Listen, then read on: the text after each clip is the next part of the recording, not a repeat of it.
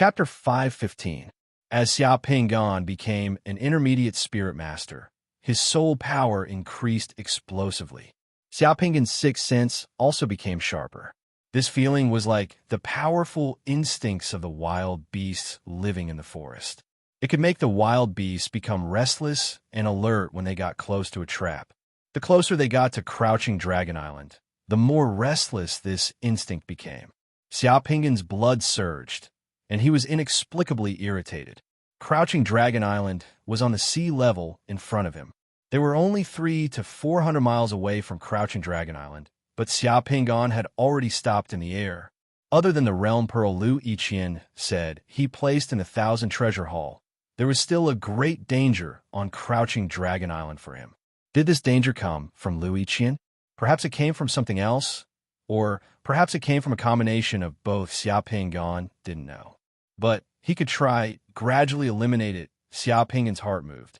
The cage was covered by a black cloth. Lu Yiqian, who was dizzy from the electricity, lost the ability to speak again. He could only feel that he was still being carried by Xiao Pingan towards Crouching Dragon Island. Lu Yiqian's heart beat wildly, but he became more and more silent in the cage, not making a sound. After flying like this for about an hour, Lu Yiqian felt that Xiao Pingan had finally landed. Then he heard a familiar and excited voice. "Halt! This is the Thousand Treasure Hall. Do not enter without invitation. I'm here to take something from the Thousand Treasure Hall." This was Xiao Pingan's voice. "You should know the rules of the Thousand Treasure Hall. We only accept summoners above the energy-shaping realm. Your aura is obscure and difficult to distinguish. If you want to enter the Thousand Treasure Hall, please release your aura. I can't enter even with this token. I came here today on the orders of the owner of this token to take away the things of the owner of the 10,000 Treasures Hall." At the entrance of the 10,000 Treasures Hall, Xiao Pingan had already taken out the token signed by Lu Yi. The black-clothed man looked at the token in Xiao Pingan's hand. "You may enter, but what is in the cage? Please remove the black cloth outside the cage for inspection. Dangerous items are not allowed in the Thousand Treasure Hall." Lu Yiqian heard this from inside the cage. Then the black cloth covering the cage was pulled away, and Lu Yiqian saw the light again. This was the outside of the Thousand Treasure Hall on Crouching Dragon Island. There were all kinds of exotic flowers and all kinds of exotic scents. There was a pool in front of the pavilion. 2 mermaids with their long hair were playing in the water and playing the zither. The 7-story Thousand Treasure Hall was right in front of them. Outside the Thousand Treasure Hall, there were exquisite steps and railings carved out of white jade. The aura was awe-inspiring. At the entrance of the pavilion, there were a few summoned armored guards holding swords. A black-clothed man with a cold expression blocked in front of Xiao Pingan. In Xiao Pingan's hand was his token. Lu Yiqian couldn't speak and didn't move. Xiao Pingan gave him a warning look. The black-clothed man guarding outside the Thousand Treasure Hall looked at Lu Yiqian in the cage. "So, it's a monkey. All right, you may enter."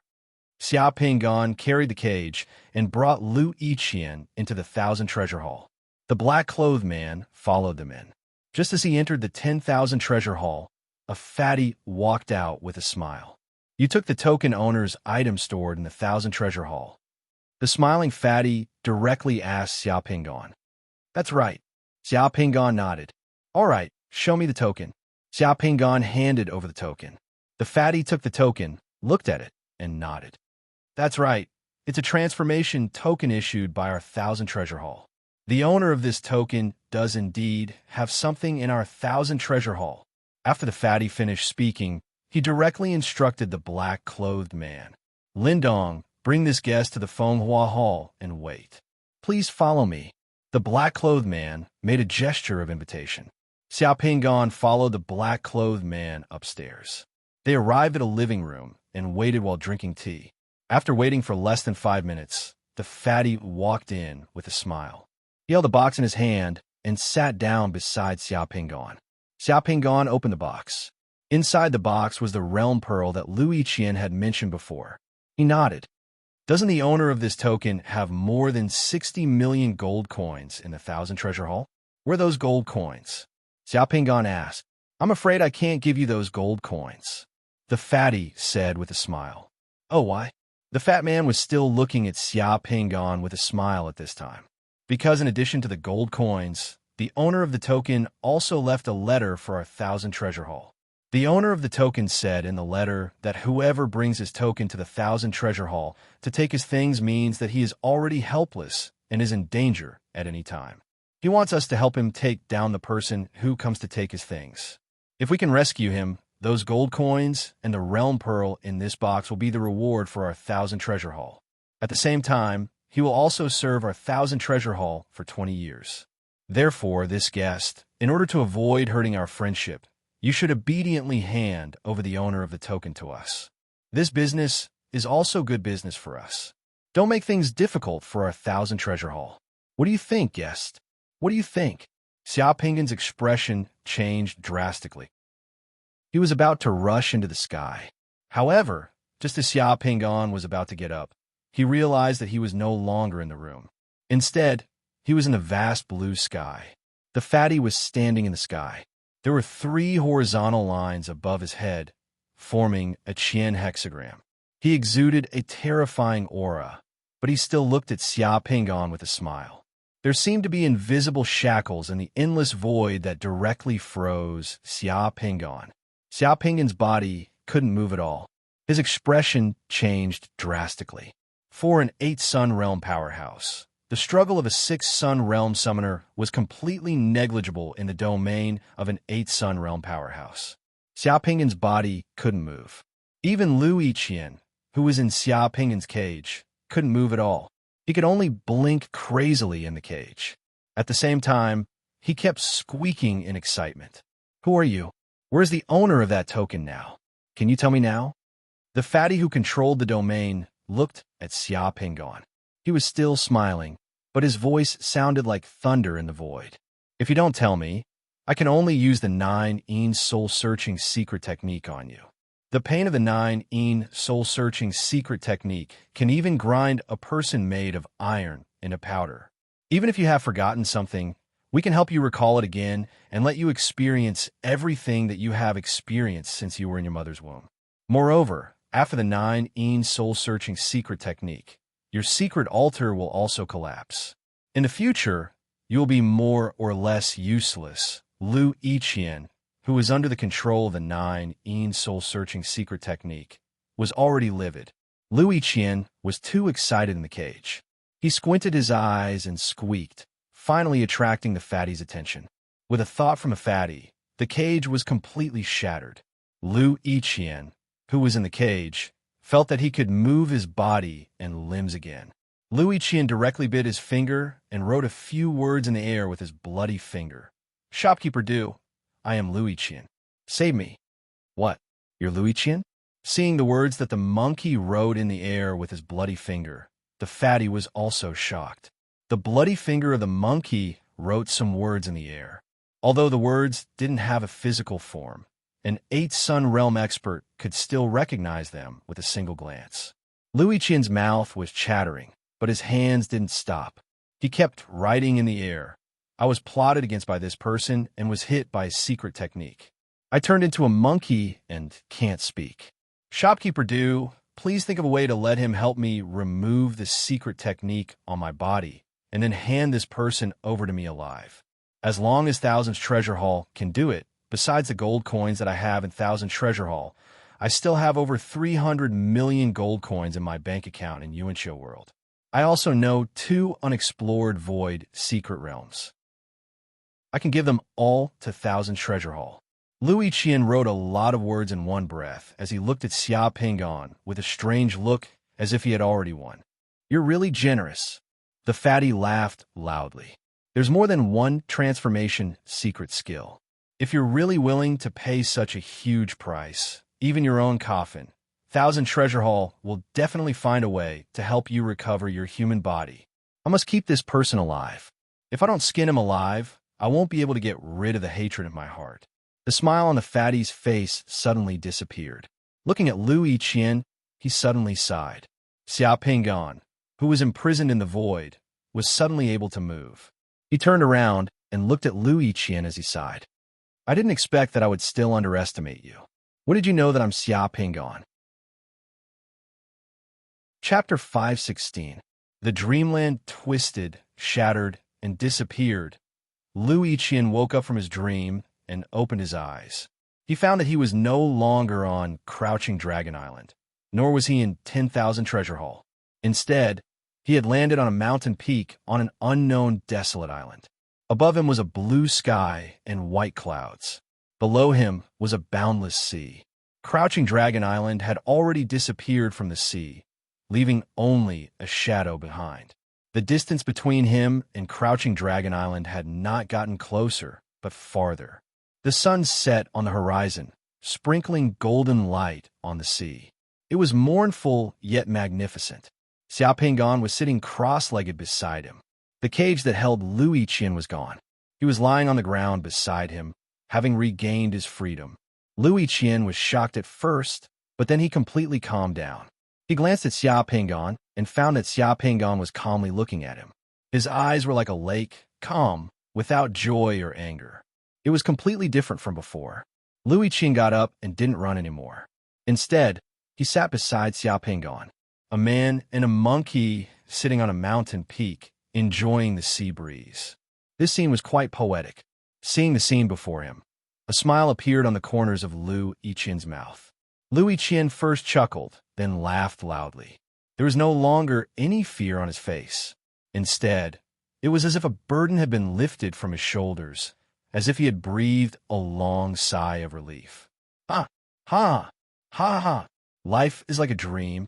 Sure enough, life is like a dream.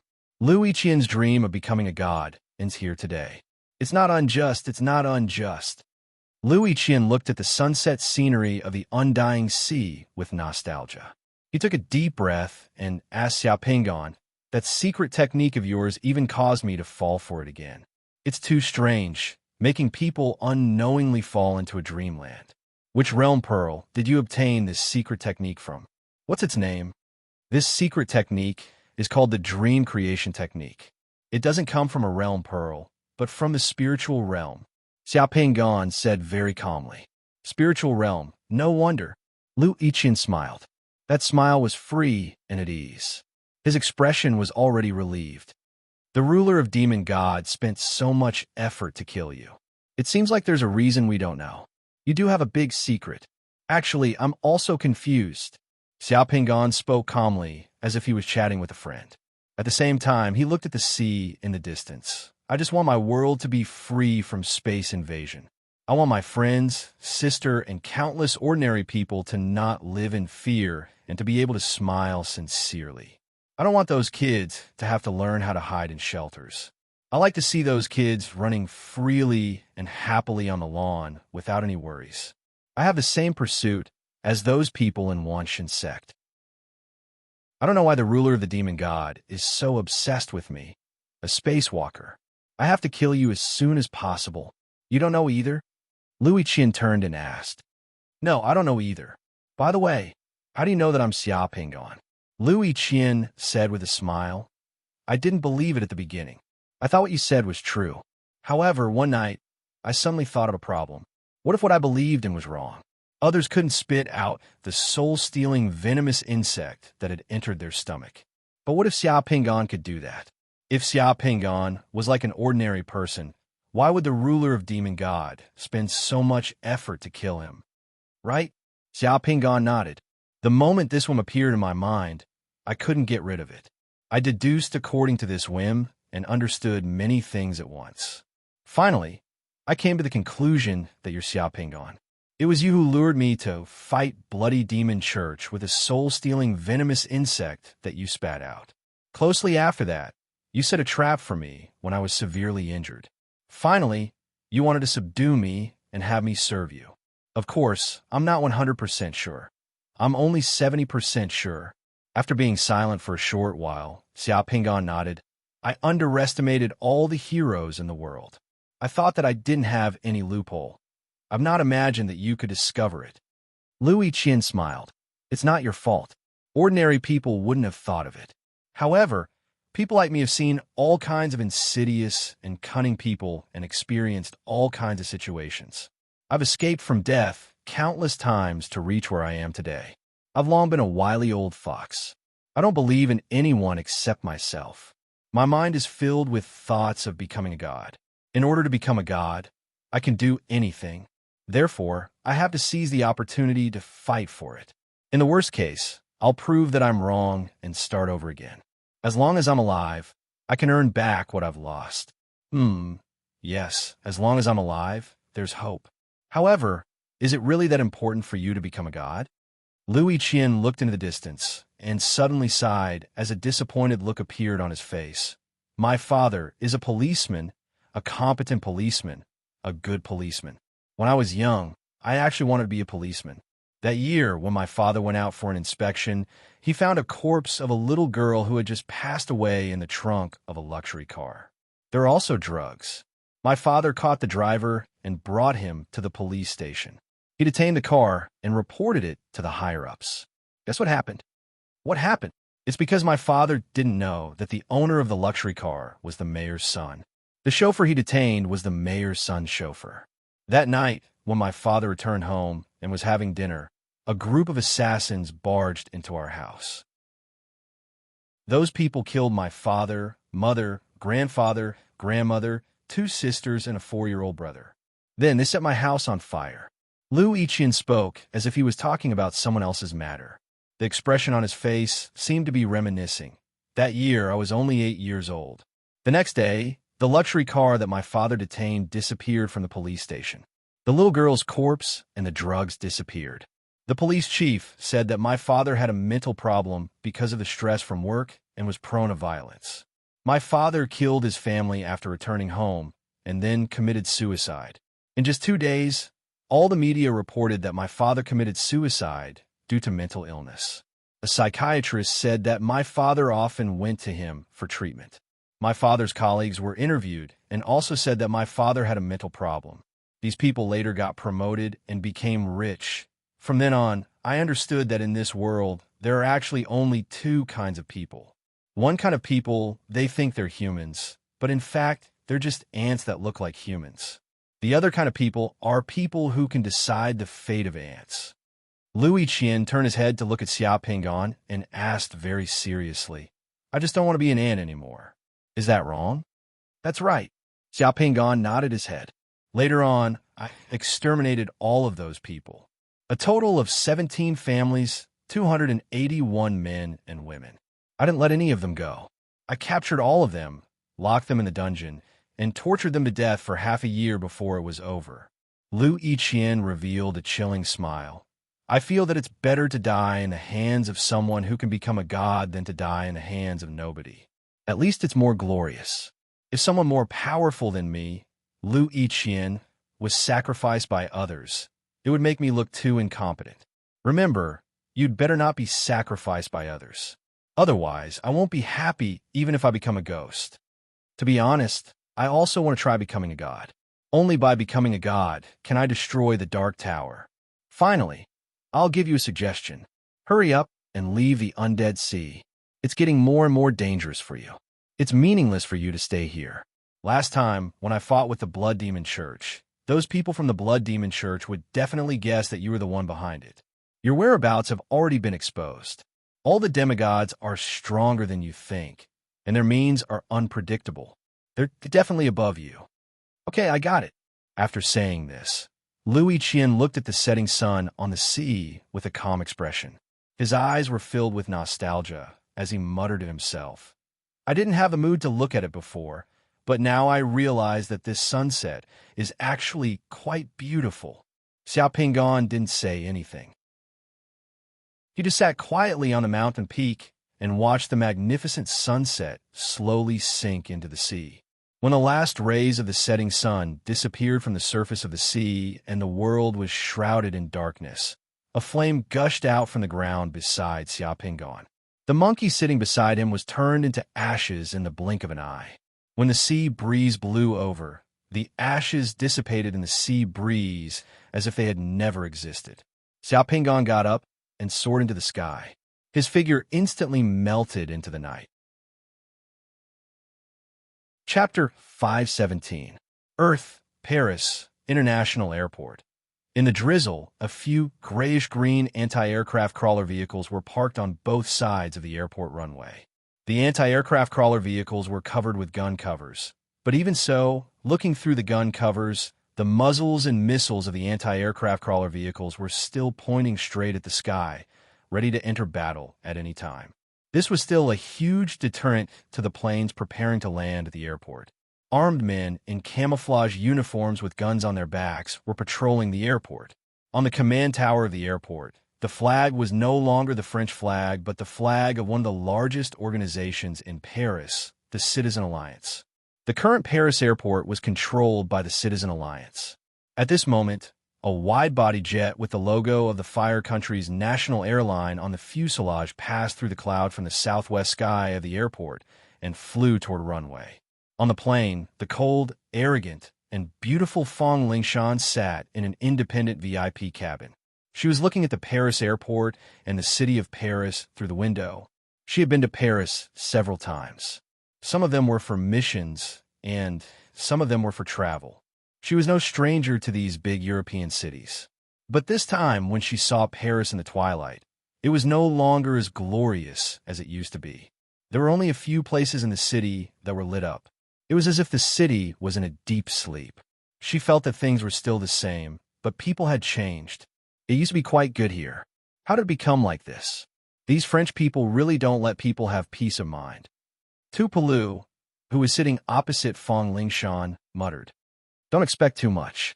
The fact that France didn't surrender during the last heavenly tribulation is the best news." Fong Lingshan said coldly, That's because they still have shelters to hide in." Tupelu chuckled, revealing a mouth full of terrifying titanium alloy steel teeth. In order to hide in shelters, they started fighting among themselves. In the end, the government even lost the capital and still hasn't recovered it. That's just too ridiculous. Our fire country is almost fully recovered, and we've cleared out most of the dimensional invaders. The remaining ones have all gone into hiding, and they're still bickering. So, Demon, I dare to transport nuclear materials here. Fong Lingshan said helplessly. As long as you don't ask me to work with those Gauls during missions, anything is fine. Working with those Gauls can make people anxious to death. Remember the mission in Luxembourg last time? At this moment, Tupelu was still as strong as a mountain in a black leather windbreaker. He had a horse on his arm and a man on his fist. His bald head was very conspicuous. After more than 2 years, his chi had become increasingly terrifying.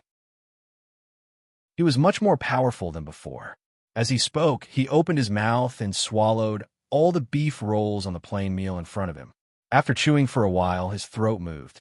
Then, the 500 grams of beef disappeared into his mouth miraculously. Since boarding the plane, Tupelu had already eaten the meal for 5 people, but he still didn't seem to be full. We'll get off the plane after we're full. I don't know if we'll be able to eat our fill when we arrive in Paris. Tupelu wiped his hands and narrowed his eyes. I keep feeling that it's a little strange that the headquarters transferred us from Ejo to Europe to carry out this mission. Logically speaking, we don't need to be involved in this mission. There are many people in the European branch, the headquarters 5th Division, 4th Division, and the Special Security Bureau. We haven't followed up on this case before. Fong Lingshan just raised a teacup in front of her and took a sip of tea. We'll know when we get off the plane. With a slight quiver, the plane had already landed on the airport runway and was taxiing at a high speed. After a short while, the plane had stopped in front of the terminal building. The 2 people walked out of the VIP cabin and saw a beautiful stewardess standing there with a blush on her face. Li Yunzhou, the B***-starred, was standing at the entrance of the VIP cabin, holding the beautiful stewardess's hand. He looked at her affectionately, like a profound and rich gentleman. At the same time, he was saying mushy, affectionate words. Remember to call you when I come back. Alas, as a powerful summoner, it's actually very tiring. I have to fly here and there to save the world every day. But no matter how tiring I am, I feel that this world is worth saving after meeting you. Compared to before, Li Yunzhou had a delicate and masculine mustache around his lips. He also dressed more delicately. Of course, he seemed to be more shameless. Fong Lingshan directly treated Li Yunzhou as heir. However, Old Two smirked as he slapped Li Yunzhou's shoulder forcefully. "Little Li, you're really good at bragging. Remember to pay back the money that you owe me last time. Save yourself first." With Old Two's interruption, the beautiful heir stewardess hurriedly withdrew her hand and left. Li Yunzhou glared at Tu Polu in exasperation. "Old Two, what are you doing? It wasn't easy for me to get her number. Pay back the money." Tu Polu reached out his large hand, causing Li Yunzhou's aura to wither instantly. Li Yunzhou wanted to say something, but he didn't. This was because from the cabin behind them, a middle-aged man in his 40s or 50s walked out. He was wearing a suit, a black windbreaker, and old-fashioned black-rimmed glasses. With a sweep of his imposing gaze, Li Yunzhou cleverly shut his mouth. He even revealed a fawning smile. "Department Head Yin." "Department Head Yin." Fong Lingshan and Tu Pola nodded slightly in greeting. Department Head Yin was the person in charge of this mission. He was also someone from the headquarters. Regardless of ability, experience, or position, he was much higher than them. Moreover, Department Head Yin had a relationship with them. He was the old leader of Mo Yin Xiao when he first joined the Committee of Order. Department Head Yin used to follow this person. From this relationship, Department Head Yin was their boss.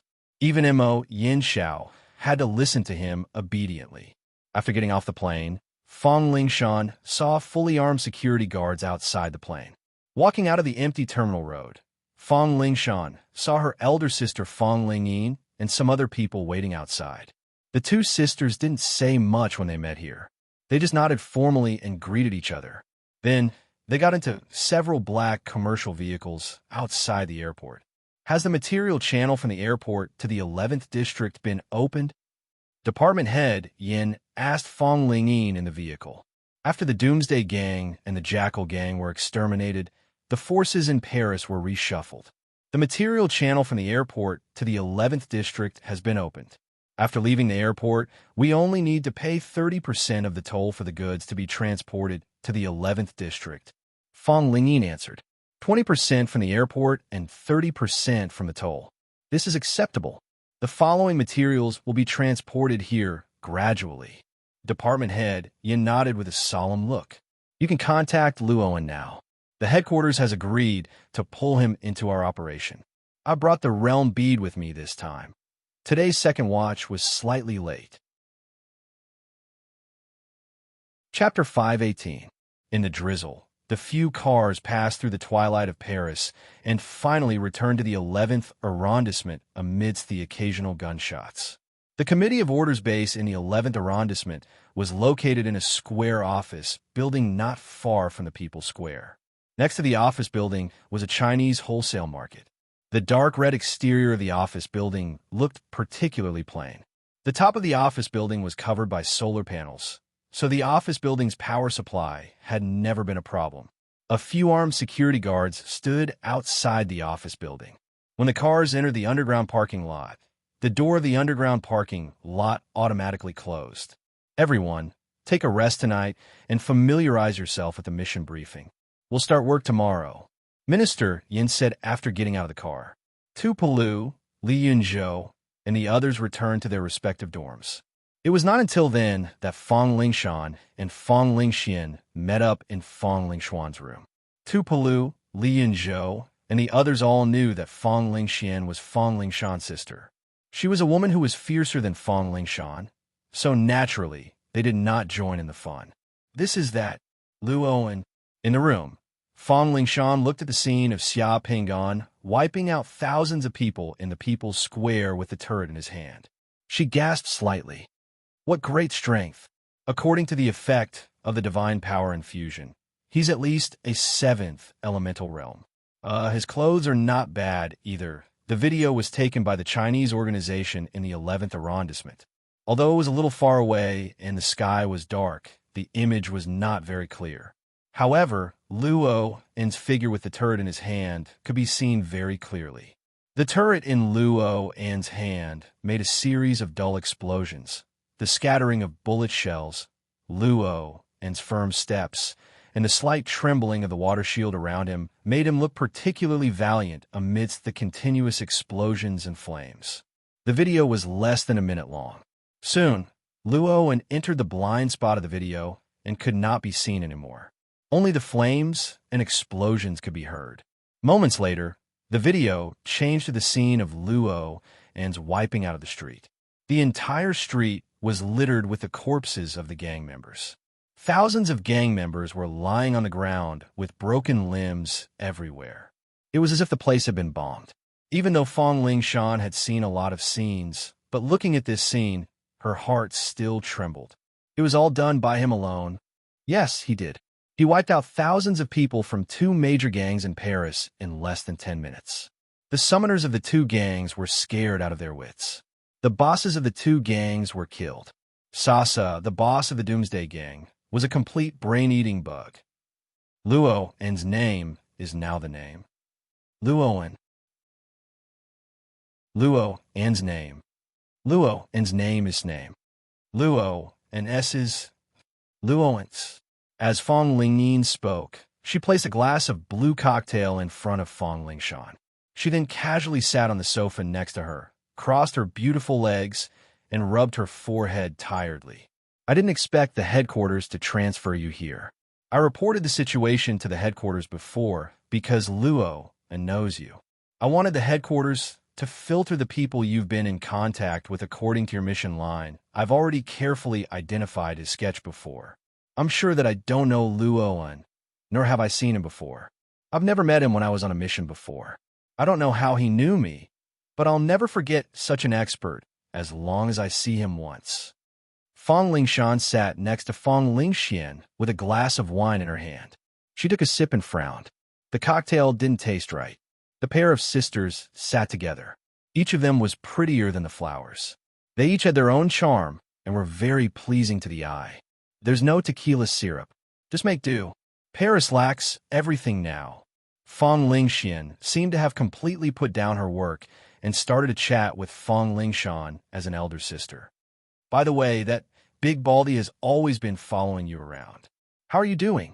I don't think that Big Baldy looks good, but you should feel safe with him. Mom and Dad are still waiting for grandchildren. Fong Lingshan rolled her eyes at Fong Lingxian. Don't worry about me. Mom and Dad want grandchildren.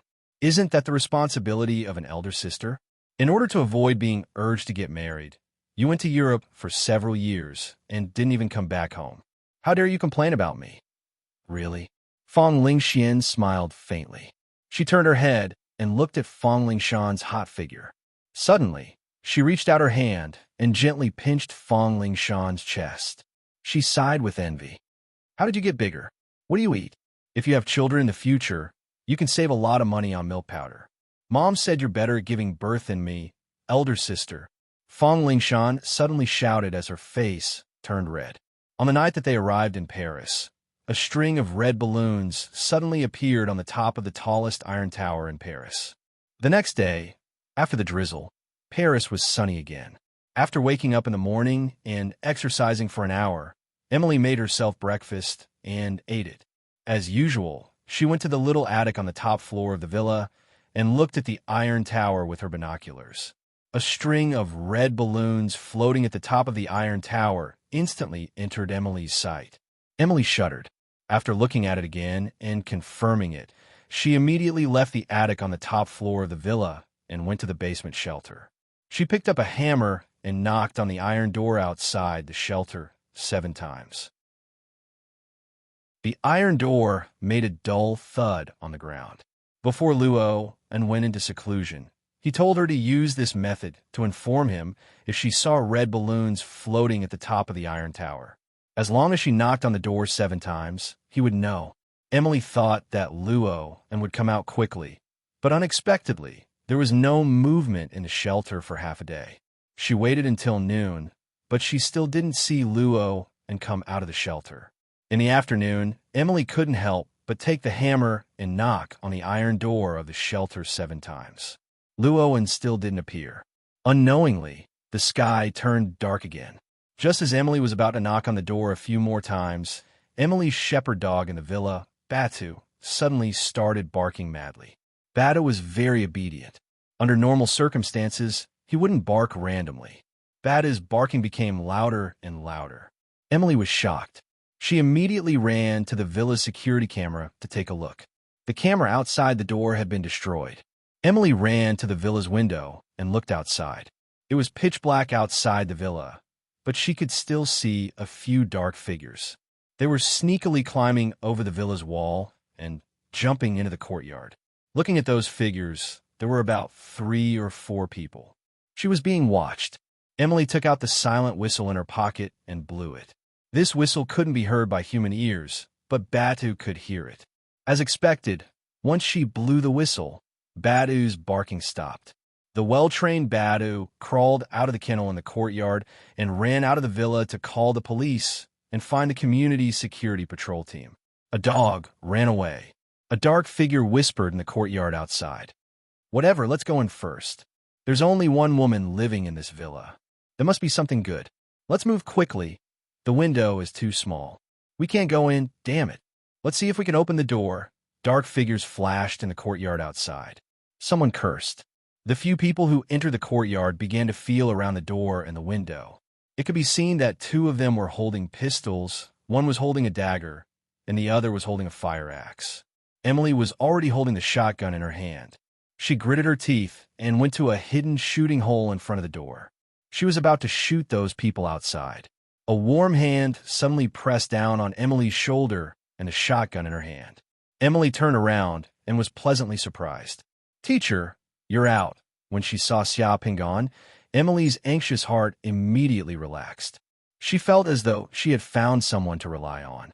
Xiao Pingan stood behind Emily with a smile on his face. "Remember to knock once next time." "I know. It's just that sometimes when I'm in seclusion, I can't come out immediately." Yes, yes. Emily nodded. "Those people outside. This is a sparring partner given to you by God.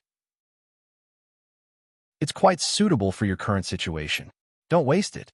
Let me see what you're capable of," Xiao Pingan said with a smile. He didn't do anything, but the black dragon appeared outside. The few criminals didn't expect another dog to appear from the darkness. The black dragon was as fast as lightning. It bit the wrist of one of the criminals holding a gun.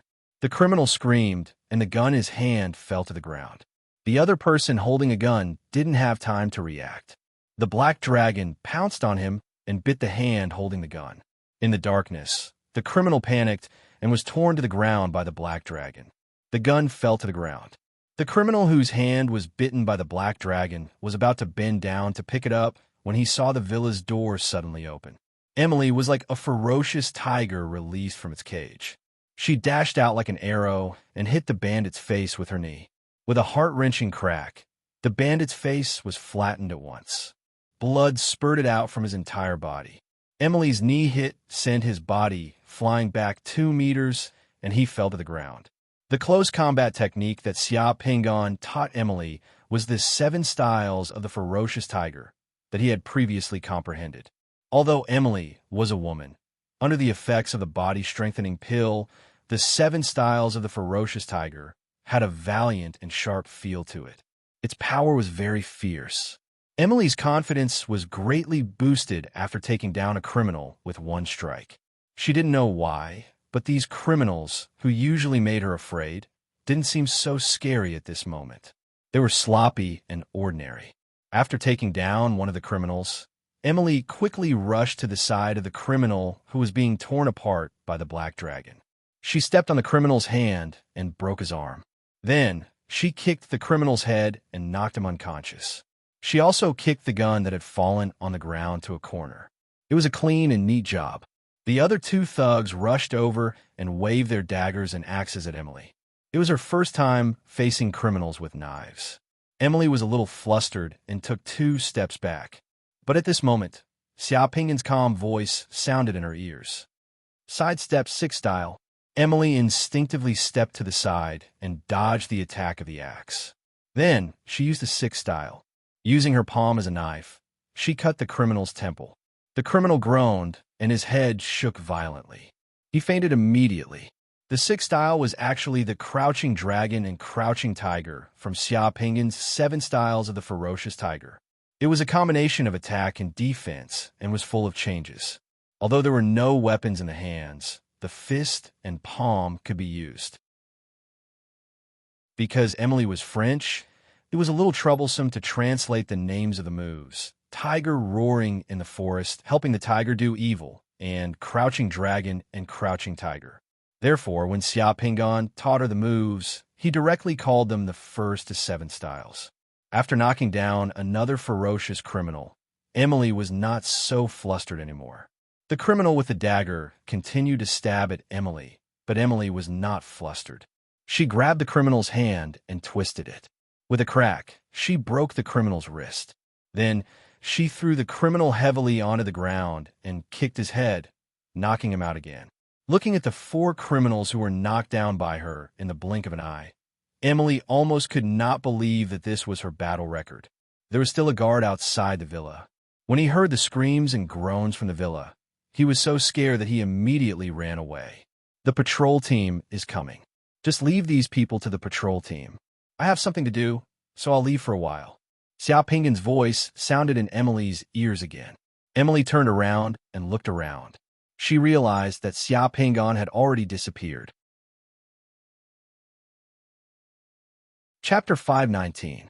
Standing over 2,000 m above Paris in the sky, Xia Pingan had a special feeling watching this huge city crawling under his feet. Ignoring the occasional gunshots in the city, Paris was full of lights at night. Without the bustling traffic flow and the nightlife, most of the people in this city had returned to their own homes like birds returning to their nests. The meandering Seine River was pretty tranquil. The string of red balloons on the top of the Iron Tower in the distance was also pretty eye-catching. The red balloons were an agreement between Xia Pingan and Fong Lingxian. If the Committee of Order wanted to ask for foreign aid or needed his help, they would hang red balloons on the Iron Tower. Of course, in order not to frighten those who like to look at the sky with a telescope at night, such as Emily, who was too curious, Xia Pingan hid himself in the sky using his illusion skill. It was a big secret that Zhang Tai could fly. At least it was on the Earth. As far as Xia Pingan knew, no summoner on Earth had the ability to fly, no matter how many realm pearls they had integrated, because there was no holy spring. He was the only summoner on Earth who could fly at this moment. Boom! When Xia Pingan was looking at the city of Paris, he heard the roar of a plane's engine. A huge passenger plane passed by hundreds of meters above Xia Pingan's head and flew towards the airport of Paris. Of course, the pilot of the passenger plane didn't notice Zhang Tai standing in the sky at this moment.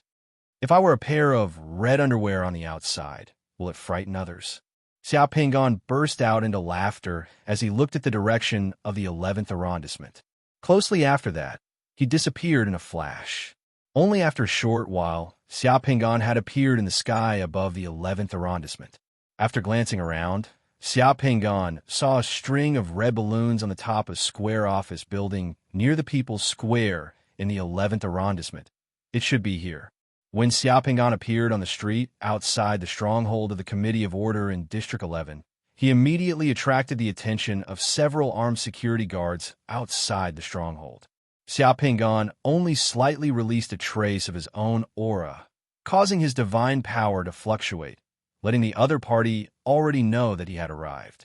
Before the security guards approached, Fong Lingyin suddenly flew out of a window of the office building like a shadow and landed directly in front of Xia Pingan. Today, Fong Lingxian was wearing black leather pants, a black t-shirt, and a windbreaker. She looked especially cool. Seeing Xia Pingan, Fong Lingyi's eyes flashed. She let out a long sigh.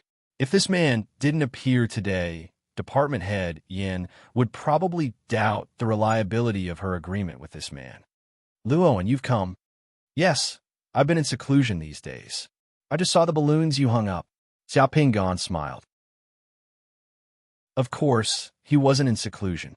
Before coming here, he just wanted to find a place to settle down so that he could be at ease. Let's go in and talk. Okay. Xia Pingan looked at the building in front of him. This is the stronghold of the Committee of Order in Paris. You can say so. We have more than one stronghold. Fong Lingyin waved her hand to let the security guards who were approaching them leave. She directly led Xia Pingan to the building. After just a few steps, Xiao Pingan felt that someone in the building seemed to be peeping at him from the window. He looked up and saw a familiar figure standing behind a window of the building. Fong Lingshan. Why did Fong Lingshan come to Paris? Fong Lingshan was looking at him attentively. He and Fong Lingshan exchanged glances in the air. Xiao Pingan smiled slightly, while Fong Lingshan frowned slightly with a trace of doubt on her face. Then, Tu Polu's figure appeared behind Fong Lingshan. He lowered his head and sized up Xiao Pingan, who was walking towards the building. There was another fellow beside him. It was actually Li Yinzhou. What a coincidence! Xiao Pingan's heart skipped a beat, but he didn't show it on his face. However, the emotions of meeting an old friend surged in his heart. In the room, Fong Lingshan turned around and pulled down the curtains. She glanced at Tu Polu. I'm sure now. I've never seen this person before. That's strange. How's this guy know you? Tu Polu touched his bald head. This guy doesn't look very strong. Is he really that powerful? Shan, do you think that guy saw your photo somewhere and fell in love with you? He can't help but have a crush on you. Li Yinzhou thought he was clever and said with a wretched expression, some perverts are like that. They could do many terrible things just by looking at a photo. You have to be careful. Don't lose those stockings and clothes you're wearing. Get lost. I should be able to get to know him officially later.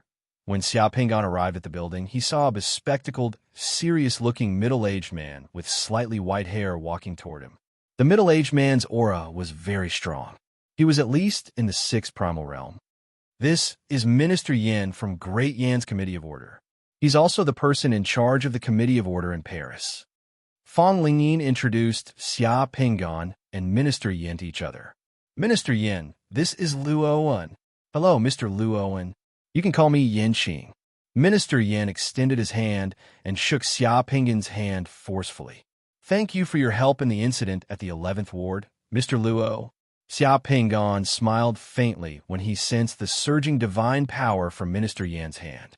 With a slight movement, he forced Minister Yan's divine power back and retracted it. You're too kind, Minister Yin. Department Head Yin had just confirmed one thing. This Luo and should be a 7-sun realm summoner. The tide of divine power in his body was even stronger than his own. It was impossible for him to be a fake. Moreover, through careful observation, he discovered that this Luo and was not someone else in disguise. With this knowledge, Minister Yin was even more polite to Xiao Pingan. After exchanging a few pleasantries, the three of them arrived at a small conference room. After closing the door, they sat on both sides of the conference table and began their formal meeting. To be honest, ever since Mr. Luo and showed off his skills in the 11th Ward, we've been paying attention to him. We don't have any ill intentions. We're just sorting out information. It's also one of the daily tasks of our Committee of Order. What puzzles us is that we discovered that Mr. Luo and didn't seem to be a summoner before, nor did he display any extraordinary abilities. I'm personally very curious as to how Mr. Luo and managed to become a summoner in just a few years. Could Mr. Luo and reveal this question? Minister Yan's expression was very serious as he spoke. That meticulous and serious look gave people an inexplicable pressure.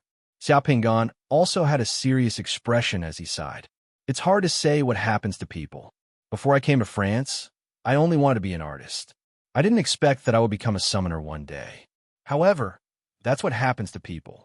My process of becoming a summoner is unimaginable, but that's the truth. That year, I went to the Alps to do a photo shoot. When I was climbing, I accidentally slipped and fell off a cliff. I thought I was done for, but I didn't expect that when I woke up, I would find myself in a cave. There was an old man with a strange temper in the cave. That old man taught me a lot of things, and my fate changed as a result. I quietly became a summoner. Minister Yin listened attentively. His face didn't move at all, and he didn't have much other expression. He seemed to be very focused. However, Fong Lingshuan's expression became strange as she listened. She almost couldn't help but roll her eyes at Xiao Pingan. How thick is your skin? You actually used this Adventures of a Young Man Who Fell Off a Cliff on yourself? Do you think others are fools? Mr. Luo An's experience is really enviable. Minister Yin, who was listening attentively, suddenly laughed. A pile of fine crow's feet appeared at the corner of his eyes. Then, Minister Yin suddenly reached out his hand and placed something on the table. He handed it to Xia Pingan. This should be Mr. Luo's. Now, it's returned to its rightful owner. Xia Pingan took a look. The thing that Minister Yin handed over was the silver pendant he gave to the innkeeper when he was staying at the small hotel. The pendant also had Olivier's photo. Yes, he used this thing to exchange for his first meal after returning to Earth. The fact that Minister Yin was able to hand him this necklace meant that his previous experience in the small hotel had been thoroughly investigated by others. It had to be said that the Committee of Order was quite efficient. Xia Pingan looked at the pendant, smiled slightly, and shook his head. Then, he said with a sigh, "The old man is right. The most difficult thing to cultivate one's heart in the mortal world is to cultivate. What is cultivation? It is to burn one's heart in a furnace, to get rid of the impurities and preserve the pure. After experiencing pain, suffering, love, hate, and love, one still has to be able to restrain one's bestial nature and greed, wash away the distracting thoughts in one's heart, and see one's true nature. This is cultivation. I'm very happy that I did it." Xia Pingan's tone and expression were like that of a wise man and philosopher who had experienced the vicissitudes of life. There was even a hint of transcendence in his tone and expression. "Although I've lost some things, I've also gained a better understanding of who I am and found my true self. I understand where my strength and ability should be used. If I hadn't passed this stage, I would have been just an ordinary person conquered by extraordinary power. This is not controlling power, but being controlled by power. Thank you, Minister Yin, for helping me find this necklace from the small hotel, but this pendant no longer has any meaning to me now. It only represents my past." Looking at Xia Pingan's expression and his eloquence, Fong Lingxian suddenly felt a little unconfident. Could it be that this guy's adventures of a teenager was actually true? There really was an expert guiding him. Chapter 520. No matter what Fong Lingyin was thinking, Minister Yin seemed to believe her or did not intend to delve any further into this issue. Instead, he quickly shifted to an important topic. "I heard that when Mr. Luo helped District 11 out last time, he discovered that the leader of the Doomsday Gang, Sasa, was a member of the Demon Eyes, so Mr. Luo killed Sasa without any hesitation. Aren't you afraid of offending the Demon Eyes, Mr. Luo? The Demon Eyes are the public enemy of mankind. If I offend them, so be it. It doesn't matter," Xia Pingan said directly.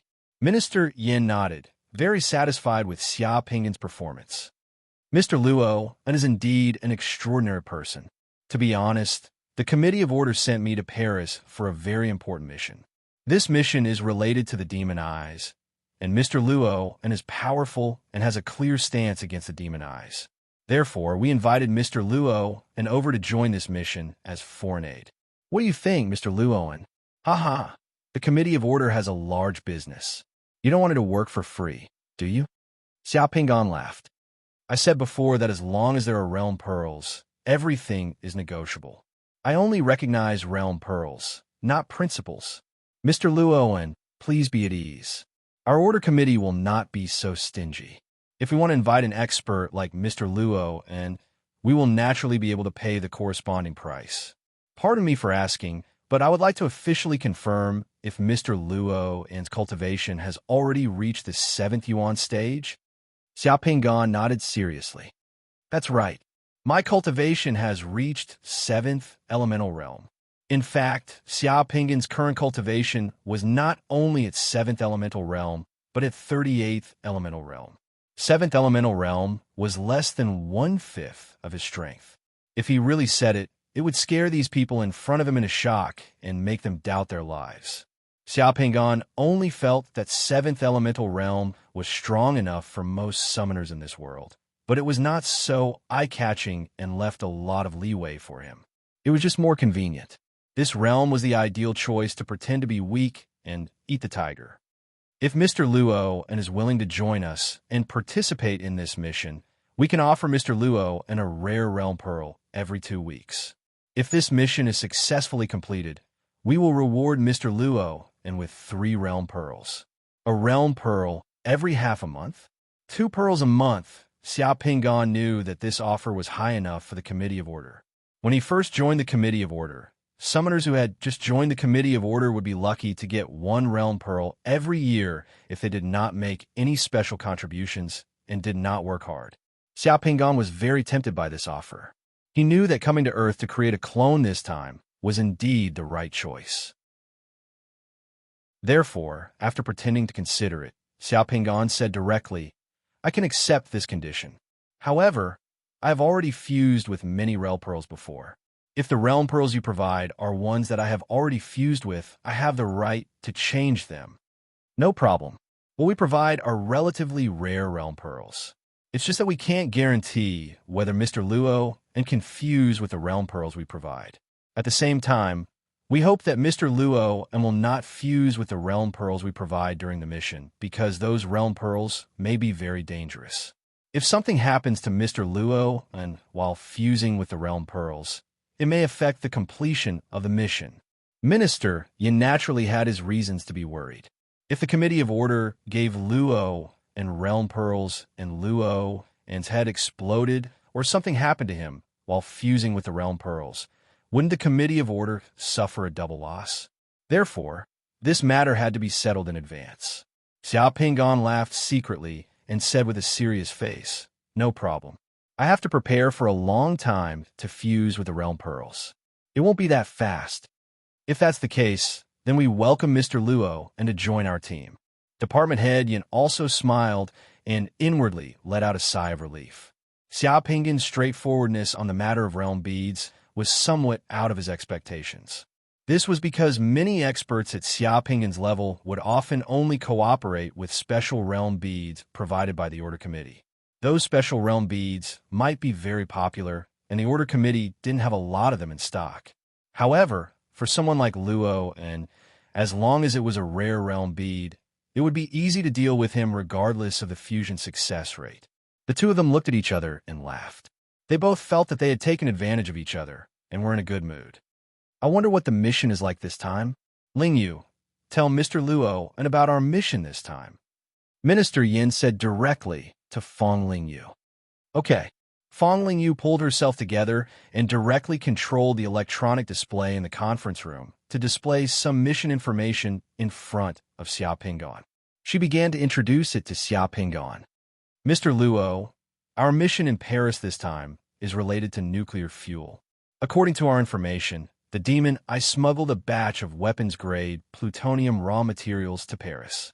The quantity of these plutonium raw materials is about 60 to 90 kilograms. If used to make nuclear bombs, it can make 4 to 6 nuclear bombs, which may cause great harm to the countries. Therefore, the success or failure of our mission may determine the fate of many people. 60 to 90 kilograms of weapons-grade plutonium raw materials." Xiao Pingan frowned slightly. For nuclear weapons, this was not a small number. This is only part of the data we have. In fact, the demon I may have more nuclear materials than this number. Fong Ling Yu nodded. Looking at the information that appeared on the electronic display in the conference room and listening to Fong Ling Yu's explanation, Xiao Pingan finally understood why the Committee of Order paid such a high price to pull him into the mission team. If the demon I turned the nuclear fuel into a nuclear bomb, transported it to Great Yin, and detonated it in an important city, the consequences would be catastrophic. Therefore, the Great Fire Country was now guarding against it to the death while sending several elite teams to follow up on this matter.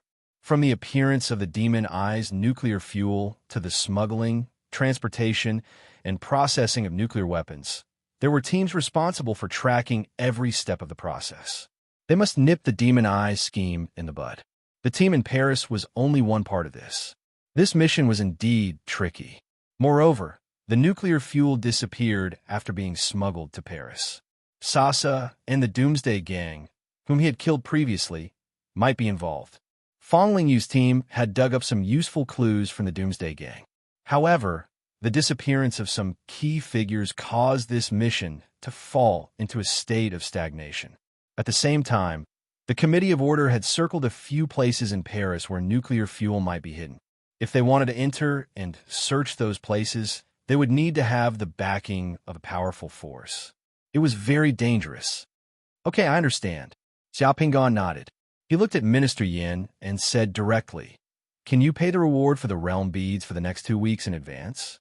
I have to see the realm beads to feel at ease." Minister Yin glanced at Xiao Pingan and nodded. Yes. As he spoke, he moved his hand, and a vermilion brocade box appeared in his hand. He pushed it in front of Xiao Pingan. In order to show our sincerity, this first realm bead is a rare black box realm bead. The mortality rate of a failed fusion is unknown. Xiao Pingan opened the box and took a look. Inside the brocade box was a realm bead shining with specks of light. There were 2 words on the realm bead, a person's name, Chui Hao. This realm bead was indeed rare, and Xiao Qingan had never seen it before. However, Chui Hao, Xiao Pingan thought about in his mind and immediately thought of a powerful person. Xiao Pingan nodded and put away the realm bead in satisfaction. Chapter 5:21. After talking for a while in the room, Minister Yin finally got what he wanted. Xiao Pingan had joined the team. Seeing this, Minister Yin let out a sigh of relief. This is the special communication watch of the Committee of Order. It's a high-tech equipment. It can be connected to the satellite. You can wear it. If there's a task, this watch will display the task information. You can also contact us with this watch. The positioning function on the watch can be turned on or off. After Xiao Pingan put away the realm bead, Minister Yin handed him a silver box. Xiao Pingan opened the box. There was a black steel band sports watch in the box, which looked cool. Xiao Pingan directly put it on his wrist. As a former member of the Committee of Order, it was a special feeling to wear the equipment of the Committee of Order again. Fang Lingxian explained how to use this special communication watch to Xiao Pingan. Xiao Pingan immediately grasped it. This watch was indeed a high-tech equipment. It could connect to the low-orbit satellites of the Fire Country in Europe for encrypted communication. It could absorb kinetic energy and light energy and convert them into energy. Additionally, it had a built-in high-energy battery. It was waterproof, shockproof, radiation-proof, and had a biometric identification function. After binding the watch to Xiao Pingan, no one else could use it. Compared to the custom-made Task mobile phone that Xiao Pingan had used in the Fire Country, this watch was 1 level higher. If you need any other special equipment, just tell us. We'll try our best to meet your needs. Fang Lingxian said. That's enough. I don't need anything else. Xiao Pingan took a look at the special communication watch on his wrist and turned off the satellite positioning function in front of the other 2 people. He then asked, "Is there any task for me now?" Fang Lingxian and Minister Yin looked at each other. Minister Yin cleared his throat and said, "There is a mission that requires Mr. Luo An's participation. One of the places that we have circled in the city of Paris is very dangerous and has the highest probability of containing nuclear materials. It is in the underground fortifications of Paris. We are going to organize a team to explore the underground fortifications of Paris tomorrow. Mr. Luoan, are you okay with that?" In order to deal with the space invasion, the French government spent hundreds of years building many underground shelters and underground fortifications in addition to the subway system in Paris. These underground shelters and underground fortifications were connected together to form a huge underground city system. 2 years ago, under the invasion of space, part of the underground city system of Paris was basically paralyzed. Many places were occupied by monsters, and some were destroyed by the military. If there was some nuclear fuel hidden in the underground system, it would be very convenient. This mission was absolutely difficult for ordinary summoners to go deep into dangerous places. However, it was not a problem for Xiao Pingan. No matter how dangerous it was, it could not be more dangerous than being hunted down by a demigod. No problem. I can participate in this mission tomorrow. May I ask, how many people will participate in this mission? Xiao Pingan asked. In addition to a team from the Committee of Order, a team from the Dragon Group from Huaxiao will also participate. This is a joint operation. Later, the other members of the Committee of Orders team will come here to meet you. You will meet the people from the dragon group tomorrow. Okay. Ling Xian, call them here and meet Mr. Lu Owen. A few minutes later, Xia Pinggan saw Fong Lingshan, Tu Pulu, and Li Yunzhou in the conference room. In addition to these three people, there were two people who were also summoners from the Committee of Order in Paris. They were also Fong Lingshuan's subordinates and colleagues. One was called Zhao Kuei, and the other was called Sherman Man. Zhao Kuei was an introverted man who did not like to chat. Sherman Man looked gentle and pure, but was actually very capable and decisive. Both of them were already in the second realm. After more than 2 years, Li Yunzhou's cultivation had reached the second realm. Tu Polu and Fong Lingshan's cultivation had reached the third realm. Tu Polu was the strongest, and his cultivation had reached the late stage of the third realm. The space invasion had brought a large number of realm pearls, constant battles, and a large number of realm pearls from the Committee of Order's inventory. In the past 2 years, the strength of Tu Polu and the others had greatly improved due to the large number of realm pearls brought by the space invasion. For the summoners on Earth, the crisis and battles brought about by the space invasion were the catalyst for everyone's strength. Xia Pinggan almost laughed out loud when he saw Li Yunzhou with a beard and a well-ironed suit, pretending to be a gentleman and greeting him in a reserved manner. This guy's original appearance was just a clown. In the world of summoners, strength was the most dazzling brand. Xia Pinggan's cultivation of the seventh realm made even Tu Polu respect Xia Pinggan enough and take the initiative to greet him. Fong Lingshan was still beautiful, cold, and arrogant. She had not changed much since Xia Pinggan's first meeting. After greeting Lu Owen, Fong Lingshan raised her delicate eyebrows and asked straightforwardly, "May I know where Mr. Luo and has seen me before?" Upon hearing this question, the few people in the room all looked over. "I have a friend who knew you before. That friend mentioned you to me before," Xia Pinggan said. Fong Lingshan was slightly stunned. "Mr. Luo An's friend knows me? May I ask what's the name of Mr. Luo An's friend?" "I'm sorry, it's hard to explain. I can't say his name." "If I say his name, you may all know him." Xia Pinggan shook his head. "We all know each other." Fong Lingshan was even more curious. However, she could tell that this Luo and in front of her was not joking with her. If he could just make up a name and reason to deal with it. The operation would take place at 2 p.m. tomorrow. They would gather here. After greeting everyone, Xia Pinggan bid farewell and left. Under everyone's gaze, Xia Pinggan walked out of this square building. As he walked on the street, his figure gradually blurred until he disappeared. What a powerful illusion concealment secret technique. He used it very skillfully without a trace of smoke or fire. Generally speaking, summoners who have mastered the illusion secret technique rarely use it to such an extent.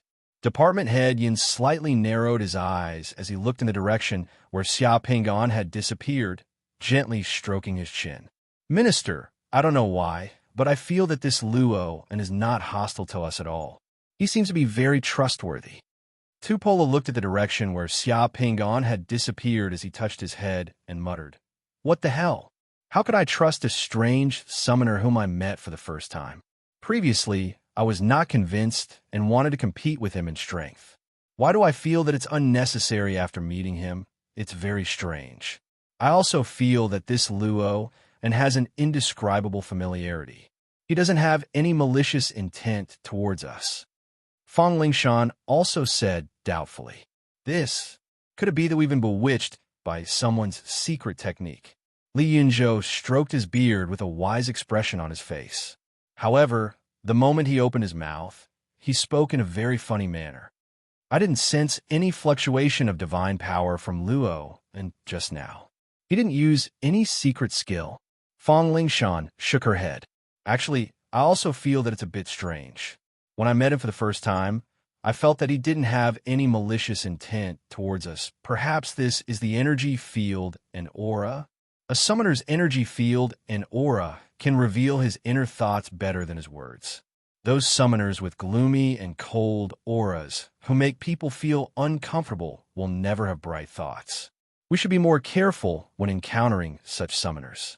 Although this Luo and has a mysterious background, judging from his aura, We should be able to rope him in. Minister Yin made the final decision.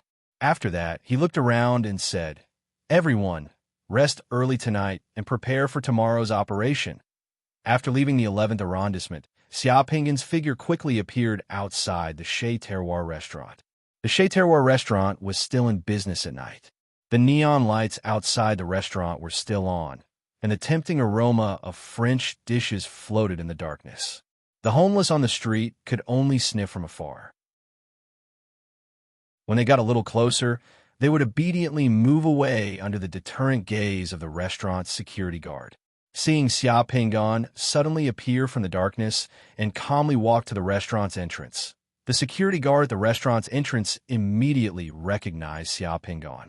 His expression changed instantly, and he immediately used a walkie-talkie to inform the people inside the restaurant.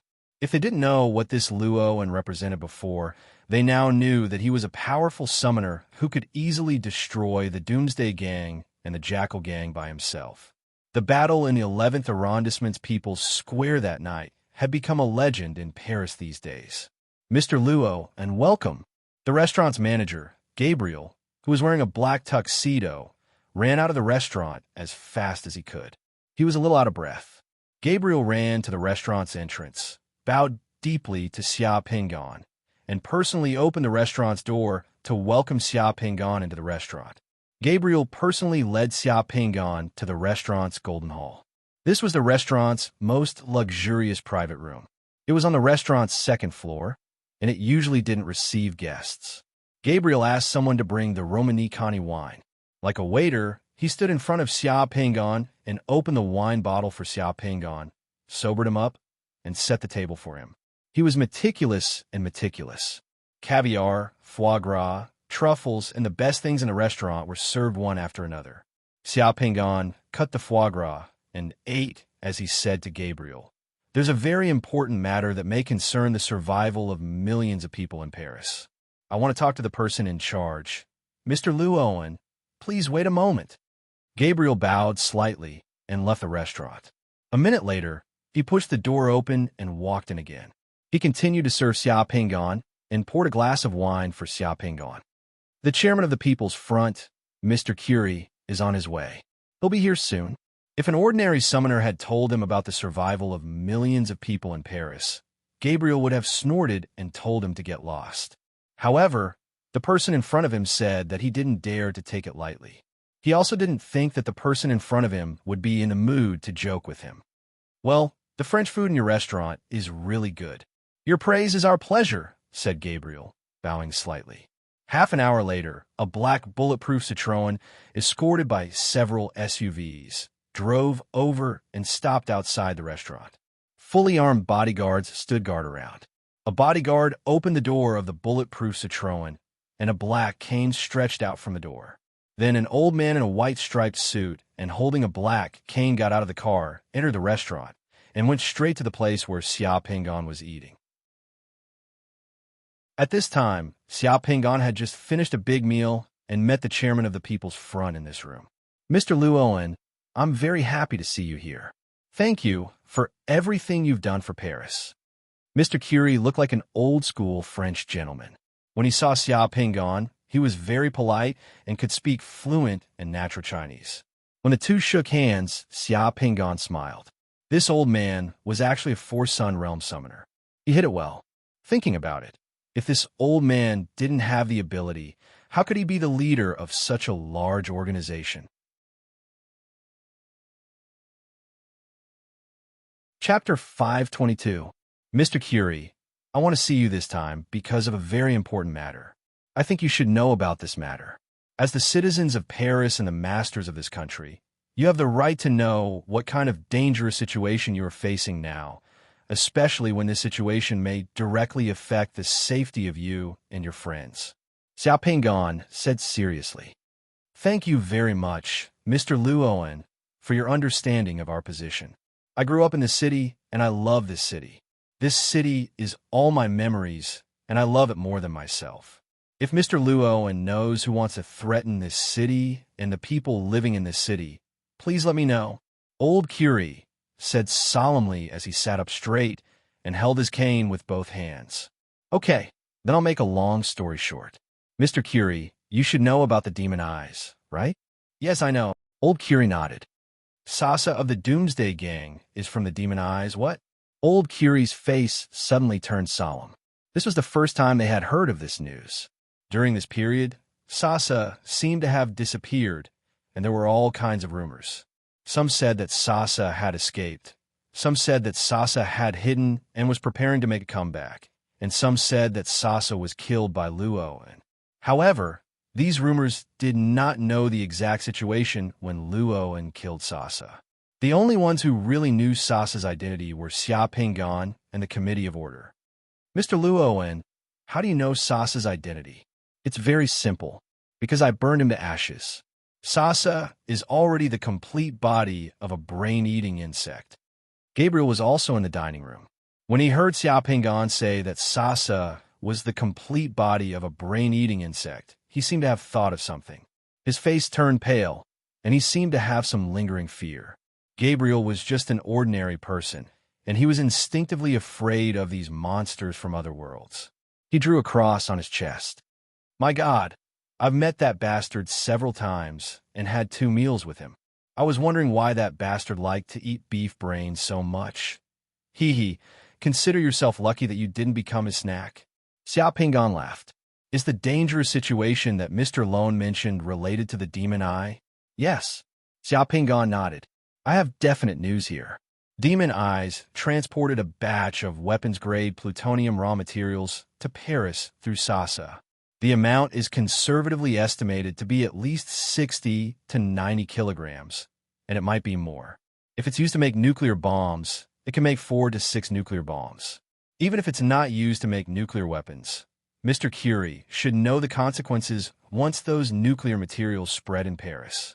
Hearing Xia Pingan's words, Curie was so shocked that he stood up.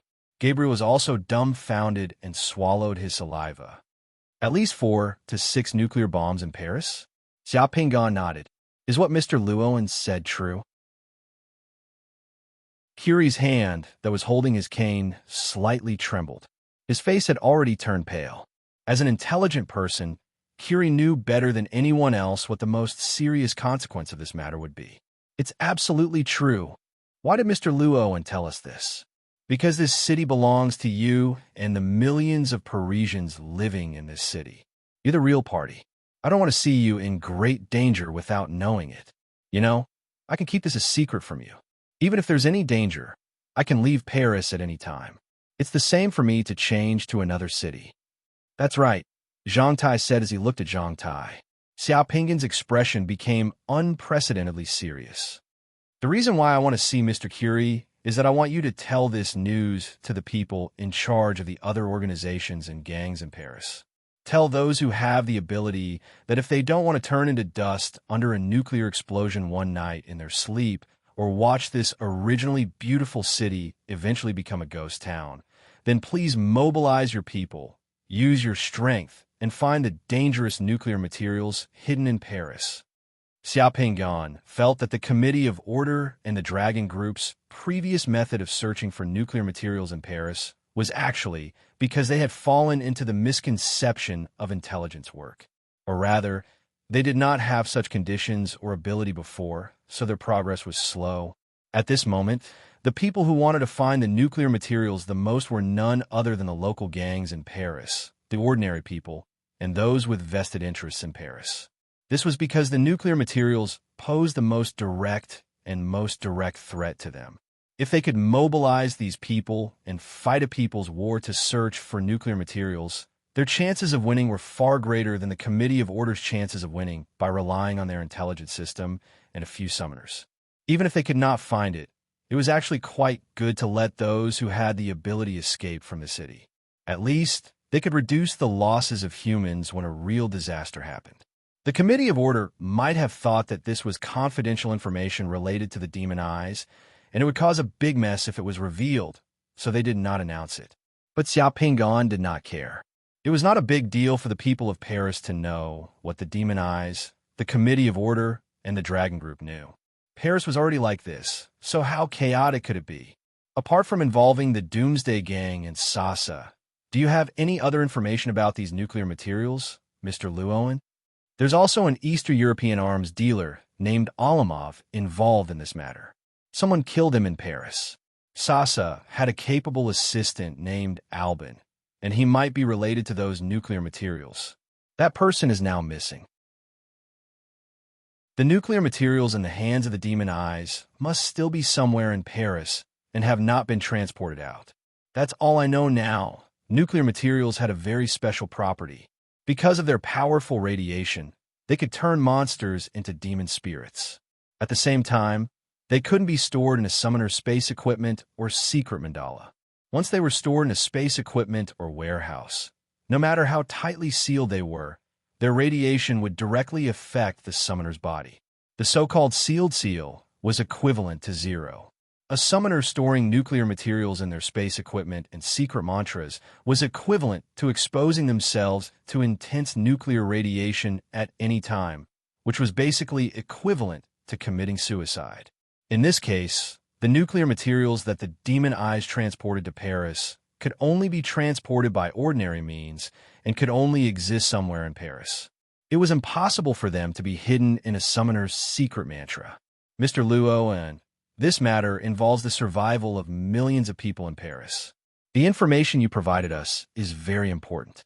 You are our eternal friend, and I know what to do.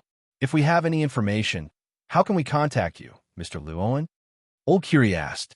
Tie a string of blue balloons to the highest point of the Iron Tower, and I'll come to the restaurant. If you have any problems that you can't solve, I can solve them. Okay, I understand. Thank you again, Mr. Llewellyn, for providing us with such important information today and giving us a chance to save ourselves. Old Curie shook hands with Xia Pingon and bowed slightly. I'm going to meet the leaders of a few gangs now and discuss with them about the next actions. Please forgive me for taking my leave. Mr. Curie, please go ahead.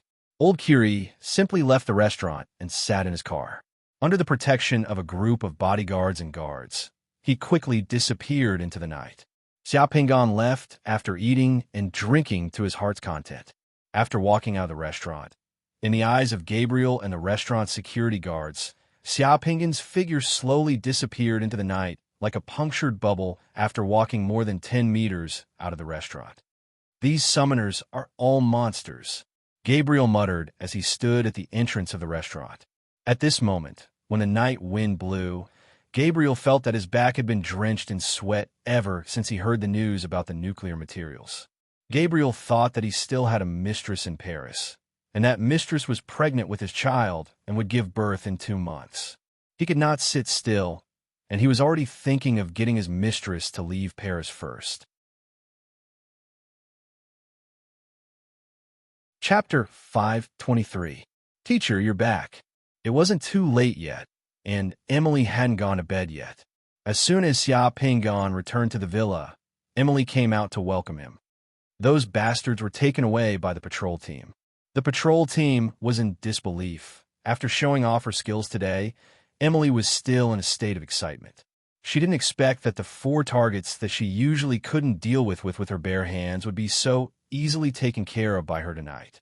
This gave Emily a boost of confidence. Yes, the gap between ordinary people and summoners will grow bigger and bigger. When you fuse with the Realm Pearl in the future, the Realm Pearl will transform your body and make you stronger. It'll be very easy for you to defeat a heavyweight boxing champion with 1 punch.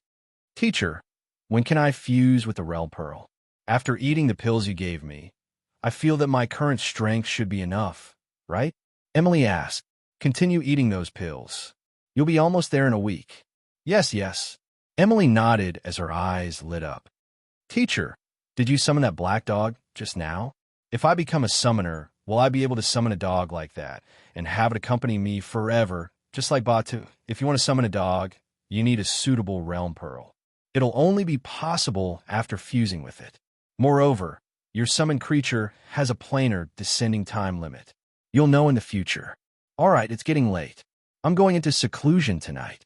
You should rest early too. Yes, okay. Good night, teacher. I'll rest after finishing my evening class. Emily was very satisfied and was looking forward to her future. After sending Emily away, Xiao Pingan returned to his room and took out the tortoiseshell 5 elements inverted 8 trigram sword array to protect the room. Then, he entered his secret mandala and entered the spirit realm through the secret mandala's spirit realm temple. At night in Paris, the corresponding spirit realm was dotted with stars. The sky was filled with the astral souls of people sleeping. The ground of the spirit realm was still barren and filled with fog. Ordinary people made up most of the astral souls on Earth, so most of the astral souls in the sky were flashing with white light. The astral souls of summoners and warriors were different from ordinary astral souls. The astral souls of summoners below the One Sun realm were all pale yellow. There were very few of them in Paris, and they could be seen at a glance. Because summoners in this world didn't have the Holy Spring, they couldn't break through the One Sun realm to some extent.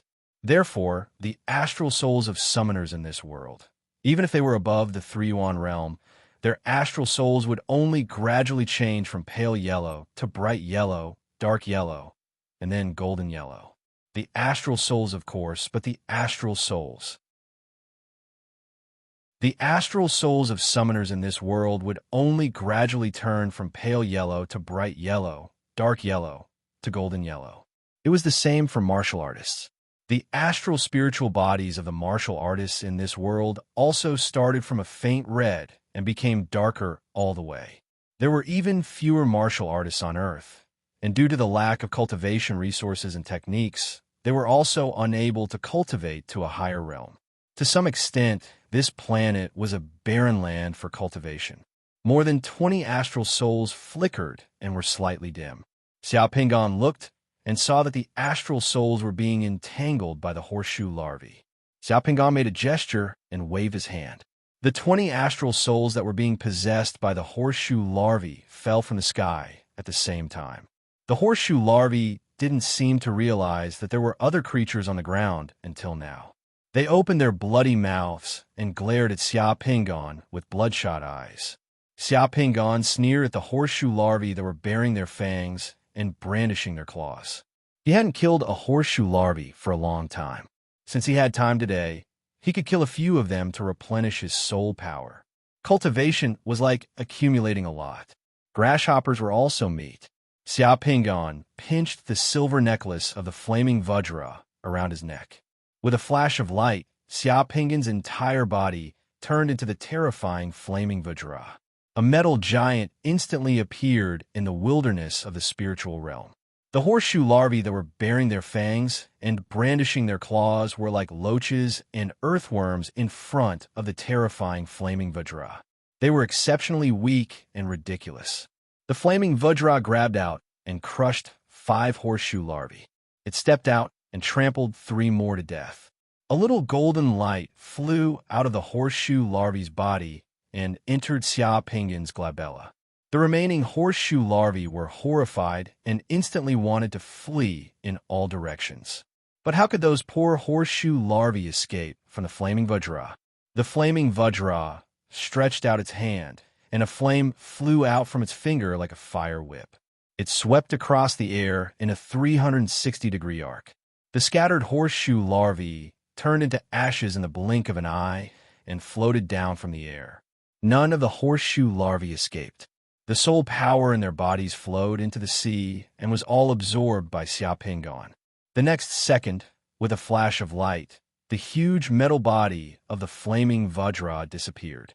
Xiao Pingan appeared on the ground with the flaming Vajra's necklace still hanging around his neck. With a wave of his hand, the astral spirits that had broken free from the horseshoe larvae's possession returned to the sky and entered a sweet dream. For the masters of the astral spirits, they had no idea what had happened after they were freed from the nightmare. After killing these horseshoe larvae, Xiao Pingan found that his soul power had increased by more than 30 slices. The soul power he had just harvested had already exceeded the soul power of several ordinary summoners combined. He remembered that when he first entered the spiritual world, the sum of his soul power was only a few slices. Elder Mu seems to have said that in the past, harvesting the soul power of horseshoe larvae in the spiritual world was actually not that easy for spirit herders. The key was that there were many spirit herders, so the horseshoe larvae should be the prey of spirit herders.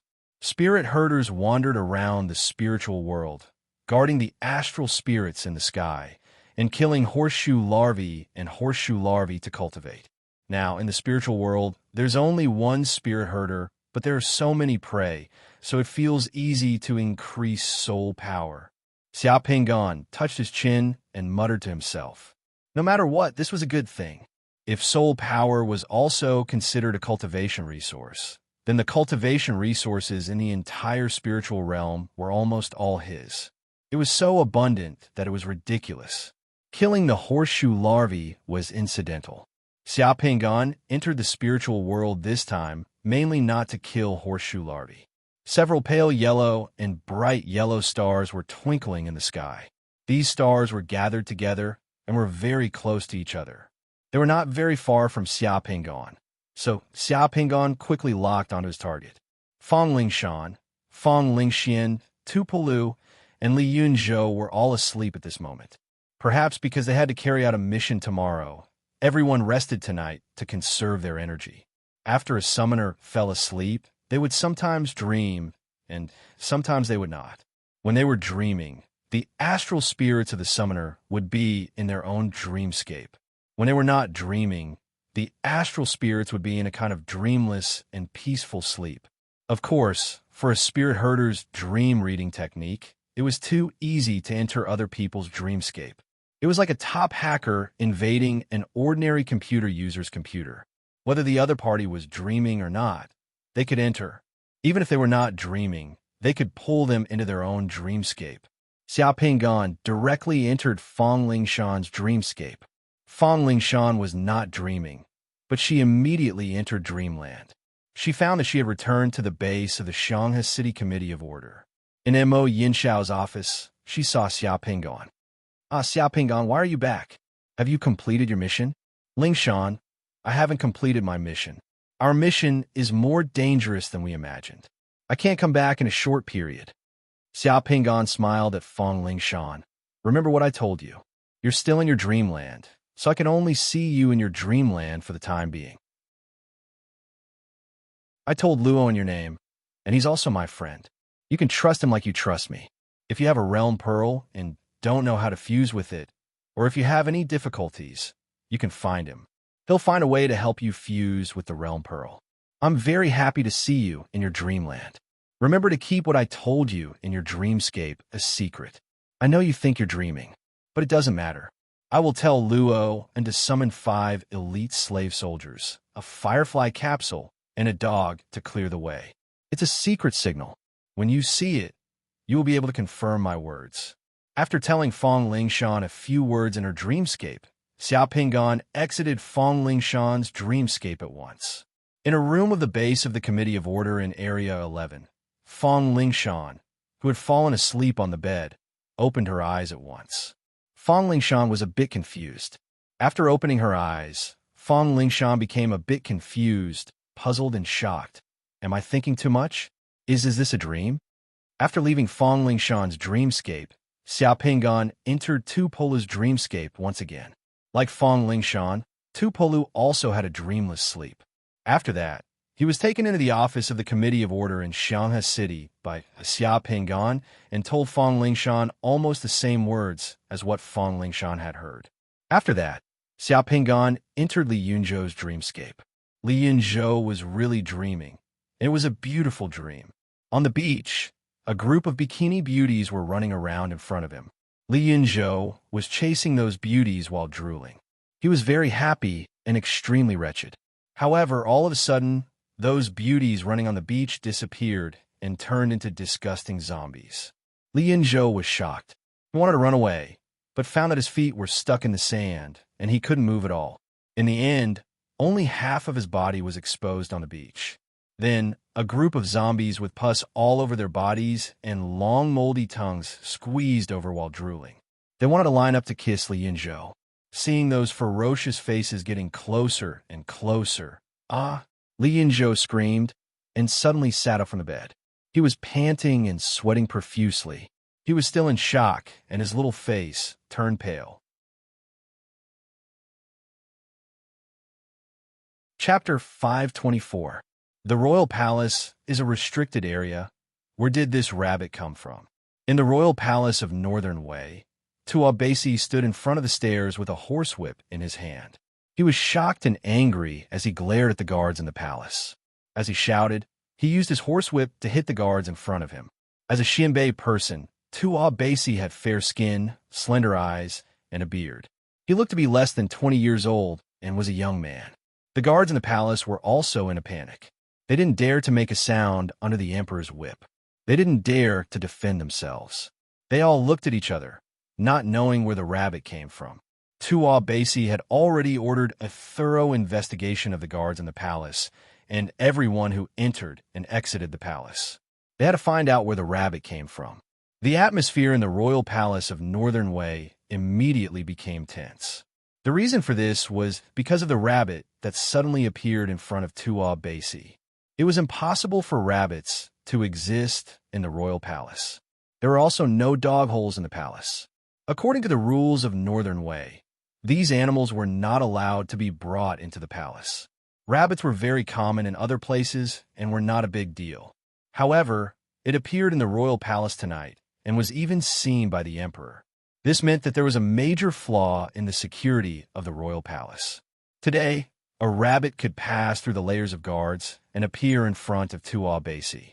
If there was an assassin in the future, would he be able to appear in front of Tuabasi? Furthermore, Tuabasi had just become the emperor of Northern Wei and was very suspicious. This was the reason why Tuabasi was so angry because of the rabbit. There was no peace in the royal palace for the entire night. Tuabasi was not in the mood to sleep. Countless people in the palace were on tenterhooks for the entire night. After a night of chaos, they investigated everyone in the palace and all the guards, but they still did not know where the rabbit came from. Facing such a result, even Tuabasi, the emperor, was dumbfounded. He panted heavily in his study room, and his eyes flashed with a gloomy light. No one knew what he was thinking. Tuabasi's subordinates were also a bit scared, fearing that it would become a murder case caused by a rabbit. After exchanging glances with each other, an old eunuch beside Tuabasi carefully moved forward and said, "Your Majesty, that rabbit has a mysterious background, as if it suddenly appeared in the imperial palace. It might be a sign. Your Majesty, why don't you call Cui Hao here and ask him about it? Is it a good omen or a bad omen?" The old eunuch's words reminded Tuabasi. Tuabasi patted his head. How could he forget about Cui Hao's matter? Cui Hao was proficient in yin-yang algebra and the Book of Changes, so he would definitely know what the rabbit that entered the palace meant. Immediately summoned Cui Hao to the palace for an audience. More than an hour later, Xia Pingan, who had just opened his eyes and was practicing Bajuanjin to recuperate his body, was hurriedly brought to Tuabasi's study room by the old eunuch. Before this, Xia Pingan had returned to his room and started to fuse with Cui Hao's realm pearl after wandering around the spiritual realm. Cui Hao was indeed as described in the history books. He was young and well-versed in the classics and history. He was well-versed in all the theories of the classics. However, Cui Hao's body seemed to be lacking in training. In Xia Pingan's eyes, he was too delicate and weak. In the face of chaos, it would be difficult for him to even protect himself. "Cui Hao greets your Majesty." Xia Pingan bowed to Tuabasi, and at the same time secretly sized up Tuabasi. At this time, Tuabasi should have just ascended the throne about a year ago. The Northern Wei dynasty had a total of 148 years of history and had experienced 14 emperors. Of those, 11 emperors had died unnatural deaths. The lifespan of these foreign races in China was generally short, and the same was true for the Northern Wei dynasty that was established by the Xianbei people. One of the strangest rules of Northern Wei was that whoever wanted to be the emperor had to first chop off his mother. This was called killing the mother when the son was established, just like a beast. In the past, when Tuabasi was established as the crown prince, his mother was killed. Because Tuabasi was too sad, he was reprimanded and expelled from the palace. As a result, Tuoba Gue was also killed by his other son in a coup. Xiao Pingan estimated that none of the Northern Wei emperors had a normal heart. Each of them stepped on the bones of their own mothers to ascend the throne. It would be strange if these Northern Wei emperors had a normal heart. Tuo Baisi looked young, but he didn't have many years left to live. He would die at 32 years old. Chancellor Chui, please dispense with the formalities. Yesterday, I actually saw a rabbit in the palace. I asked Professor Chui to explain to me whether this is a good or bad omen. Tuo Baisi looked at Xia Pingan with an expectant gaze. Because Chui Hao was proficient in the theory of yang and yang, Tuo Baisi made Chui Hao a chancellor and often had Chui Hao perform divinations for him. May I ask your majesty, when and where did you see the rabbit? What color was the rabbit? Xiao Pingan asked seriously. Tuo Baisi replied. Xiao Pingan then started to perform divinations in front of Tuo Baisi. Xiao Pingan didn't have the ability to calculate, but he remembered the result of Chui Hao's divination for Tuo Baisi. This world bead had turned into a black box, and no one could fuse with it. It would be strange if those who fused with the world bead were able to tell the truth when faced with such a situation. After a while, Xiao Pingan stopped and revealed a smile. Congratulations, Your Majesty. According to this humble subject's divination, the rabbit that entered the palace was seen by Your Majesty. This is a good omen. Your Majesty need not worry. Hearing Xiao Pingan's words, Tuo Baisi's hanging heart finally calmed down. However, he still asked, what does this good omen indicate? The rabbit entering the palace indicates that Your Majesty will have a joyous occasion next year. The ruler of our neighboring country will send his princess over to marry Your Majesty. Tuo Baisi wasn't even 20 years old yet. When he heard that the neighboring country would send him a princess next year, he was dumbfounded. There was actually such a good thing? Chancellor, can you predict which country will send their princess over? Your Majesty saw the rabbit at midnight. Midnight is the Kuan hexagram, which corresponds to the Qin state in the southwest. Ah, you mean Yao Xing will marry his daughter to me next year? Tuo Baisi's face was filled with disbelief. This was because the relationship between Wei and Qin wasn't very good. The two countries were bordering each other, and they would occasionally stop fighting. Your Majesty, you can wait and see. Yao Xing is already old and is no longer the same as he was in the past. It might not be a blessing for Qin to become enemies with Wei. Xiao Pingan said confidently. This was because he knew that next year, Yao Xing would really send his daughter over to Tuo Baisi for marriage. The girl sent over was Empress Yao of Northern Wei, who was also Empress Yao AI. Hearing Xiao Pingan's words, Tuo Baisi was completely relieved. The frown on his face relaxed, and he laughed. If everything is as Chancellor Chui said next year, I will definitely reward you handsomely. This is all thanks to Your Majesty. This humble subject is only doing my duty. The risk of the murder caused by a rabbit was thus resolved. Xiao Pingan left the palace under the grateful gazes of Tuo Baisi's eunuchs and guards. Lord Chui, thank you for your hard work. The entire palace is grateful to Lord Chui. His Majesty's appearance last night was too frightening. Before leaving, the old eunuch who sent Xiao Pingan out heaved a sigh of relief. He was truly grateful to Xiao Pingan.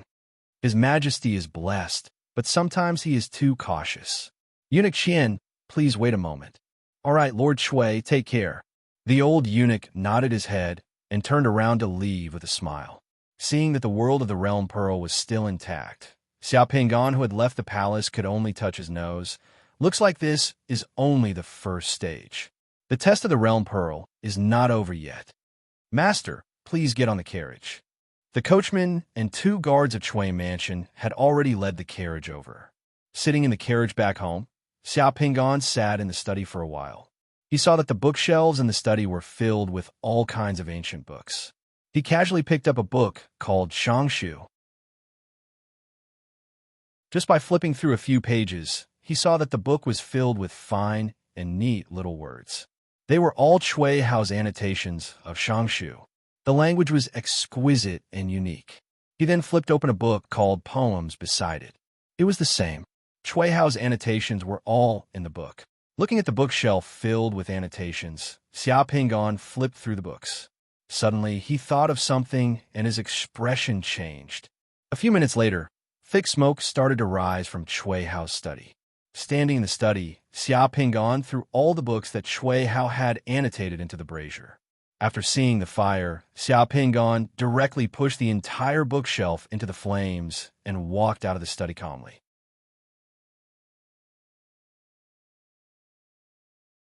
Chapter 525. When the servants of the Chui residence saw the thick smoke coming out from Chui Hao's courtyard, they thought that it was on fire and rushed over to help. When they rushed into the courtyard, they saw Chui Hao standing outside the study with his hands behind his back. Looking at the fire in the study, he instructed, "The fire in the study is too big. There's no need to take the books out. Just don't let the fire spread to other places." The annotated books in the study were a disaster to the Chui family. Because Chui Hao's ability was too great, the books that he annotated had a huge impact on the scholars. Those who had read them all viewed them as treasures. Later on, there were even people who suggested that the books that Chui Hao annotated should be printed all over Northern Wei to replace the other books, so that all the scholars could learn from them. Although the person who suggested that Chui Hao's annotated books should be the standard teaching material for all the scholars in the country was trying to curry favor with Chui Hao, it also showed Chui Hao's ability. Of course, this was also one of the reasons why the Chui family was destroyed. The emperor of Northern Wei was willing to disown his own family in order to consolidate his power. How could he allow a Han to have such a high status among the scholars in Northern Wei? The real reason was that the Xinbei royal family could not tolerate a Han nobleman who had a strong Han background sitting in Northern Wei and threatening their rule. Others might not know the reason why the Chui family was destroyed, but Xia Pingan was very clear about it. The reason for the destruction of the Chui family was because of the literary prison. This was a fatal trap that the Northern Wei royal family had set for Chui Hao.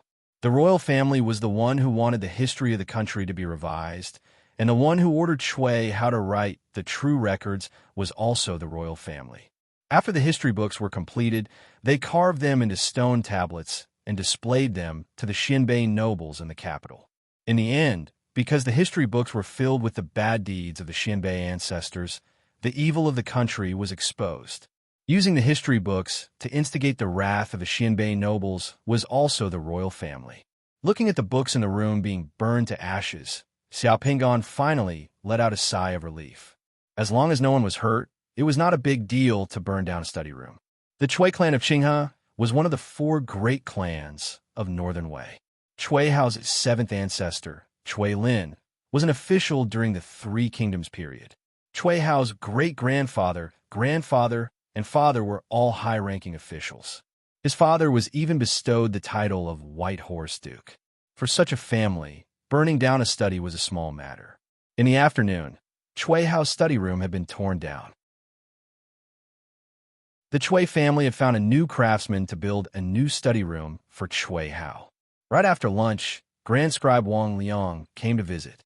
After hearing Ming of Sila's intentions, Xia Pingan heaved a sigh of relief in his heart. He secretly thought that he had lit the fire at the right time. "Lord Wang, I'm sorry. My study caught fire today, and all the books in the room have been burned to ashes. My decades of hard work is also gone. The book 10 Wings that I annotated is also gone," Xia Pingan said bitterly as he shook his head. How did it catch fire?" Wang Liang also had a look of shock and pity on his face. "Perhaps I was in too much of a hurry to enter the palace this morning and accidentally knocked over the lampstand in the study room when I left. Sigh, this is also a tribulation. A few days ago, I divined that my residence might catch fire, but I didn't expect it to land in my study room. Last time, Lord Zhou Dan, the imperial physician, said that he was lucky enough to come here and read Lord Chui's annotated version of 10 Wings. He was so shocked that he was enlightened. There were many things in the Book of Changes that he didn't understand. After reading Lord Chui's annotated version of 10 Wings, he instantly understood them. I wanted to be thick-skinned and borrow it to study. What a pity, what a pity. Recently, my energy has been lacking, and I've been feeling dizzy. As for those books, I can only slowly recover my energy and annotate as many as I can recall. In the next 3 to 4 months, Xiao Pingan pretended to be ill. He said that his study room had caught fire, and all the books that he had annotated in the past had been burned to ashes. He was sad and depressed, and basically stayed at home. Every day, he would regulate his qi circulation and exercise his body. When he was free, he would observe the descendants of the Chui family to see if he could find any useful talents. There was no other way. Chui Hao was good at everything. His intelligence was almost monstrous, and he was also very handsome. He often compared himself to Zhang Liang, but his body was a little weak. Even the history books said that Chui Hao looked like a woman. He was handsome, but his body was not strong. There were no records of Chui Hao's descendants in the history books. Perhaps it was because Chui Hao was weak and had no children. When Tuo Baisi heard that Xiao Pingan's study room had been burned, he was sad and depressed. He even personally asked the palace eunuchs to send Xiao Pingan hundreds of new books and some medicine, and urged Xiao Pingan to take care of his body. These books were not cheap in this era. Cultivating the Tao required at least 100 days to build the foundation. After 3 to 4 months of training, Chui Hao's meridians were opened, his internal organs were harmonized, and he gradually improved. Xiao Pingan's daily energy also became more exuberant. Finally, he was no longer weak and could even draw a bow. Among the descendants of the Chui family, Chui Hao also found a few talents that could be used. With a better body, there were many things that could be done. Xiao Pingan began to inspect the Chui family's fields and properties. Chui Hao, the Chui family in Qinghe, had Chui Lin as their ancestor. Since it was a big family, it was needless to say that they were rich. The whole family had more than 10 fields and various businesses. They were very rich. After a round of inspection, Xiao Pingan had a plan in mind. He began to plan. Since he was Chui Hao now, he naturally had to avoid the tragic fate of the families related to Chui Hao. This era was too chaotic. The Sima family in the south was not a good family, and there were many strong families in the north. They could change their banners at any time. He did not have to talk about dominating, but at least he had to ensure that Chui Hao's line could continue. After being in the Realm Pearl for more than 4 months, Xiao Pingan made some preparations and entered the courtyards of the Chui family's backyard for the first time. Seeing Xiao Pingan coming in with a box in his hand, the 2 maids at the entrance of the backyard were shocked. They did not expect Chui Hao to come here. Chui Hao almost never came to the backyard. The relationship between the master and the madam was not harmonious. Although they were in the same family, they basically avoided each other. Everyone in the Chui family knew that. A few months ago, the master's study was burned. When madam found out, she only sent her personal maid to ask about it. After finding out that the master was fine, she did not care about it anymore. "Greetings, master." The maid in the backyard hurriedly bowed to Xiao Pingan. "Is the madam back?" Xiao Pingan asked while knowing the answer. He knew that the madam had just returned from burning incense in the temple today, so he deliberately asked. Chui Hao's 2 wives were both daughters of Yi with the Taiyuan family. They were sisters. Madam Guo died a few years after marrying Chui Hao, and then Madam Guo married Chui Hao. This was a political marriage between the Chui family and the Guo family. It was a union of interests, so there was not much affection between them. In addition, Chui Hao was proficient in yin and yang mathematics and advocated Taoism, while Madame Guo believed in Buddhism. Their beliefs were different. The conflict between Buddhism and Taoism was particularly fierce in this family. Chui Hao once burned the Buddhist scripture that Madame Guo was reading to ashes and flushed it into the toilet. Madame Guo also came from a rich family, so she naturally did not treat Chui Hao well. Although the husband and wife maintained a husband-and-wife relationship, they had been in a cold war for a long time. Xiao Pingan muttered. There was another reason why Chui Hao did not have an heir. Maybe the relationship between Chui Hao and his wife was very bad. The madam has returned and is in the Cloud Hall. The servant girl said in a panic. The Xianbei nobles of Northern Wei had many believers in Buddhism. When Chui Hao advocated Taoism and suppressed Buddhism, he had unknowingly offended many Xianbei nobles and was hated by many of them. This was also one of the reasons why the Chui family would be destroyed in the future. The ones who wanted to suppress Buddhism were actually the Northern Wei imperial family. The prosperity of Buddhism in Northern Wei had also threatened the Northern Wei imperial family's rule. Xiao walked towards the rear courtyard. As for the two maidservants, one led the way for Xiao, while the other hurriedly went to report. The Cloud Hall was the place where Madame Guo prayed and chanted scriptures at home. After passing through the winding corridor and the lotus pond, Xiao quickly arrived at the Cloud Hall. Standing outside the Cloud Hall, Xiao saw a woman with a head full of fine black hair with a golden hairpin. She wore a long green dress and was currently reciting sutras in front of the Buddha statue in the shrine. The woman's back was extremely beautiful and graceful. She had the temperament of a socialite from a respectable family. Outside the Cloud Hall, there was an even older servant girl. She was the personal servant that Madame Guo had brought from the Guo family. Seeing Xiao walk over, the servant girl was surprised. She looked at Xiao cautiously and hurried into the Cloud Hall to report. When the woman who was chanting heard the maid's warning, she also turned her head and glanced at Xiao. She had phoenix eyes, willowy eyebrows, a tall nose, an oval face, and fair skin. She was indeed a beautiful woman. It was shameful to say that this was the first time Xiao saw what his wife looked like. Madame Guo was also surprised to see Xiao. She knew that Shui Hao didn't like her chanting scriptures at home. She was afraid that Xiao would come and ruin her Buddha hall again. Therefore, she hurriedly asked her personal servant girl to close the curtain in front of the shrine. Her calm face immediately turned cold. She was ready to insult him. Wait! Xiao stepped into the Cloud Hall and stopped the servant girl from closing the curtain. He raised his head and looked at the gilded bronze Buddha statue in the shrine. Then, under the shocked eyes of Madame Guo and her servant girl, he came to the futon in front of the shrine. He took out 3 incense sticks, lit them, and inserted them into the incense burner. Then he knelt in front of the Buddha statue, put his palms together, and said, "Please forgive me, Buddhas and Bodhisattvas. I'm here to repent for my ignorance and destruction of the Buddhist scriptures. I'm willing to print tens of thousands of Buddhist scriptures to atone for my sins." After that, Xiao bowed 3 times to the Buddha statue. Then he stood up gently and said to Madame Guo, "If you want to pray and chant scriptures in the future, you don't have to hide it from me. I'll support you." "What do you mean, husband?" Though Madame Guo was shocked, she still asked calmly. She couldn't believe that her husband had changed his mind. Xiao glanced at Madame Guo's servant girl and waved his hand to let her leave. The servant girl glanced at Madame Guo. Madame Guo nodded. Then, the servant girl walked out of the Cloud Hall and closed the door behind her. "I've been busy these days and haven't come to see you for a long time. I want to have a good chat with you. Please take a seat." Xiao came to Madame Guo's side and sat down. Madame Guo also sat down.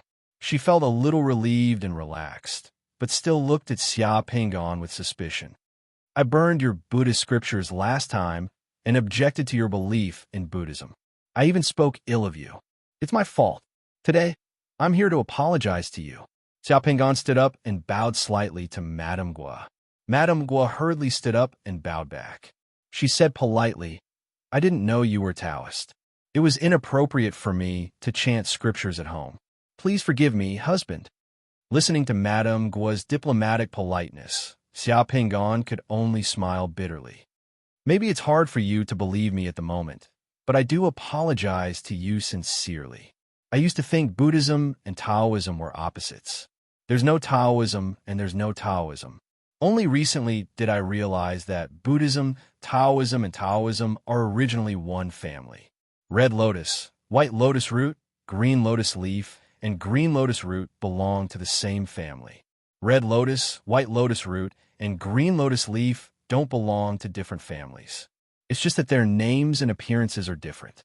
There's only one Dharma in the world. All the Dharma is Dharma, and all the Dharma is Taoism.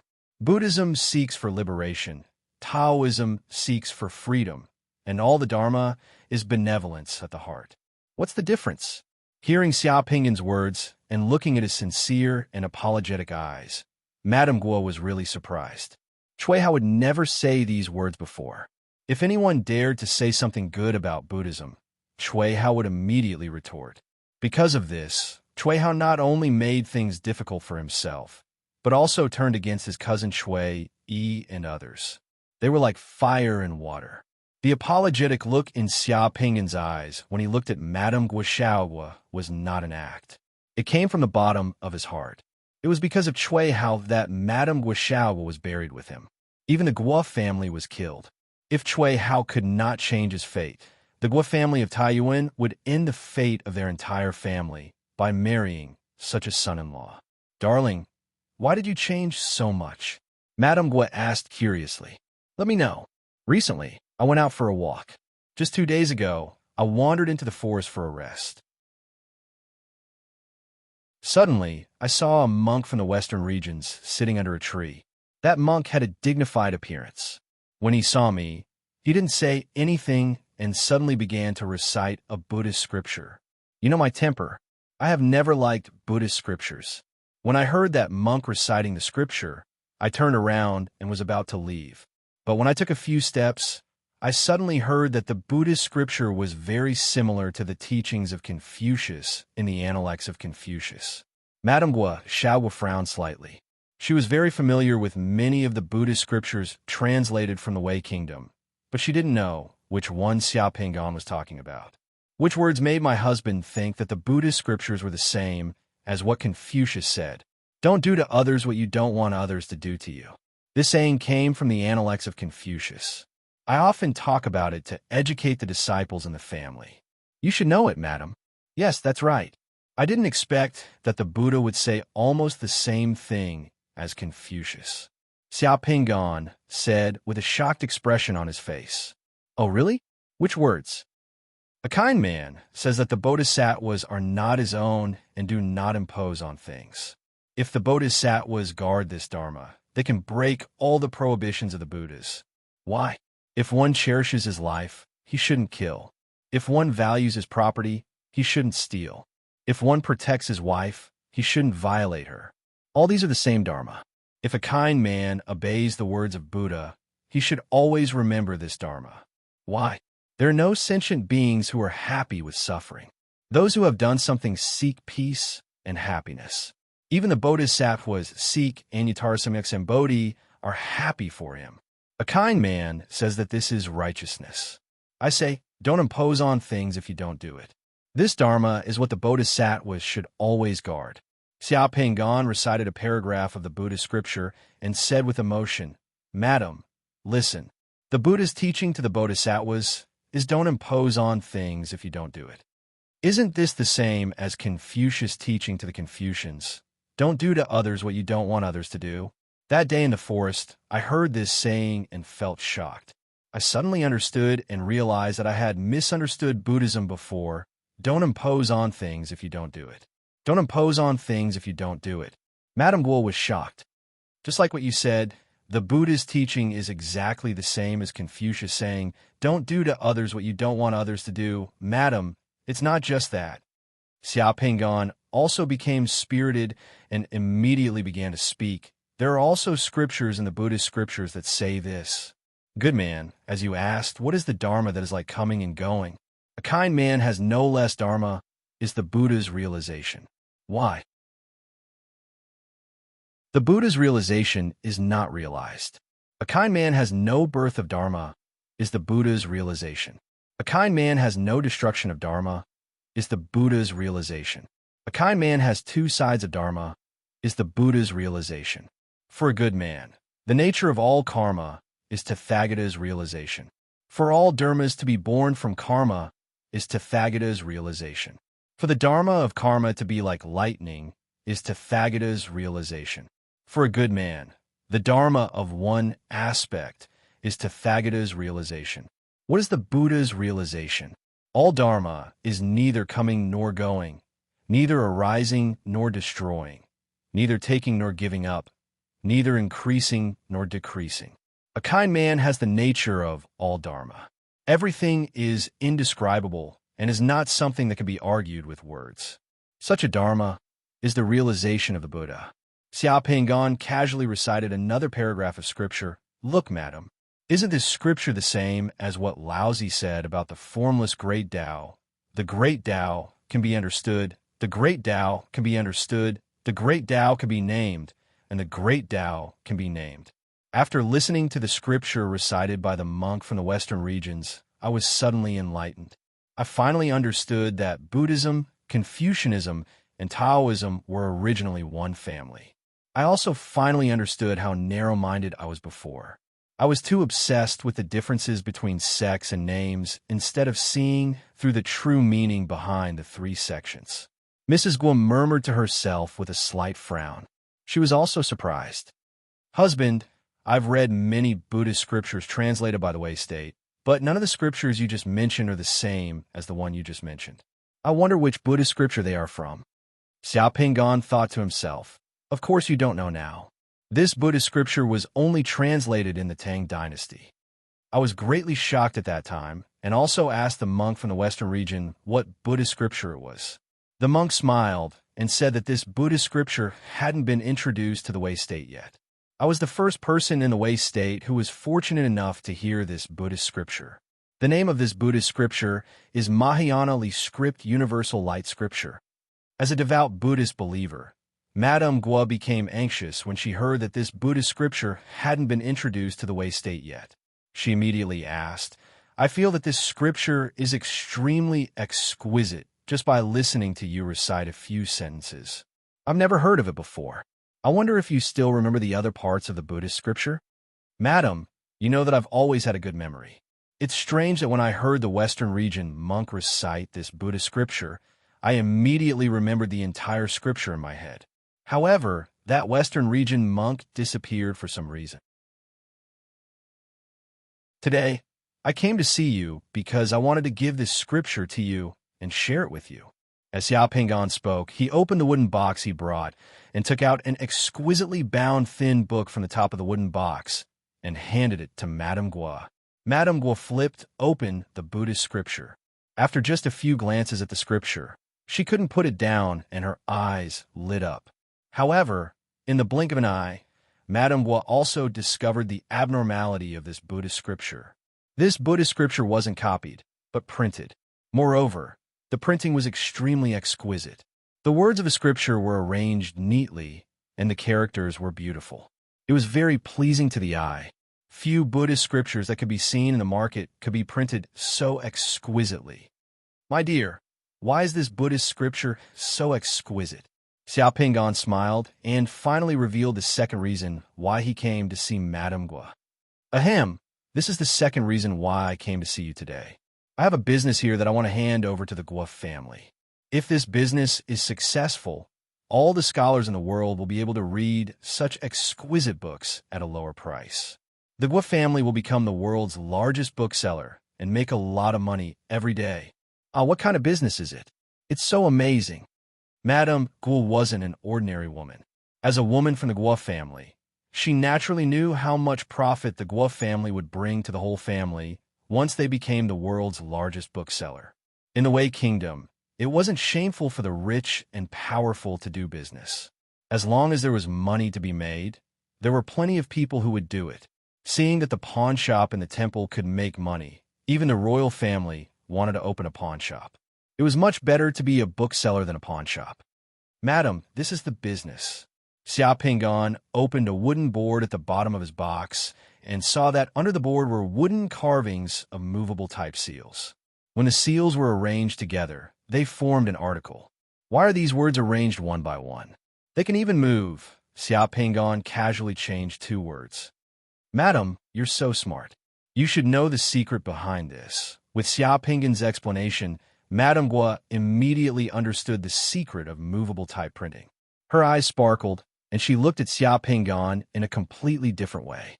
This kind of business is unique in the world.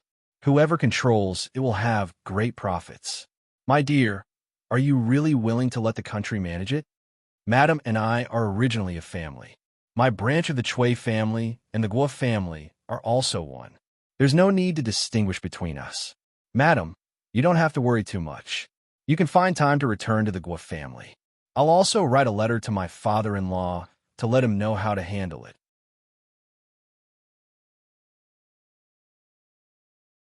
Chapter 526.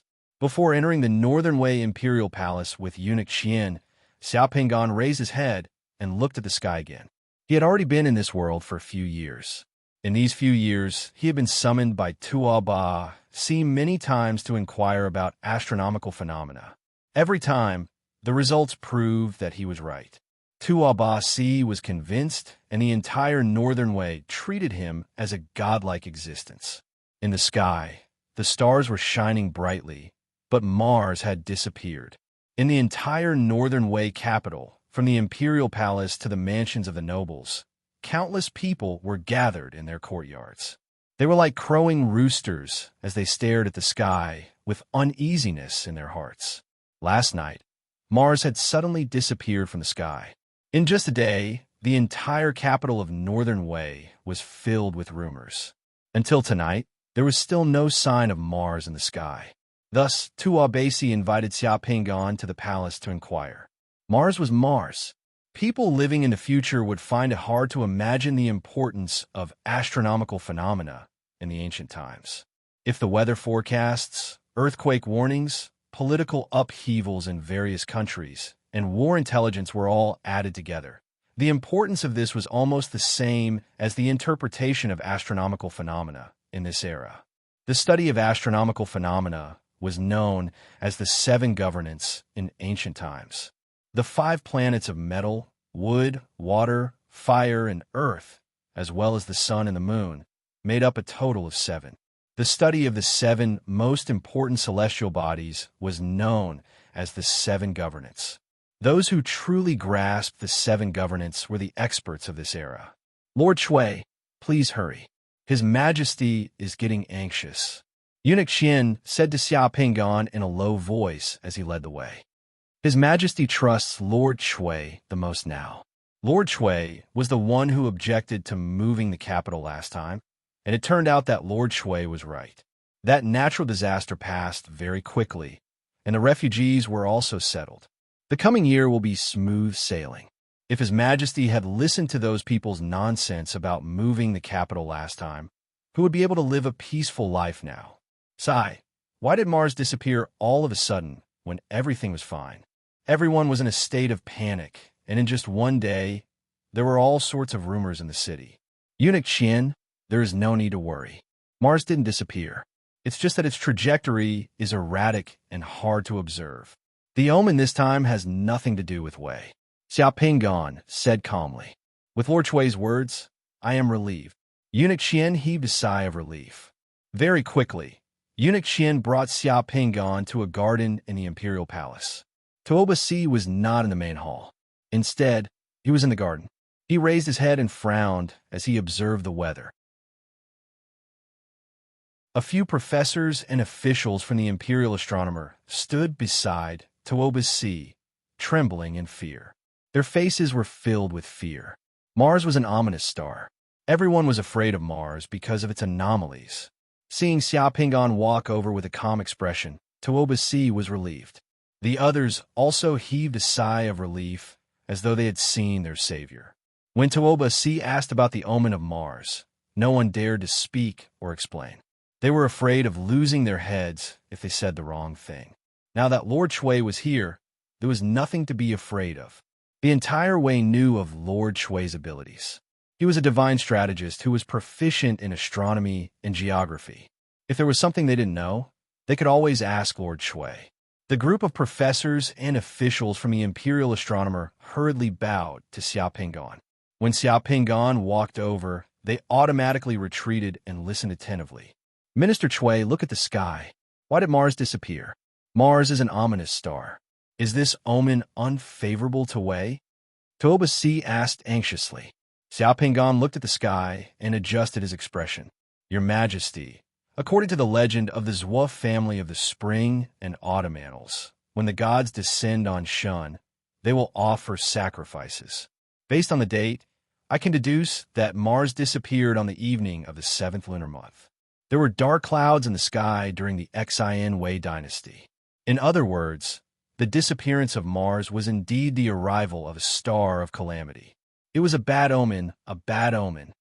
When Xiao Pingan said this, the doctors and the officials of the imperial astronomer trembled. Their faces were filled with fear. Tuobasi's face also turned ugly. "Minister Chui, is there a way to resolve this omen?" Tuobasi quickly asked. "Don't worry, Your Majesty. The disappearance of Mars and Gung and Wei means that it belongs to Qin. This means that this calamity has nothing to do with the Wei Kingdom. It will be reflected on the land of Qin, that is, the Emperor of the Great Qin Empire. Yao Xing Mars will be a fire, and it will be assigned to the land of Qin. In the coming year, the land of Great Qin will most likely be barren, and weapons will rise from within. That Yao Xing is already advanced in age. Xia Pingan knew that in the coming year, the Great Qin Empire would really experience a rare drought. The land would be barren, and the political situation would take a turn for the worse. Rumors would spread everywhere. Yao Xing's third son, Yao Bai, wanted to take the throne from his eldest son, Yao Hong, and started a rebellion. In the end, the rebellion failed, and Yao Bai was executed. After this rebellion, the Great Qin Empire's vitality was greatly damaged. Yao Xing's health was not good to begin with, and after this, his condition worsened. Hearing Xia Pingan's words, Tuobasi heaved a long sigh of relief. He was finally relieved. It was fine as long as it had nothing to do with him. But on second thought, Tuobasi's face turned solemn again. He ordered the people around him. "You all heard what Lord Shui said just now. These words are to be kept in the Imperial Garden and are not to be leaked out. If the Empress knows about it, I will investigate and behead you." Everyone in the garden hurriedly nodded, not daring to say anything. Tuobasi's Empress was Yao Xing's daughter. A few years ago, when the rabbit entered the palace, Xia Pingan divined for Tuobasi that Yao Xing would send a princess the next year. The next year, the Great Qin sent a princess. Following this, Tuobasi waved his hand and had everyone leave, leaving Xia Pingan alone in the garden pavilion to talk.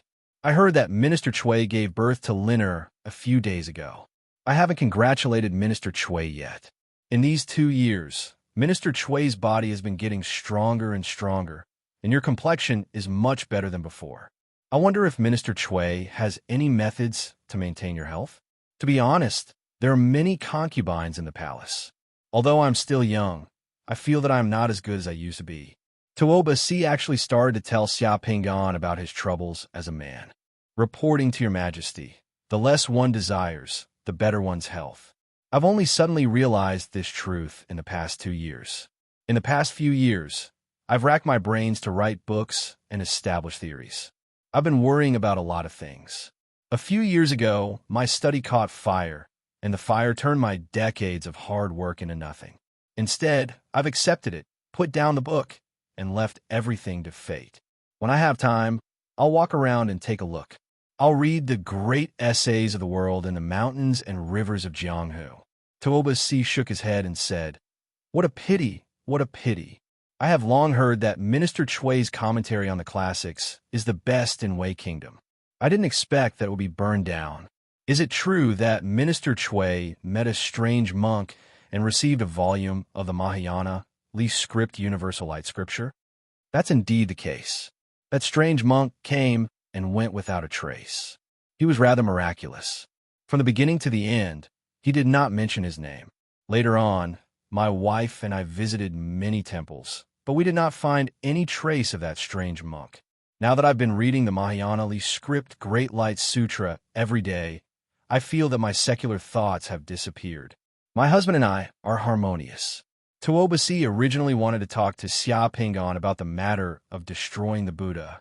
However, he found that Chui Hao was not interested in it all. Chui Hao seemed to be aloof from worldly affairs, so he stopped talking about it. Before Xia Pingan left the palace, he asked the eunuch beside him to reward him with some silk. Xia Pingan returned to his study. As soon as he sat down, Chui Ming, a disciple of the Chui family, asked to see him. "Greetings, uncle. How's it going?" Seeing that there was no one around, Chui Ming took out a cloth bag for his chest, opened it, and handed it to Xia Pingan. In the cloth bag, there was a pitch-black iron pipe as thick as a thumb. "How many pipes can you produce per month?" "According to eldest uncle's method, Chui family's workshop could produce 210 iron pipes per month. The farmsteads that we recruited from the victims all had a bumper harvest this year. Eldest uncle bestowed the farmsteads to those victims. Those victims are willing to sacrifice their lives for our Chui family. The horse caravan that we recruited from those victims has already entered western Liang. Xiao Pingan looked at it and nodded slightly. He thought to himself, finally, I have some ability to protect myself. Everything was as Chui Hao had expected. In the second year, the Qin kingdom was indeed in dire straits. Tuoba Si relied on Chui Hao more. A few years had passed when Xia Pingan entered the palace again to interpret the astronomical phenomena for Tuoba Si. In the third year of Taichung, a comet dragged a long tail across the sky for more than 80 days. The comet left the planet of Tianjin, passed through the Big Dipper, and swept past the Crepe Myrtle. Many people had never seen such an astronomical phenomenon in their entire lives. It caused the entire Northern Wei to be terrified. Before this, many people had never seen such an astronomical phenomenon in their entire lives. A group of scholars and imperial astronomers flipped through the ancient records and finally found such a record in the Book of Han. Before Wang Meng seized the throne, the comet entered and exited. Hearing this, Tuoba Si was terrified and summoned Xia Pingan to the palace. Your Majesty, don't worry. Currently, the Wei Kingdom is in an orderly state. Thus, this calamity will not appear in our Wei Kingdom. Instead, it will appear in a large country in the south of our Wei Kingdom. That large country has a weak ruler and strong officials, and there will be a great change. When Tuoba Si heard this, he heaved a sigh of relief. That large country in the south with a weak ruler and strong officials was none other than the Jin Kingdom. Right now, Sima Duan was like a puppet in Jin Kingdom and had reached his limit. Liu Yu's authority was overwhelming, and his reputation in Jin Kingdom had reached its peak. When will the great change that Minister Chui spoke of take? Tuoba Si asked. In less than 2 years, Xia Pingan replied with certainty. I didn't expect that Jin Kingdom would also walk on such a path. In Minister Chui's opinion, how can a country avoid such a calamity? The ancients have said that the calamity is caused by humans. If humans don't have any flaws in their actions, demons won't cause them. If humans have flaws, the calamity will appear in the heavens. The heavens are constant, and it won't be easy for 100 generations. Fortune and calamity come from the heart. If one wants to be free from calamity, one must constantly cultivate virtue and reflect on one's actions. If one has a clear conscience, one will naturally be free from calamity. Minister Chui's words are great. After dealing with the matter, Xia Pingan walked out of the palace again. In the past few years, he had raised a few groups of horse bandits. Previously, he had invested a lot in them. He didn't expect that these horse bandits would actually start to earn money. They ran amok in the north, plundering wealth, and had become a powerful force in his hands. Xia Pingan was thinking about whether he should play a big game and completely change history to obtain more divine power. Without any warning, the world and the world pearl shattered.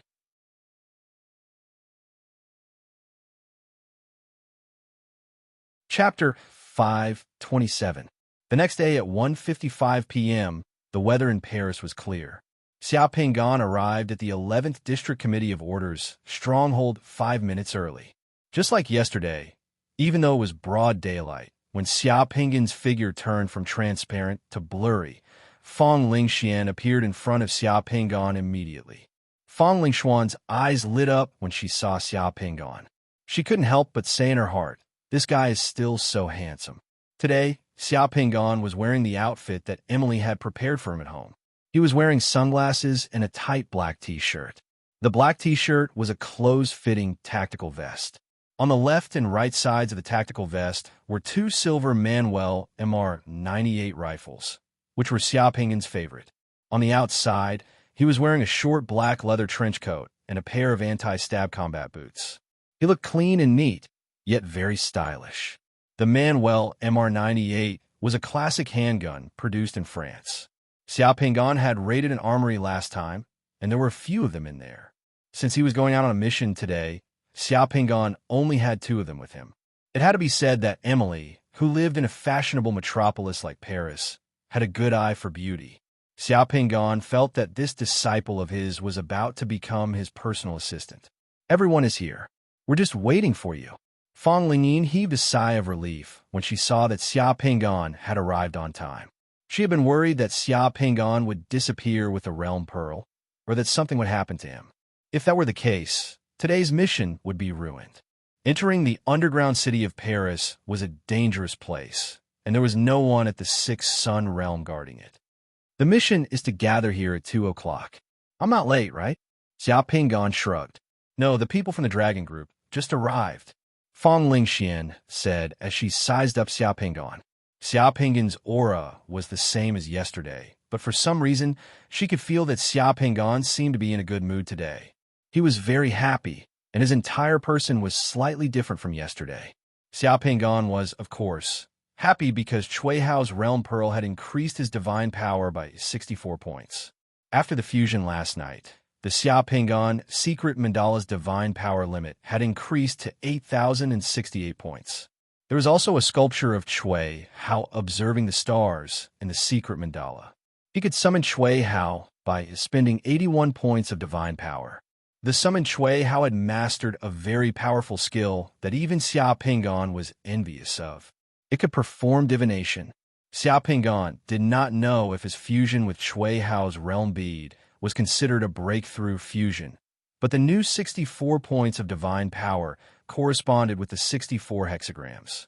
It had a special meaning, so it should be considered a good fusion. At least it was a perfect fusion. After receiving the Committee of Order's Realm Pearl, Xiao Pingan naturally had to take part in this mission. As she spoke, Fang Lingxian led Xiao Pingan into the courtyard of the stronghold. There were a few black bulletproof military SUVs with steel nets parked in the courtyard. They looked a little tough. There was an automatic machine gun and a rocket launcher on the roof of one of the SUVs. Almost no one in the city of Paris dared to mess with those SUVs.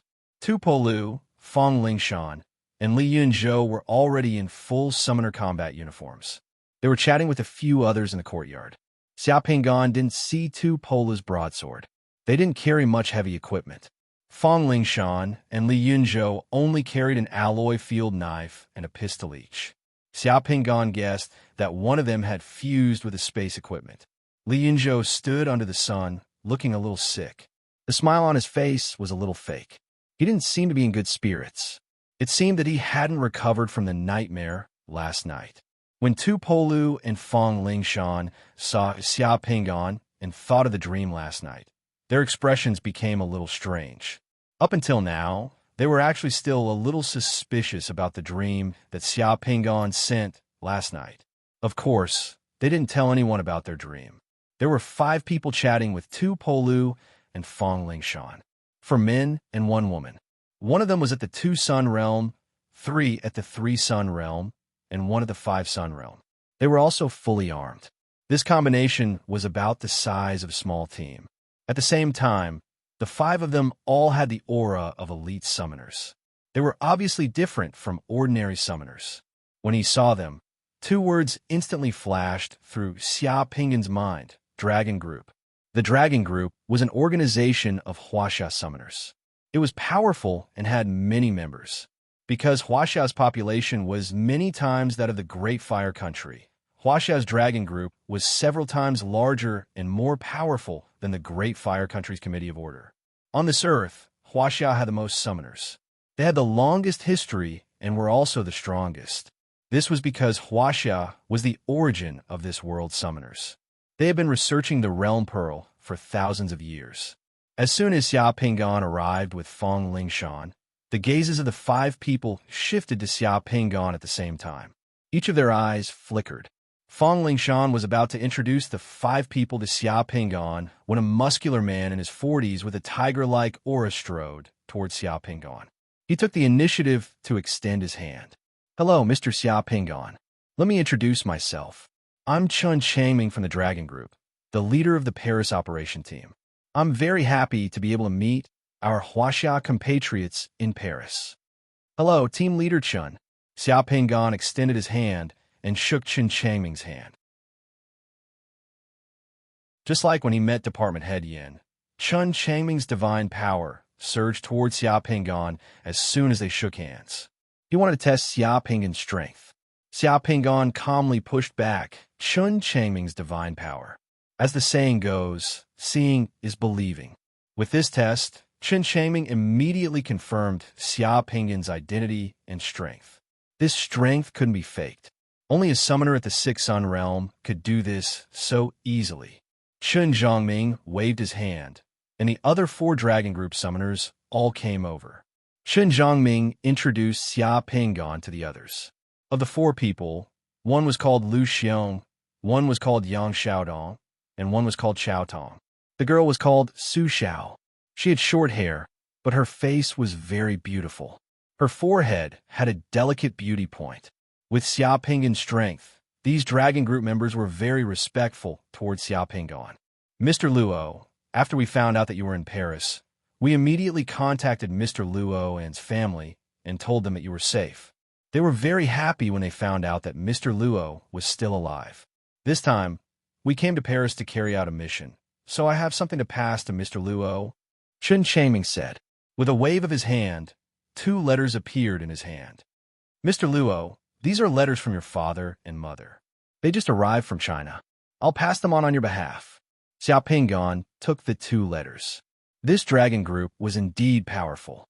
They started to form alliances as soon as they met.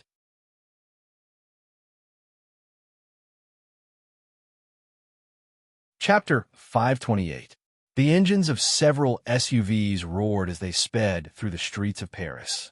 As the vehicles sped past, the fallen leaves of the sycamore trees on the ground swirled and rolled on the streets. Some punks riding on motorcycles on the street saw the motorcade and shrank their heads, not daring to cause trouble. At this moment in the city of Paris, those who could drive such murderous vehicles ostentatiously through the streets were not ordinary forces. Ordinary people would be courting death if they dared to provoke them. Xiao Pingan sat in the back of the car in the middle.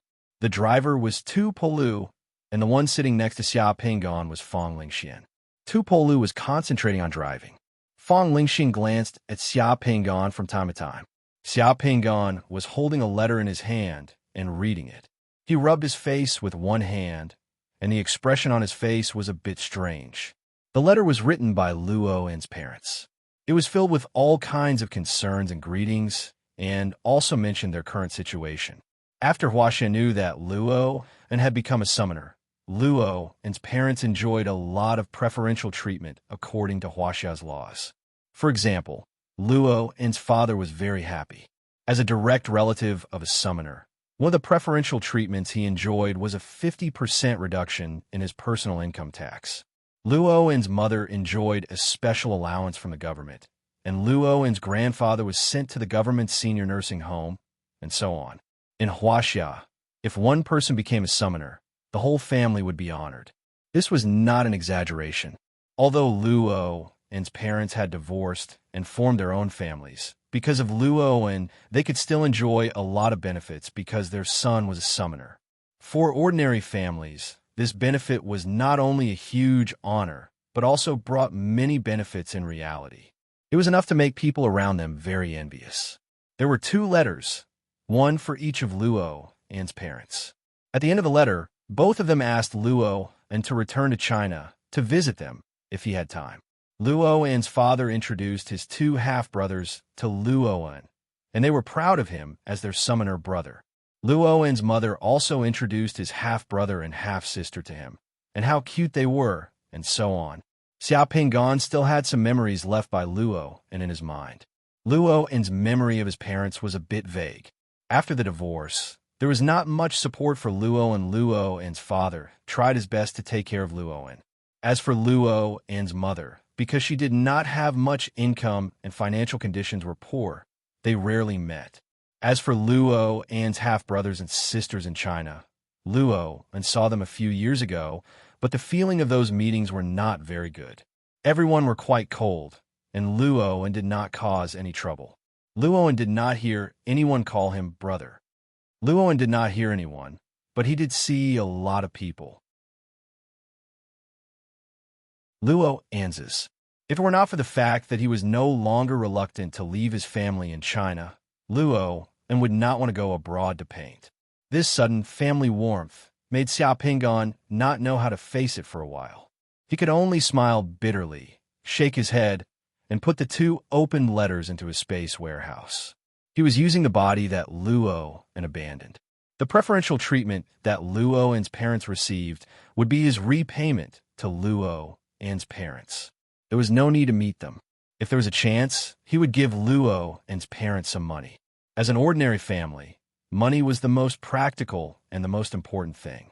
Seeing Xiao Pingon put away the letters, Fong Lingxian probed, "Well, in history, Huaxia summoners sacrificed the most for the country. Huaxia has a lot of preferential policies for summoners. Do you have any plans to return to Huaxia?" Everyone could see that the Dragon Group and Huaxia were trying to rope Luoan in. A summoner above 6 Yuan realm with a high-end talent, no matter where he went. The Committee of Order also wanted to rope him in. This mission in Paris was a test contact between the 2 sides. Since Luo was originally from Huaxia, the Committee of Order could only watch helplessly from the side. Fortunately, Luo was still in a cooperative relationship with the Committee of Order. He was working for the Committee of Order, so he could be considered foreign aid from the Committee of Order. The Committee of Order still had an advantage. I don't plan to go back for the time being. When this mission is over, I'll send some money to my family in Huaxia so they can live a good life. It doesn't matter if I go back or not. Xiao Pingon shrugged. Hearing Xiao Pingon's words, Fong Lingxian let out a sigh of relief. She sighed with emotion and said meaningfully, "For a powerful summoner, an ordinary family is often just a burden. It's not necessarily a good thing to bring ordinary people into our world. Sometimes, it might even bring harm to them. You should understand what I mean. It's better to keep a distance." "Yes." Xiao Pingon nodded in agreement. "They're too weak, and our world is too dangerous. The daily life that we're used to might be a disaster for them." "All right." Xiao Pingon suddenly thought of something and changed the topic. "Have the monsters in Huaxia been cleared out?" "The monsters in the big cities have basically been cleared out. Only some of the monsters in the mountains in the west of Huaxia and the Siberian wilderness in the north are still being hunted down because they're well hidden. The order in Huaxia has been gradually restored in the past 2 years. The Siberian wilderness was an ancient name in the Siberian region. Huaxia occupied about 3/5 of the Siberian wilderness on this planet. The remaining 2/5 was the Siberian wilderness of Russia. This was the history of this world, and there were no border disputes between the 2 sides." Xiao Pingon nodded. After reading the 2 letters in the car and chatting with Fong Lingxian for a while, several SUVs came to a stop in the eastern suburbs of Paris. "We're here." Fong Lingxian opened the door and got out of the car. Xiao Pingon got out of the car as well. The place where the car stopped, within a square kilometer, was already a charred and collapsed ruin of houses. As soon as he got out of the car, Xiao Pingon saw a large crater left by the impact of a meteorite. Below the crater was a collapsed underground shelter, which was connected to the Paris subway tracks. Several red-eyed stray dogs saw the people getting out of the car and quickly ran away.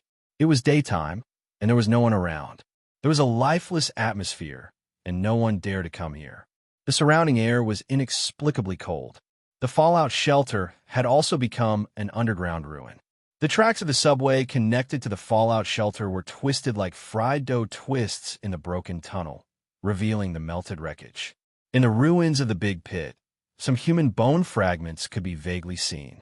In the rubble under Xiao Pingon's feet, there was a charred teddy bear covered in dust.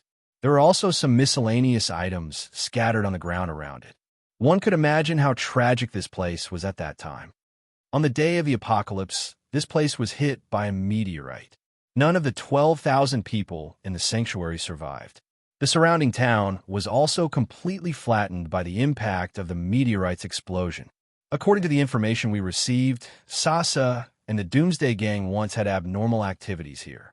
"We'll enter from here," Fong Lingyin said as she led the way into the crater. The people around her followed one by one. "Kacha, Kacha." They walked down the slope of the ruins. From time to time, they would step on the broken bone fragments under their feet, making cracking sounds. At the bottom of the crater, there was a huge hole connected to the subway below. The huge melted steel structure was exposed at the bottom of the tunnel, and it was already rusted. In the blink of an eye, they entered the pitch-black subway tunnel, and the surroundings began to darken. Xiao Pingon waved his hand and summoned a firefly capsule, 5 elite slave soldiers, and the black dragon. The fireflies fluttering in the air immediately lit up the tunnel. The 5 elite slave soldiers with a layer of faint red light on their bodies held long spears and opened the way in front. The black dragon followed behind the 5 elite slave soldiers. Seeing the things that Xiao Pingon summoned, the others didn't feel anything special, but Tu Palu and Fong Lingshan were greatly shocked. In the darkness, Xiao Pingon blinked his eyes at Fong Lingshan and Tu Palu respectively as he watched their wonderful expressions.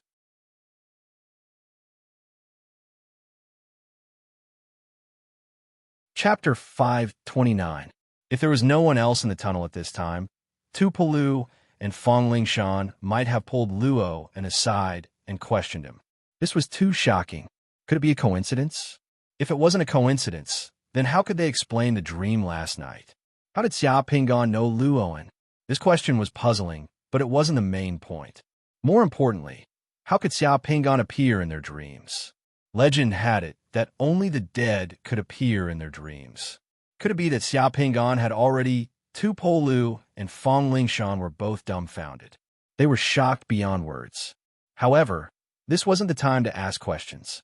They could only keep this matter in their hearts.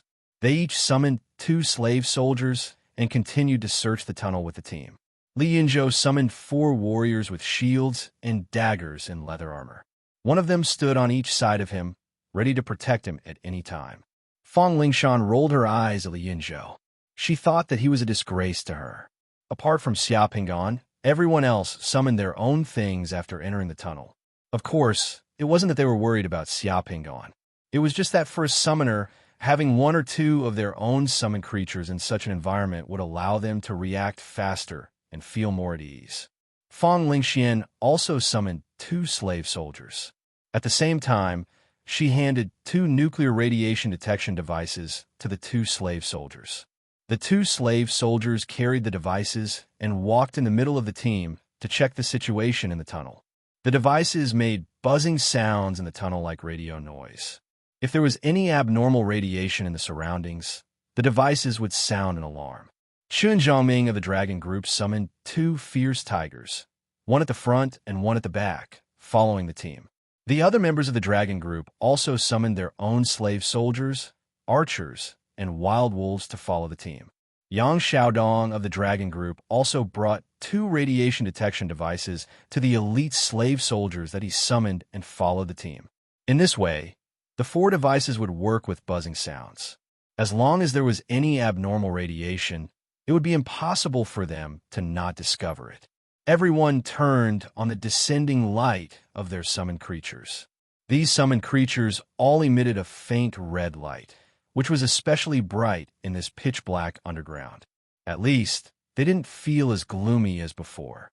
Summoners in modern clothing, warriors from different dynasties, slave soldiers, and all kinds of animals. The combination of this team was amazing. Xiao Pingon had already summoned the Boy of Fortune. The Boy of Fortune mischievously ran around the team, appearing and disappearing. No one noticed him. Some scattered human skeletons could be seen in the tunnel from time to time. The skulls and shins of the skeletons were shattered, and terrifying holes and lacerations could be seen on the skeletons. As experienced summoners, they could tell that these skeletons had been attacked by demon rats when they were alive. Some of the skeletons had broken helmets and walkie-talkies, as well as scattered bullet shells on the ground. As for the bullet holes on the walls on both sides of the tunnel, they could be seen everywhere. The skeletons were scattered, numbering in the hundreds. Some of the skeletons belonged to demon rats. Many human skeletons and demon rat skeletons were mixed together. It could be imagined that the battle here must have been very fierce. These skeletons were left behind by the French army. These French soldiers were actually very courageous to be able to fight against the monsters here. Fong Lingxian softly said, Both sides of the walls here are scorched black. There are traces of high temperature. The French army should have used flamethrowers or detonated high-energy incendiary bombs here. Chun Zhongming glanced at the walls on both sides of the tunnel. A requiem ritual has been performed here. It should have been performed by a sacrificial priest in the army. Xia Pingan glanced at those skeletons and felt the uniqueness of those skeletons. After performing the requiem ritual, even if the skeletons had decayed in such a tunnel, they would not turn black and moldy. Instead, they would reveal a white texture and look very clean. After crossing this area of skeletons, Xia Pingan didn't walk too far in the tunnel. After walking for less than 3 kilometers, he found several pitch-black holes as thick as buckets on one side of the tunnel. Outside the holes, there was a pile of fine sand on the ground. The black dragon barked a few times at the holes. Xia Pingan immediately understood what the black dragon meant. There was the aura of monsters at the holes. They were sandworms. Everyone, be careful. There are sandworms in the holes. Xia Pingan reminded everyone. Fong Lingxian summoned the detector to check the holes of the sandworms. The detector's sound indicator was normal, which meant that there was nothing in the holes of the sandworms. In fact, Child of Fortune had already entered the 2 holes when he saw them. He went a few hundred meters inside and circled around. There was indeed nothing inside. There were only 2 sandworms sleeping in the holes. Sandworms were very sensitive to sound. As soon as everyone arrived, the sandworms sleeping inside were immediately awakened by the sounds on the ground. They started to crawl out of the holes. As soon as the sandworms moved, rustling sounds drifted out of the pitch-black holes which were as thick as buckets. Chao Tong, stay here and deal with the sandworms. Everyone continued to search. Everyone didn't stop and continued to search. Only Chao Tong from a dragon group stayed behind. It was just 2 sandworms. For the summoners present, it was a piece of cake. Everyone continued to move forward. After walking a few dozen meters, the aura of divine power fluctuated behind them. Scorching flames lit up, and the sandworms that crawled out from below turned into ashes in the tunnel. Chao Tong quickly caught up with the team. Unfortunately, there are no realm pearls. In this kind of mission, if they obtained realm pearls, they would be distributed uniformly. There was no need to hand them over. Generally speaking, those who contributed the most would get the first pick. If there weren't enough to go around, they would exchange the realm pearls for money. Along the way, there were many damaged subway stations. The 2 sides of the tunnel were connected to many abandoned underground shelters. Xia Pingan and the others followed the tunnel and searched the shelters one by one. Along the way, they occasionally encountered a few sandworms, which were easily dealt with by Xia Pingan and the others. The group entered the underground at around 2 o'clock in the afternoon. A few hours later, when the sky outside gradually darkened, the number of sandworms in the tunnel seemed to have increased. Xia Pingan and the others had just finished checking an abandoned shelter about the size of a basketball stadium. Just as they were about to leave the shelter, Li Yinzhou, who was standing guard outside the shelter, suddenly shouted, "Demon rats! So many demon rats!"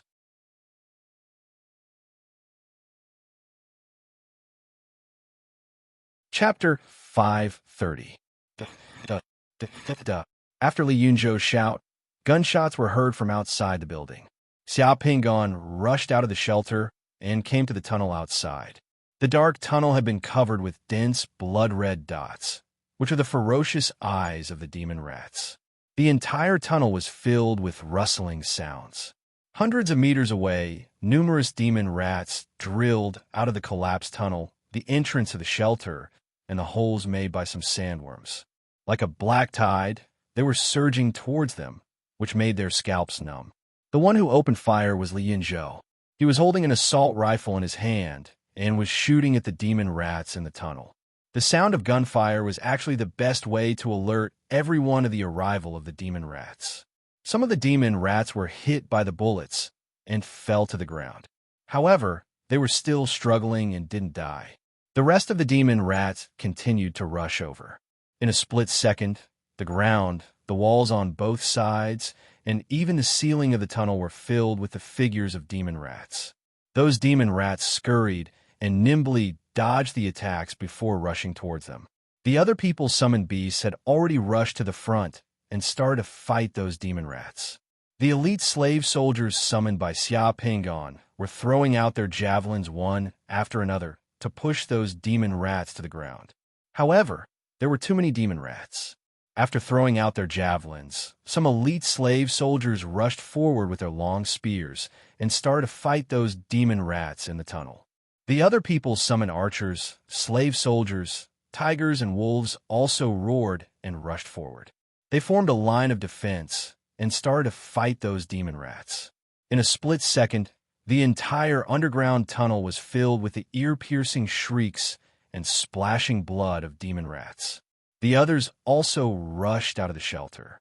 At the sight of so many demon rats, they were also astonished. How could there be so many demon rats in the underground of Paris? Fong Lingyu exclaimed. Closely after that, she threw out a fireball, burning a demon rat in the front into ashes. Chun Zhongming waved his hand, shooting out some icicles and nailing some more demon rats to the ground. There were too many demon rats. After killing 2 demon rats, a fierce tiger summoned by Chun Zhongming had been besieged by some other demon rats and disappeared in a split second. Another fierce tiger was also besieged by demon rats in the blink of an eye. At this moment, the other slave soldiers had been tottering. Only the elite slave soldiers summoned by Xia Pingon still displayed extraordinary battle strength. The 5 elite slave soldiers formed a battle formation like a flower petal. They closely leaned against each other and cooperated with each other. They could attack and defend at the same time. As the long halberds stabbed out forcefully and coldly like machines, all the demon rats who had rushed to the front of the 5 elite slave soldiers were pierced through by the long halberds of Xia Pingon's elite slave soldiers and fell down. In a split second, the demon rats that had fallen in front of the 5 elite slave soldiers had piled up more than 1 meter high. The demon rats in the back stepped on the corpses of the demon rats in front of them and kept rushing forward. The 5 elite slave soldiers fought as they moved forward and retreated in an orderly manner. Their long spears were still stabbing out forcefully like a blooming flower of thorns. Seeing this scene, the others all widened their eyes. Yes, compared to the elite slave soldiers summoned by others, the elite slave soldiers summoned by Xia Pingon were obviously different in terms of intelligence, fighting strength, and cooperation. The dragon group's Yang Xiaodong also summoned an elite slave soldier. However, the elite slave soldier he summoned didn't last long after killing a few demon rats. It turned into light and dissipated. In the eyes of the others, the elite slave soldiers summoned by Xia Pingon didn't look like slave soldiers at all. Instead, they looked like the summoned creatures of other powerful military units. The Black Dragon group had already retreated. F***CK. Where did these demon rats come from? Tupolu had already taken out his machete. As he spoke, he had already killed 5 demon rats with the machete in his hand. However, there were still more demon rats rushing out. Tupolu had no choice but to retreat temporarily. Several members of the dragon group had assault rifles in their hands and were firing at the demon rats. The dense barrage of bullets tore open the flesh of the demon rats that were charging forward. Their bodies were constantly bursting with blood. More and more demon rats rushed forward, forcing the group to retreat. Everyone's fireballs and icicles kept flying towards those demon rats. The casting lights in the tunnel were colorful and mixed with the gunshots. It was extremely intense, but it couldn't stop the demon rats. Xia Pingon didn't say anything. He was unusually calm in the battle. With a wave of his hand, more than 10 icicles flew out and nailed the demon rats rushing towards Fong Lingshan to the ground. Fong Lingshan looked at him deeply. Child of Fortune wasn't idle at this time. When those demon rats rushed out, he had received Xia Pingon's order and quickly circled around the surrounding tunnels and underground caverns. He found a lot of useful information. There was a large pit under the collapsed shelter ahead. Most of the demon rats were rushing out of that pit. More than 5,000 m away from the front, some sandworms suddenly drilled out of the ground and made a few big holes in the tunnel. At the same time, a large area of the tunnel collapsed. At the same time, demon rats, demon fire spiders, and demon liquid spiders drilled out of the holes and were approaching the group of people. Xiao Pingon kept his eyes and ears open as he fought. He kept track of the situation on the battlefield through Child of Fortune. Interesting, these demons actually surrounded the team in the tunnel. There are a large number of demon rats and some demon fire spiders coming from the back of the tunnel. We are surrounded, Su Xiao from the dragon group said calmly. His figure was nimbly jumping in the tunnel while holding a shining sword in his hand. He was stabbing the eye of a demon rat. The sword entered the brain and killed the demon rat in an instant. As soon as Su Xiao spoke, Xiao Pingon knew that Su Xiao also had the ability to see from afar. This ability seemed to be related to some mysterious genes in the body. It was an innate ability. Thinking of a nostalgic ability, Xiao Pingon sighed. His body, Luo, and was too ordinary. He originally thought that after his soul merged with his body, his ability to see from afar would come back. He didn't expect that Luo's body didn't seem to be able to see from afar at all. If this body could see from afar, it would be much more convenient. Interesting, these beasts actually set up a trap and want to wrap us up like dumplings. Qin Zhongming was unusually calm. As an elite of the dragon group, this kind of situation seemed to put them in a desperate situation, but it didn't scare him. They still had means and combat power that hadn't burst out yet. You all deal with the demons behind the tunnel. I will deal with the demon rats in front of the tunnel. At the critical moment, Xiao Pingon spoke. He alone dealt with the demons in front of the tunnel, which greatly reduced the pressure on everyone. This way, everyone only needed to focus on dealing with the demons behind the tunnel. Just now, after seeing Xiao Pingon summon an extremely powerful elite slave soldier, everyone no longer doubted the strength of Luo, and everyone was a well-trained elite. Almost in the blink of an eye, they tacitly left the battlefield in front of the tunnel to Xiao Pingon. A group of people rushed to the back of the tunnel to snipe the demons coming from behind the tunnel. The space in the tunnel was limited. They couldn't let the demons gather here and squeeze everyone into this narrow space. So although the demons behind the tunnel hadn't appeared yet, everyone took the initiative to attack and was ready to intercept them. After running for over 100 meters, they heard muffled yet sharp air-piercing sounds behind them, which sounded like tens of thousands of arrows piercing through the sky. Everyone couldn't help but look back. They then saw a huge turret in Xiao Pingon's hand.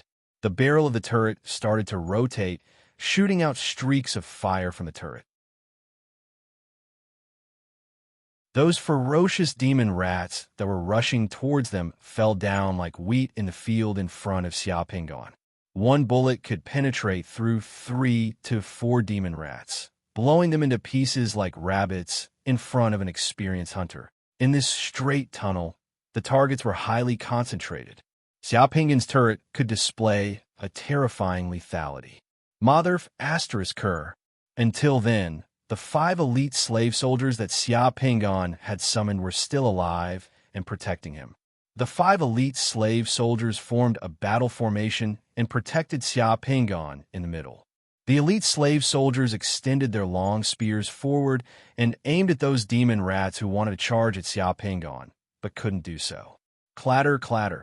Pieces of copper cartridge shells constantly fell into the tunnel beside Xiao Pingon like running water. Under the flashes of the turret, Xiao Pingon's handsome figure and face looked pretty freehand and three-dimensional in this dark tunnel. There was only one word to describe it: handsome. Holding the turret, Xiao Pingon didn't stay in the same place. Instead, he walked towards those demon rats step by step. Stepping on their broken flesh and bones, he directly beat those tide-like demon rats like quails in a cage. They started to shriek and retreat in a flurried way. That strong sense of oppression and suffocation made the demon rat feel a sense of despair. Pervert, Tupolu couldn't help muttering. He took a look at his huge saber. Previously, he felt that his huge saber was very manly and powerful, which represented male strength. However, compared to Xiaoping's turret, Tupolu felt that he was a bit feminine for the first time after living for so many years. Motherf asterisk Kerr.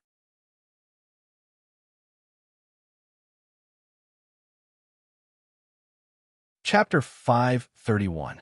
Apart from Fong Lingxian, it was the first time for the others in the team to see Xia Pingon wiping out an army with a terrifyingly heavy turret. Such a valiant scene shocked many people greatly. However, no matter what they thought, it was really reassuring to have such a powerful guy in the team. Even if there were too many magical beasts behind them to deal with, they should be fine as long as they return to this guy's side. Because until now, the guy had mainly used firearms to kill the demon rats. He had not used too many spells and summoning skills, which meant that he still had a trump card in his hand. More than one person had such a thought. Then, they felt that the pressure in the tunnel had been dispelled by Xia Pingon's turret. Even Chun Zhongming of the Dragon Group could not help but take a few more glances at Xia Pingon. While Chun Zhongming was watching, he happened to see that a demon rat whose body had been cut in half by Xia Pingon's turret was still alive. That demon rat was lying on the ground, pretending to be dead. When Xia Pingon approached it, the remaining half of its head and body suddenly rose from the ground, intending to bite Xia Pingon's thigh. Then, Chun Zhongming saw that Xia Pingon, who was holding the turret in his hand, stepped on the wall on the side of the tunnel like a nimble blue sheep. He leaped lightly from the ground and dodged the attack of the demon rat that was pretending to be dead.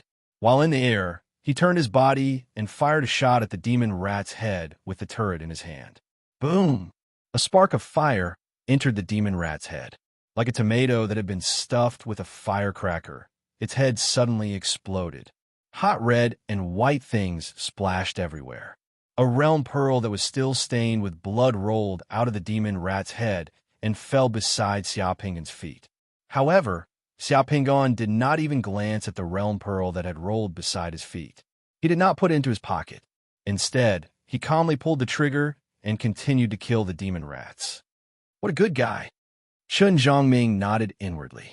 Rustling sounds came from the tunnel ahead, indicating that a large number of demons were approaching. Chao Tong, Lu Xiong, catch! Chun Zhongming shouted. He moved his hand, and two pitch-black weapons appeared in his hand. They were the RPG armor-piercing sniper beehive launchers used by the Chinese army. Chun Zhongming directly threw these two big guys to his two subordinates of the Dragon Group. Unlike ordinary gun-style RPGs, the Chinese army's RPG sniper launchers were box-style. It was like a suitcase that could be carried on one shoulder. It was very heavy. The front cover of the honeycomb launcher was opened, and the honeycomb-shaped RPG launcher tube could be seen behind the cover. This thing could fire 12 RPG armor-piercing bullets at a time, and its firepower on the battlefield was more sustainable. This thing was most suitable for dealing with monsters with strong defenses like the magic liquid spider and the magic fire spider. Chun Zhongming threw the two killing machines to Chao Tong and Lu Xiong of the Dragon Group. Chao Tong and Lu Xiong took them.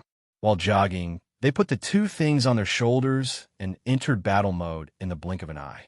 I'll leave the big spiders to you. Don't worry, the teams of the Dragon Group had a tacit understanding. In such a situation, they were very clear about what to do.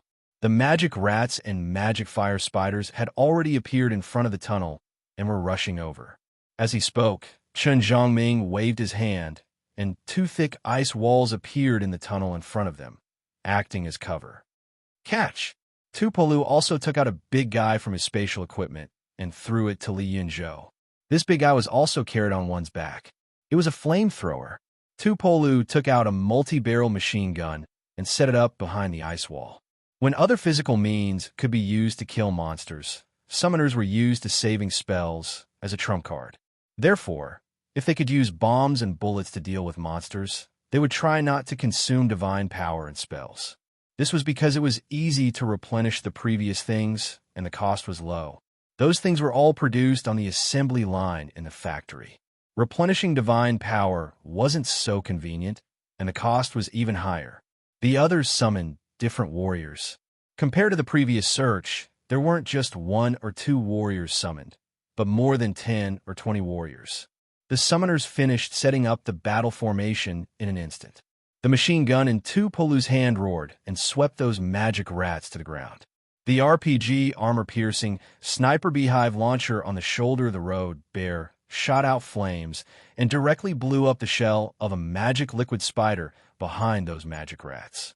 Another flaming spider rushed out from the group of demon rats, and a line of fire swept towards them. Fong Lingshan waved her hand, and a water shield appeared in front of them, blocking the fire of the magic fire spider. A large group of magic rats stayed close to the ground and avoided the machine gun in Tupolu's hand. Seeing those magic rats were about 70 or 80 meters away, Li Yunzhou roared, "Go to hell." A small flame ignited the muzzle of the flamethrower. Then a fire dragon spurted out from the nozzle of the flamethrower in his hand, turning more than 10 magic rats into burning magic rats. Li Yunzhou looked a bit wretched and cowardly in normal times, but in a real battle, he was actually quite reliable and not cowardly at all. A fierce battle instantly broke out on the other side of the tunnel. On the other side of the tunnel, Xia Pinggan stopped shooting when he saw that the magic fire spider had turned into a bloody alley where no magic rats could stand up anymore. So did the motor of the turret that was crazily rotating in his hand. This turret was very useful. However, it consumed its ammunition rapidly. In just 2 battles, he had already used up 2/3 of the ammunition he had obtained from the butcher's armory. The remaining ammunition had to be used sparingly. Otherwise, the cannon turret would soon become a decoration. Xia Pinggan put away the turret and summoned 10 more elite slave soldiers. The 15 elite slave soldiers formed a line and walked in front of him. When they passed by those corpses of magic rats on the ground, they would use their long spears to kill those magic rats who were pretending to be dead in a split second. To Xia Pinggan, this kind of battle was simply not a challenge at all. Finally, some huge magic fire spiders drilled out of the ground in front of him. Xia Pinggan then waved his hand to summon an assassin. Those magic fire spiders rushed towards Xia Pinggan aggressively. From afar, they had already spat out fiery spider silks towards Xia Pinggan. The fiery spider silks formed a huge net and sealed all the possible escape routes in the tunnel. However, when they were 5 m away from Xia Pinggan, a rotating water shield had appeared in front of Xia Pinggan and easily melted those fiery spider silks. At the same time, the assassin that was summoned by Xia Pinggan flashed and came to the front of a magic fire spider. The assassin's figure flashed in front of the magical fire spider. His long sword had already pierced through the magical fire spider's head, which had a powerful defense, leaving only a finger-thick wound on the vital part of the magical fire spider. The magical fire spider was like a crouching tank. It stopped moving in a split second, and the luster of life in its compound eyes dimmed in a split second. In the next second, the assassin appeared on the head of another magic fire spider and stabbed his long sword into the head of that magic fire spider. That magic fire spider also became motionless. The assassin summoned by Xia Pinggan flashed through the tunnel like a ghost, dodging the attacks of the magic fire spiders and magic liquid spiders. However, he was always able to annihilate the life force of these large monsters with a flash of light when he passed by them. If more than 30 magic fire spiders and magic liquid spiders suddenly rushed into the city, they would not be inferior to an armored battalion in a surprise attack. However, in front of the assassin that was summoned by Xia Pinggan, they were all lying motionless in the tunnel in less than half a minute. Xia Pinggan leisurely walked through the battlefield with elegant steps. Following the elite slave soldiers, he passed by the corpses of those dead magic spiders and came to a refuge in the back. There was a weird pitch-black hole in that refuge, which led underground. That weird pitch-black hole suddenly opened its bloody mouth and bit towards Xia Pinggan. Xia Pinggan's eyelids didn't even blink. He just flicked his finger, and with a crisp snap, the illusion of the strange pitch-black hole disappeared before his eyes. 2 demon spirits that were emitting white light suddenly shrieked and drilled out of the hole. rushing towards Xiao Pingan. However, before they could approach Xiao Pingan, a flash of flames appeared in the air, and they were killed by the assassin that was summoned by Xiao Pingan. They turned into ashes and fell to the ground. After the assassin killed the phantom monster's devil spirit, his entire body dissolved in the air like a bubble. Specks of fireflies flew over and lit up the dark fallout shelter a little. It had been a long time since Xiao Pingan had seen the phantom monster's demon spirit. The phantom monster's demon spirit reminded Xiao Pingan of the battle in Xinchuan. This thing was almost invincible unless it encountered a summoner. A phantom monster's demon spirit could even easily destroy an armored regiment. The Country of Fire's troops had suffered a great loss because of this thing. Xiao Pingan was not surprised to encounter two demon spirits of demon spirits here. In his eyes, these little things could create various illusions. Actually, they were pretty interesting.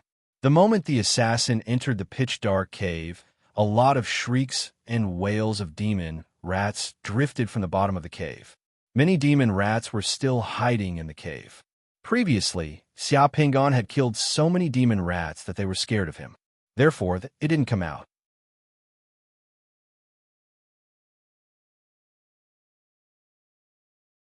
Chapter 532. After the shrill shrieks of the demon rats stopped, some elite slave soldiers entered the cave first. Xiao Pingan then followed them inside to take a look. There was an underground facility below the entrance of this shelter. That entrance was the entrance of the underground facility. Xiao Pingan entered the underground tunnel and saw a huge deserted underground warehouse. On the side of the stairs beside the entrance, there was a line of French words, French National Material Reserve Warehouse, number 76. However, at this moment, there were no materials in this material storage warehouse, only some abandoned garbage and packing boxes, and a few damaged construction vehicles, such as forklifts that had fallen on the ground. At one end of the warehouse, there was an underground railway, and at the top of the warehouse, there were several huge ventilation shafts. Although it was deep underground, the air was not dirty. This warehouse was as large as several football fields. There were some holes left by sandworms in the warehouse. Going downstairs along the stairs, Zhang Tai found that the warehouse was about 7 to 8 floors high. There were some pitch-dark tunnels around the warehouse. There were some rooms on the sides of the tunnels. It was a huge underground project.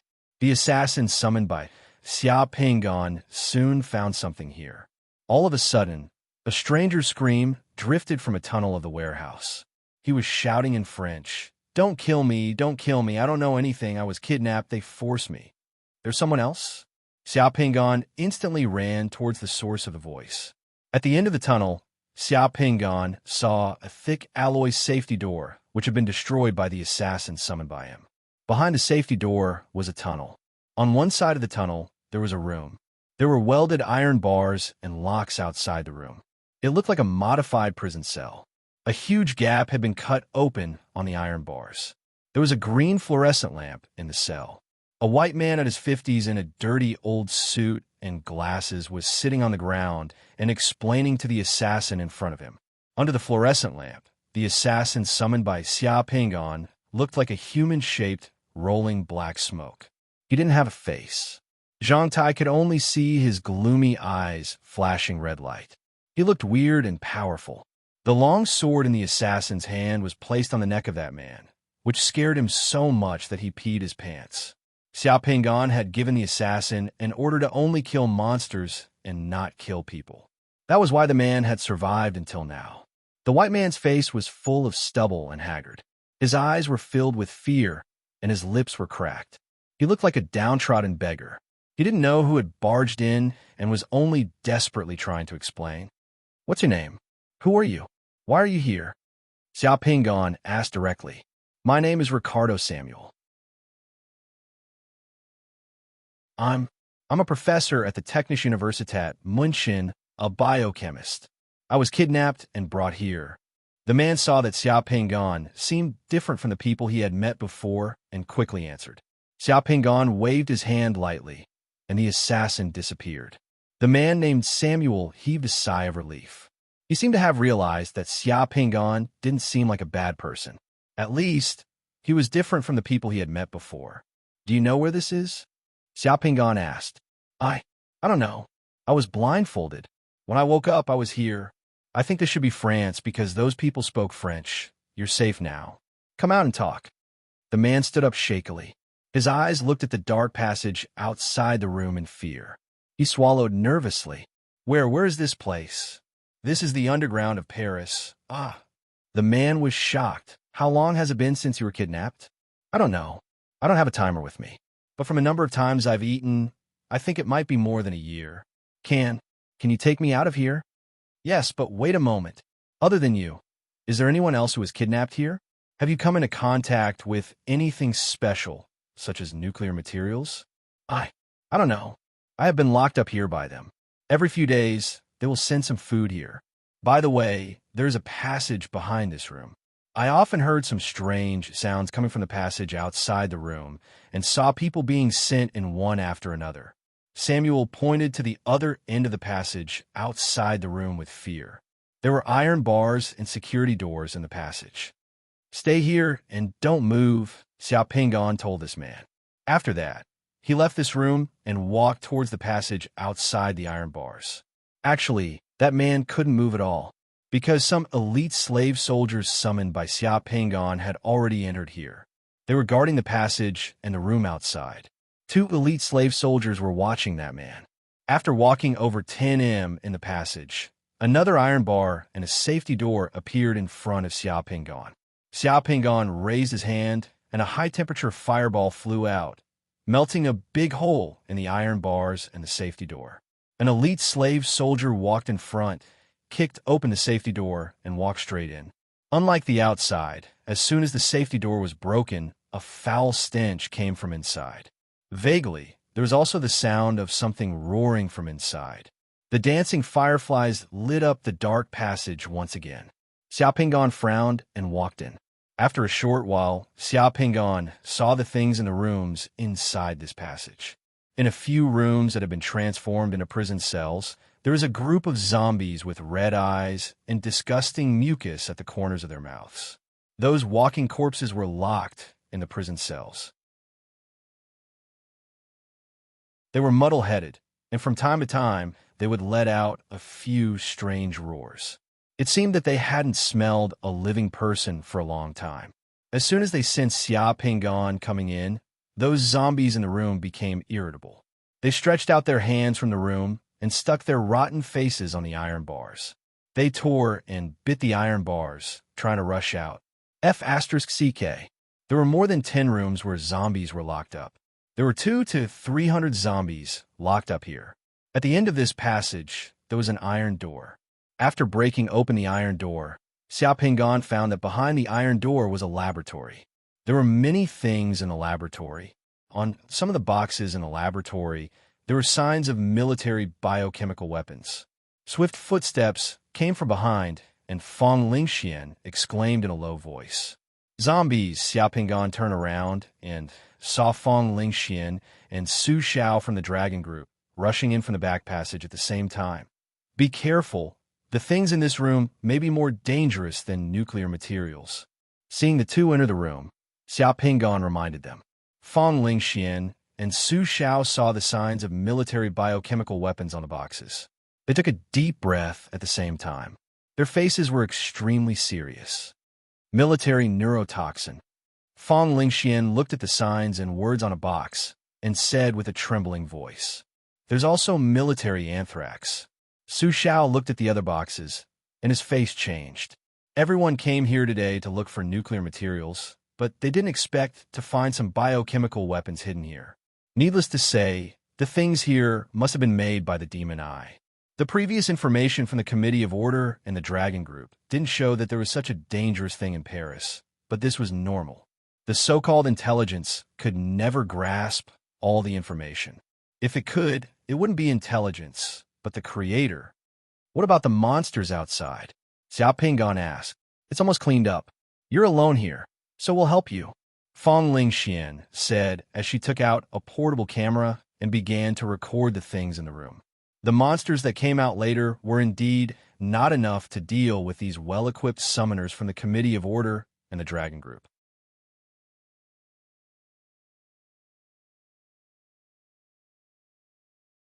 Chapter 533. Everything that everyone saw underground was important evidence and intelligence. It was necessary to preserve the video data. Besides intelligence analysis, there might be other uses for this data.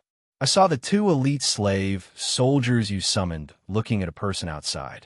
Who is that person? Su Xiao asked Xiaopinggan, a biochemist kidnapped by the demon's eye. His name is Ricardo Samuel. He said he's a professor at the Munich University of Technology and needs you to verify. Xiaopinggan said, seeing Fong Lingyin's camera turn to this side. He took 2 steps to the side and avoided Fong Lingyin's camera. Xiaopinggan didn't want to appear in this video. The slave soldier with the radiation detector entered the room at this time. The detector made a buzzing sound, but the indicator was normal. There were no traces of nuclear materials here. When Fong Lingyin finished filming the zombies outside, the other members of the Dragon Group and the Committee of Order arrived one after another. Seeing everything underground and the zombies, everyone was shocked. Half an hour later, the biochemical weapons in that room can kill 12 million people and turn Paris into a dead city. After checking the dangerous biochemical weapons in the room, Chen Zhongming said to Xiaopinggan with a serious expression, "It seems that the Doomsday Gang has other means to destroy this city in addition to nuclear materials. Those zombies were made by the Doomsday Gang with the zombie virus. They might be preparing to release them at the right time. We just found some new drugs in that room. The zombie virus was added to those drugs. Fortunately, the Doomsday Gang has been destroyed. Otherwise, who knows what they would do?" Fong Lingyin said with lingering fear. The biochemical poison in the room had been stored in Chen Zhongming's space equipment. He was going to give it to professionals to analyze and deal with.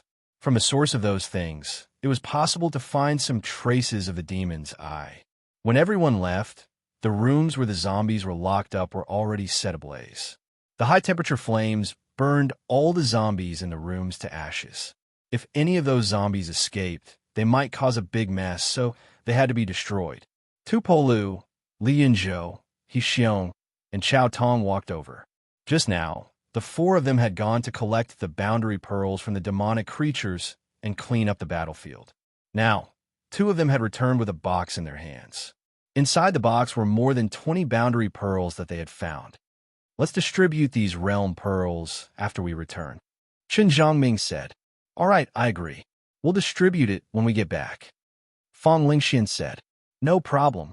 Xiaopinggan nodded and asked, "Didn't you collect the corpses of those demon rats and demon spiders? Our space equipment can't fit them anymore. Leaving the corpses here might bring us a lot of trouble. It's safer to destroy them with incendiary bombs on our way back," Chen Zhongming said. "Since you don't want those things, I'll go pick up some junk. Does anyone have any objections?" Xiaopinggan said with a smile. "Of course, no objections. But can your space equipment hold so many things?" Fong Lingxian asked curiously. Xiaopinggan touched his nose and smiled modestly. "It should be able to hold some. I can summon a pharmacist. Those demon corpses can be used to refine pills. They're still useful to me. It's a waste to leave them here." Chen Zhongming nodded. "All right then. We'll wait for you here for 10 minutes. Let's let you clean up those demon corpses. It'll reduce our workload later on." "All right, I'll be right back," Xiaopinggan said and ran outside. Li Yinzhou and Lu Xiong from the Dragon Group followed Xiaopinggan out of curiosity. When they reached the outside, they were shocked. Others would pick the demon corpses carefully. Due to the limited space equipment, they could not transfer too many corpses. However, Xiaopinggan came outside and walked over those demon corpses. With a wave of his hand, a large number of demon corpses disappeared. In the tunnel, Xiaopinggan collected all the demon corpses that were slightly better or more complete. 10 dozens, hundreds, thousands of demon rats' corpses were all collected by Xiaopinggan in his space equipment. Not even the big spiders were left. The 2 people were dumbfounded. They had never imagined that Xiaopinggan's secret mandala could hold so many things. There were also some demon corpses scattered on the ground. As for those that could not be collected, when Xiaopinggan walked past them, flames would burst out from the ground and burn them up. It was as if they had been licked by dogs. In the end, only ashes were left on the ground. There were no hidden dangers left. Because he was too shocked, Lu Xiong from the Dragon Group thought that he was seeing things. He even rubbed his eyes. I'm not seeing things, right? Is the space equipment in that guy's secret mandala a bottomless pit? It can hold so many things. Li Yinzhou was dumbfounded. What Li Yinzhou didn't know was that these things were nothing to Xia Pinggan's secret mandala. Even if there were 10 times more, his secret mandala could easily swallow them all. As soon as those demon corpses appeared in the treasury of Xia Pinggan's secret mandala, countless people in Firmament City became busy. All the corpses were quickly dissected by the craftsmen. Those that could be refined into pills were sent to the Medicine King Valley outside Firmament City. Those that could be made into tools were sent to the workshops in the city. The efficiency was unimaginable. In the Medicine King Valley outside Firmament City, there were now more than 20 level 1 pharmacists and more than 10 level 2 pharmacists. The pill furnaces in the valley were steaming hot. Almost as soon as Xia Pinggan sent in the demon corpses, the pharmacists in the Medicine King Valley began to work in full swing, refining pills. Only 6 minutes later, less than 10 minutes later, Xia Pinggan collected the corpses and returned to the team and continued to search the underground with everyone. Under the French National Material Reserve number 76, there were many big holes made by sandworms. Everyone was ready to enter the hole to search. Everyone's look at Xia Pinggan changed again. Just now, when Xia Pinggan collected the corpses of those demons, Su Xiao didn't go down, but Su Xiao's remote viewing ability could see it. It was estimated that Su Xiao and Chen Zhongming said something, so everyone knew that Xia Pinggan had a space equipment with a terrifying capacity. He actually put most of the corpses of those demons in it. "No, can you take me with you? I don't want to stay here." The poor biochemist Samuel looked at everyone pitifully. Although his identity had not been finally verified, here was underground, and he couldn't contact the outside, but looking at Samuel, the verification was just a procedure. There should be no problem. The place where you are now is the safest. We're going to continue to search the underground. It is very dangerous. There is no way to take you with us. You continue to wait for us here. We will take you when we leave here," Fang Lingyin said. Samuel's face was pale. If those who kidnapped me come back, those who kidnapped you will not come here again. We will leave 2 summoned creatures here to protect you. You just have to stay here obediently." After Chen Zhongming finished, he let the 2 elite slaves summoned by the Dragon Group to protect Samuel here, and then everyone continued to search. Seeing that he had 2 summoned creatures by his side, Samuel calmed down a little. There were several huge holes in the underground of this material reserve, and there were train tracks connected to other places. Everyone had to continue to search deeper. The train tracks here were connected to another underground material reserve, just 2 kilometers away. The 2 material reserves had been ruined. There was nothing else, and there was no reaction of nuclear radiation. Only a few demon rats and sandworms would jump out, but they were easily solved by everyone. After searching these 2 material reserves, everyone entered the underground hole of the first material reserve and continued to search. That hole was made by sandworms and demon rats. After going deeper into the hole, they continued to go more than 500 meters underground and found a huge natural karst cave. In the dark underground karst cave, there were some strange plants that could shine.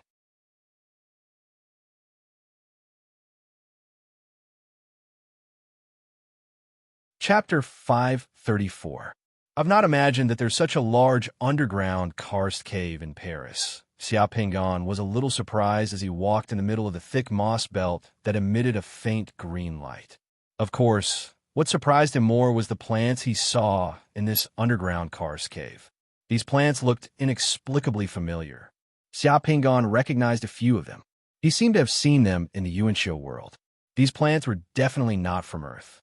For example, those huge agaric mushrooms, which were higher than a person and looked like pavilions.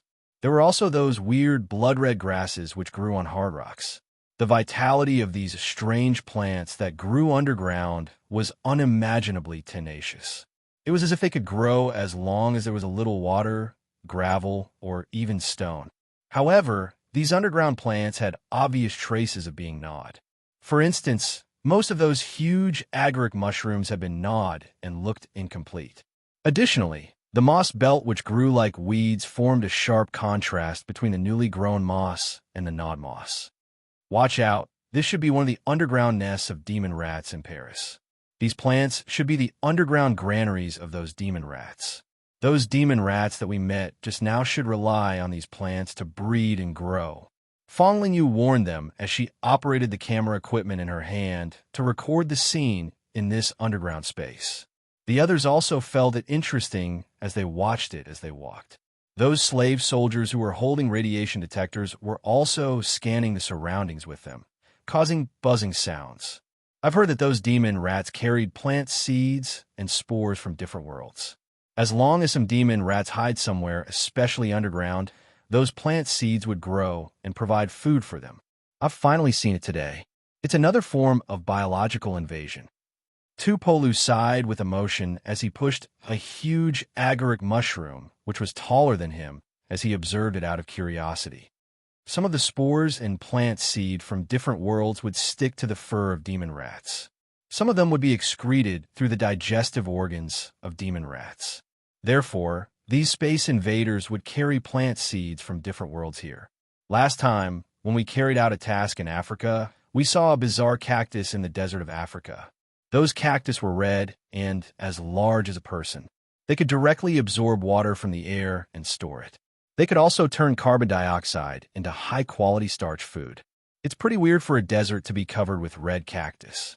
Some local tribes even started to treat those cactus as food as a gift from the god. Chun Zhongming sighed with emotion. If there were no demon rats, these things would look pretty weird. Perhaps we could build an underground amusement park. It would definitely make a lot of money. Li Yinzhou said as he looked around. The underground space here was covered with rocks and an underground river. As there was no path, they just moved forward and searched. When they encountered obstacles, slopes, and huge rocks that were several meters high, they could easily climb over them. In such a place, only summoners could search. Even the special forces of the military couldn't enter here. If ordinary cave exploration teams encountered magical creatures, they would probably be completely wiped out. Squeak, squeak. A demon rat shrieked as it suddenly rushed out of a nearby rock crevice. It widely opened its mouth and exposed its sharp teeth, intending to bite someone. However, before that demon rat approached it, a javelin had already shot towards it. With a shrill shriek, that demon rat was pinned to the ground. When that demon rat was still struggling, the elite slave soldier who had thrown the javelin had jumped over the rugged lava and some rocks and rushed to the side of that demon rat. Closely after that, he stabbed his long spear into the demon rat's head and split it into two halves. The moving elite slave soldier was summoned by Xia Pingon. Its reaction and mobility were obviously much better than the other elite slave soldiers and warriors summoned by others. Everyone couldn't help but look at Xia Pingon. TSK, Mr. Luo, and how strong is the elite slave soldier that you summoned? How can it be so strong? Li Yinzhou couldn't help but ask. No one will think you're mute if you don't speak. Fong Lingshan glared at Li Yinzhou. Among summoners, it was taboo to inquire about the abilities and attributes of other people's summon characters. Because these things were part of the secret mandala, they were also secrets and would reveal a lot of things. Sometimes, Li Yinzhou could be so heartless.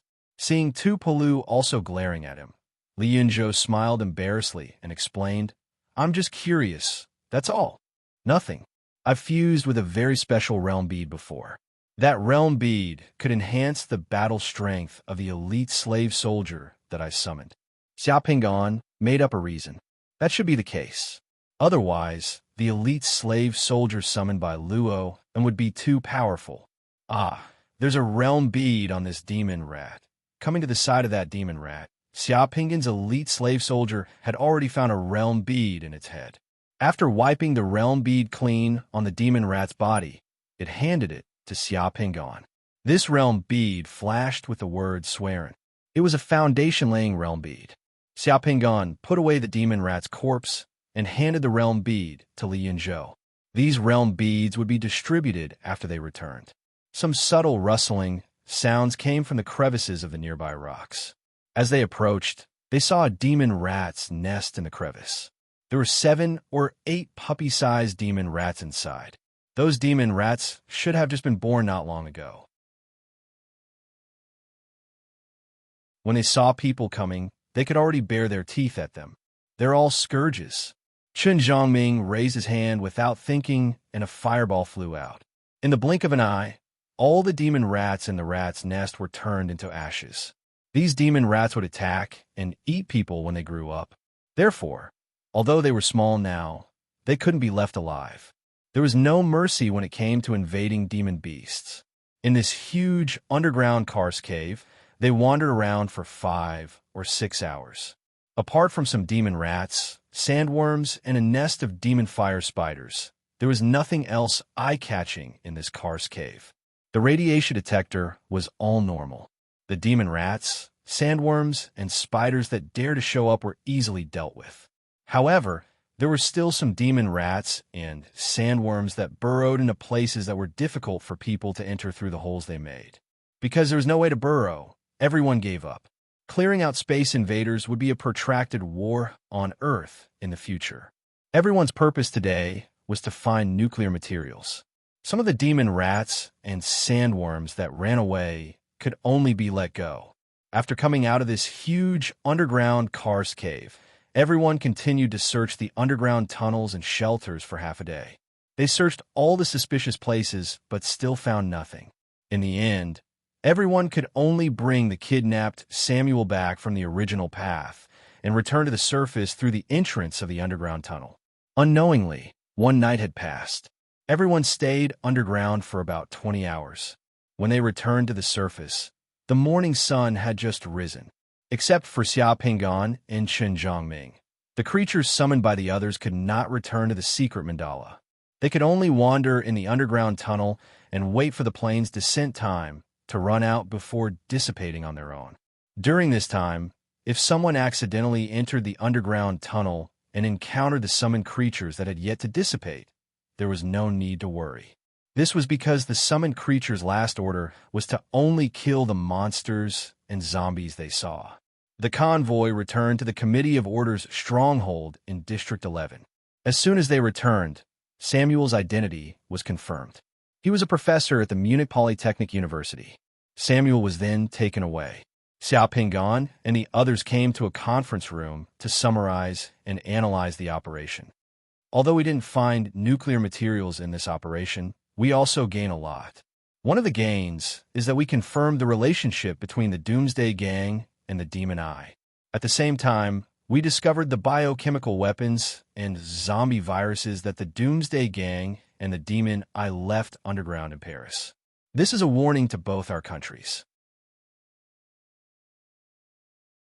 At the same time, the Committee of Order and the Dragon Group's intelligence department are already analyzing the relevant information and things.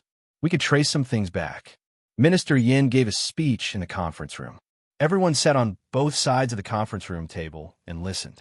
Yesterday, everyone participated in the operation, and Minister Yin left Paris to meet with the heads of some French government departments to coordinate some resources and intelligence. The second gain of this operation is that we eliminated the places in Paris that are most likely to contain nuclear materials, further narrowing the scope of the search target. The third gain of this operation is that everyone eliminated a large number of space invaders, indirectly saving the lives of millions of people in Paris and preventing the city from being destroyed. We will inform the French government about some of the relevant details of the operation so that the French will owe us a big favor. This is all thanks to everyone. Okay, I know that everyone is tired after a day of operation, so I won't say much. Everyone is dismissed. You can distribute the spoils of this operation by yourselves. Minister Yin was very tactful. After the meeting, he took the initiative to leave. Hearing that they could distribute the spoils of war, everyone in the room suddenly became energetic. The exhaustion of the night seemed to vanish in an instant. All the realm beads were taken out and placed on the table. There were a total of 26 realm beads. The realm beads flashed with a special brilliance, dazzling everyone's eyes. Even if they did not fuse with these realm beads, there were precious resources all over the world and could be exchanged for a lot of money.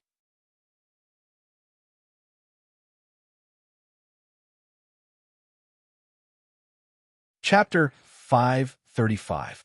In this operation, Mr. Luo is the strongest and has killed the most demons. He has greatly reduced the risk of our team. At the same time, Mr. Luo was the first to discover the dangerous biochemical weapons and the kidnapped biochemical experts. Mr. Luo's contribution is the greatest. According to the rules, Mr. Luo has priority in choosing 6 realm beads. Does anyone have any objections? Chen Zhongming asked. Everyone was convinced that Xia Pingan had the right to choose 6 realm beads first. Therefore, when they heard Chen Zhongming's words, everyone expressed their agreement. The Committee of Order provided sufficient intelligence and logistical support for this mission. Therefore, although the Committee of Order only has 4 people and the Dragon Group has 5, I think the Committee of Order and the Dragon Group will each have 10 realm beads. Does anyone have any objections? Chen Zhongming continued. This distribution plan was very fair. Everyone expressed their agreement and then looked at Xia Pingan. Mr. Luo, you can choose 6 realm beads first. Fang Lingxian said to Xia Pingan. Okay, then I won't stand on ceremony. Xia Pingan smiled and began to choose. Among the 26 realm beads on the table, almost 1/3 of them were the Foundation Establishment realm beads of Serene, Chou clan, and Shinon clan.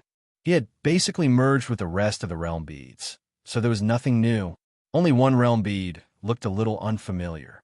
It was a divine power realm bead. The realm bead was sparkling with starlight, and there were 6 small words swearing guards against Goryo on it. This was a divine power realm bead. Xia Pingan picked it up. Then, Xia Pingan took another realm bead of betrayal, a realm bead of 3 sides of the net, and a realm bead of yang sui. Putting away the 4 realm beads, Xia Pingan smiled at everyone. I collected a lot of demon corpses in the tunnel. Those corpses are also valuable, so I'll take these 4 realm beads. As for the remaining 2 realm beads, everyone can divide them. The Order Committee and the Dragon Group will each get 11. Thoughtful. Tupola laughed and gave Xia Pingan a thumbs up. The others were also secretly impressed. Many high-level summoners had bad tempers and airs. When it came to dividing the spoils of war, they would keep their word. They would take all the benefits and leave a little soup for others. No one expected Xia Pingan to be so generous, even including the monster corpses he collected. Although the Divine Power Realm bead was rare, its value was actually not that high in everyone's eyes.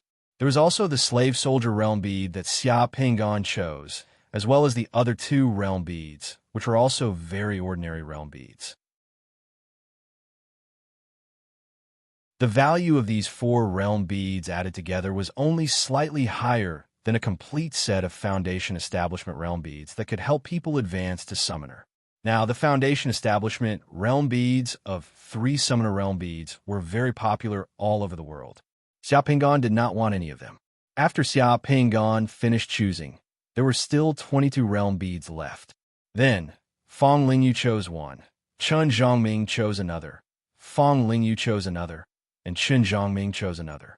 The 2 of them took turns to choose and divided the 11 realm beads in a short while. As for how these 11 realm beads were divided between the 2 groups, it had nothing to do with outsiders. After the realm beads were divided, everyone was very happy and satisfied.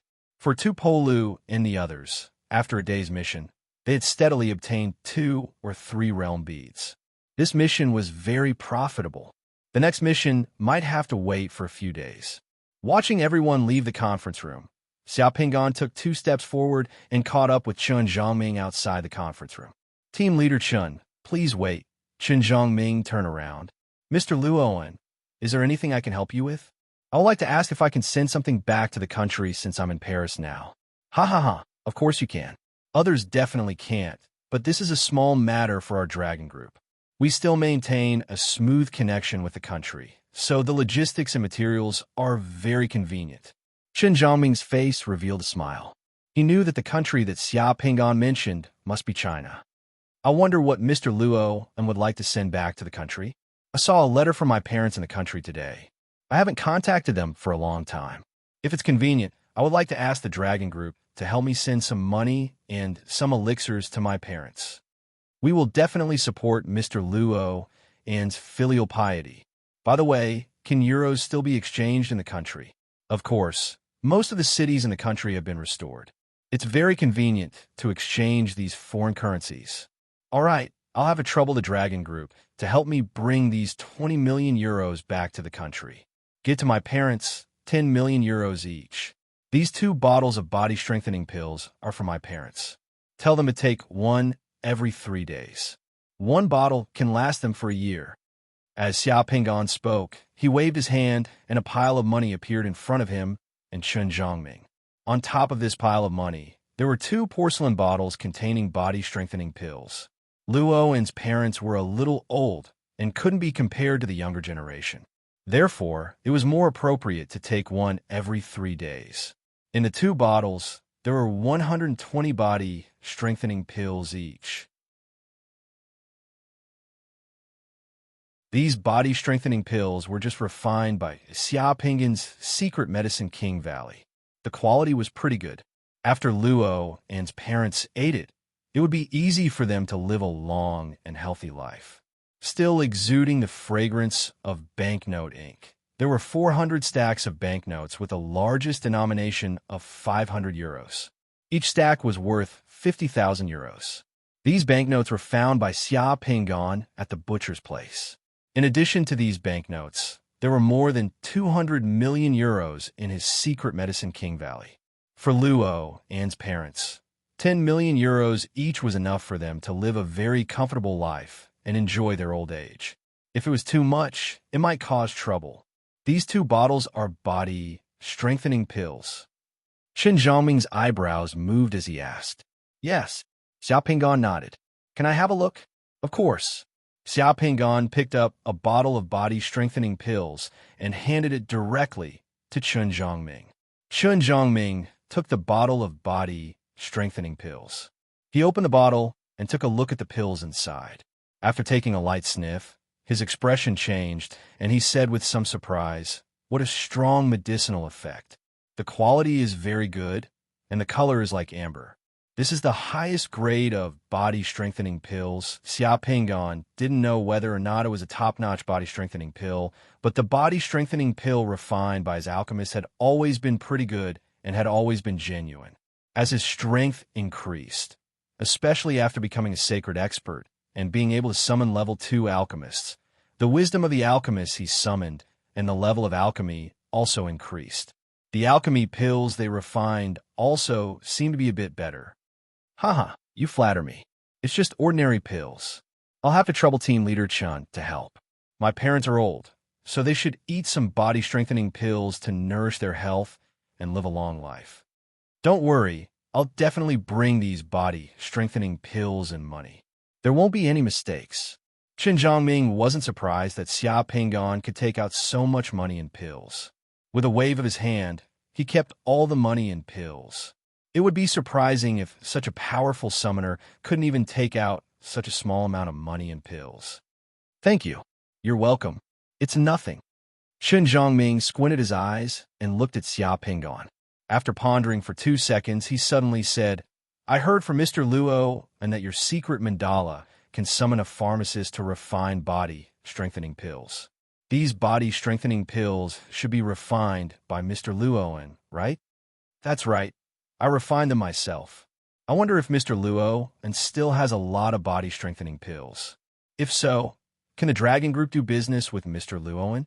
Upon hearing that they could do business, Xia Pinggan also became spirited and asked why.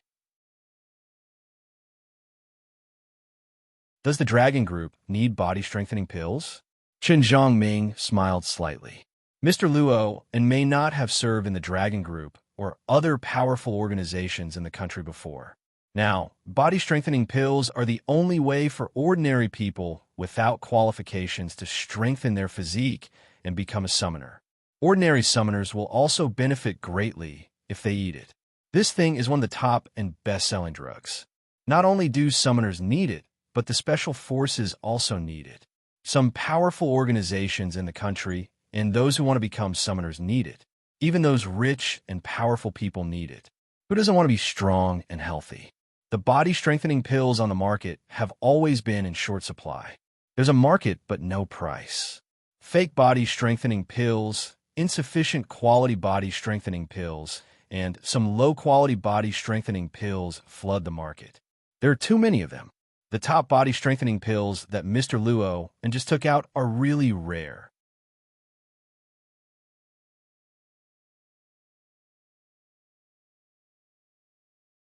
Chapter 536. Interesting. Xiao Pingon rubbed his chin. He didn't expect to have so many unexpected gains from this operation. He had collected more than 1,000 devil rats. Even if he only used 1,000 devil rats to refine body-strengthening pills, one devil rat would be equivalent to 5 body-strengthening pills and half an initial spirit pill. In half a month at most, he could provide at least 5,000 body-strengthening pills. I didn't expect body-strengthening pills to be so popular. I can indeed refine a lot of body-strengthening pills here, but how does your dragon group want to trade? Xiao Pingon asked. Like the body-strengthening pills refined by Mr. Luo, and the market price is conservatively estimated to be 150,000 renminbi per pill. Young people use the body-strengthening pill to completely strengthen their body, about 180 body-strengthening pills, which is equivalent to 27 million renminbi. Because the body-strengthening pills are relatively rare, the quality of the body-strengthening pills refined by Mr. Luo and is top-notch. We will give a little premium. 180 body-strengthening pills per bottle can be valued at 30 million renminbi. We will exchange at this price. What does Mr. Luoan think? After listening to Qin Zhongming's words, Xiao Pingon realized that it was too easy for advanced summoners on Earth to make money. 30 million renminbi seemed to be a lot, but in fact, considering the huge changes a bottle of body-strengthening pills could bring to people's health, this amount of money was actually not that expensive. Especially for some rich people, this amount of money was not expensive, but too cheap.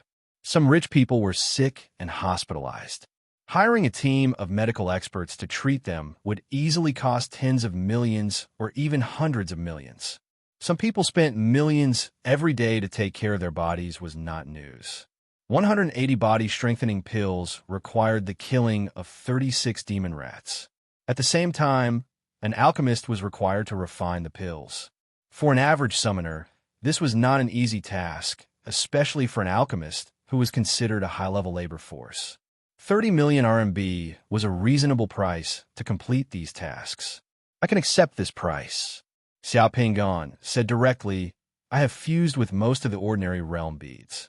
I am now collecting the rare realm beads that I have not fused with, and even the black box realm beads. As long as your dragon group can take out the realm beads that I have not fused with, I can trade them according to the market price of those rare realm beads. Qin Zhongming also smiled, then it settled.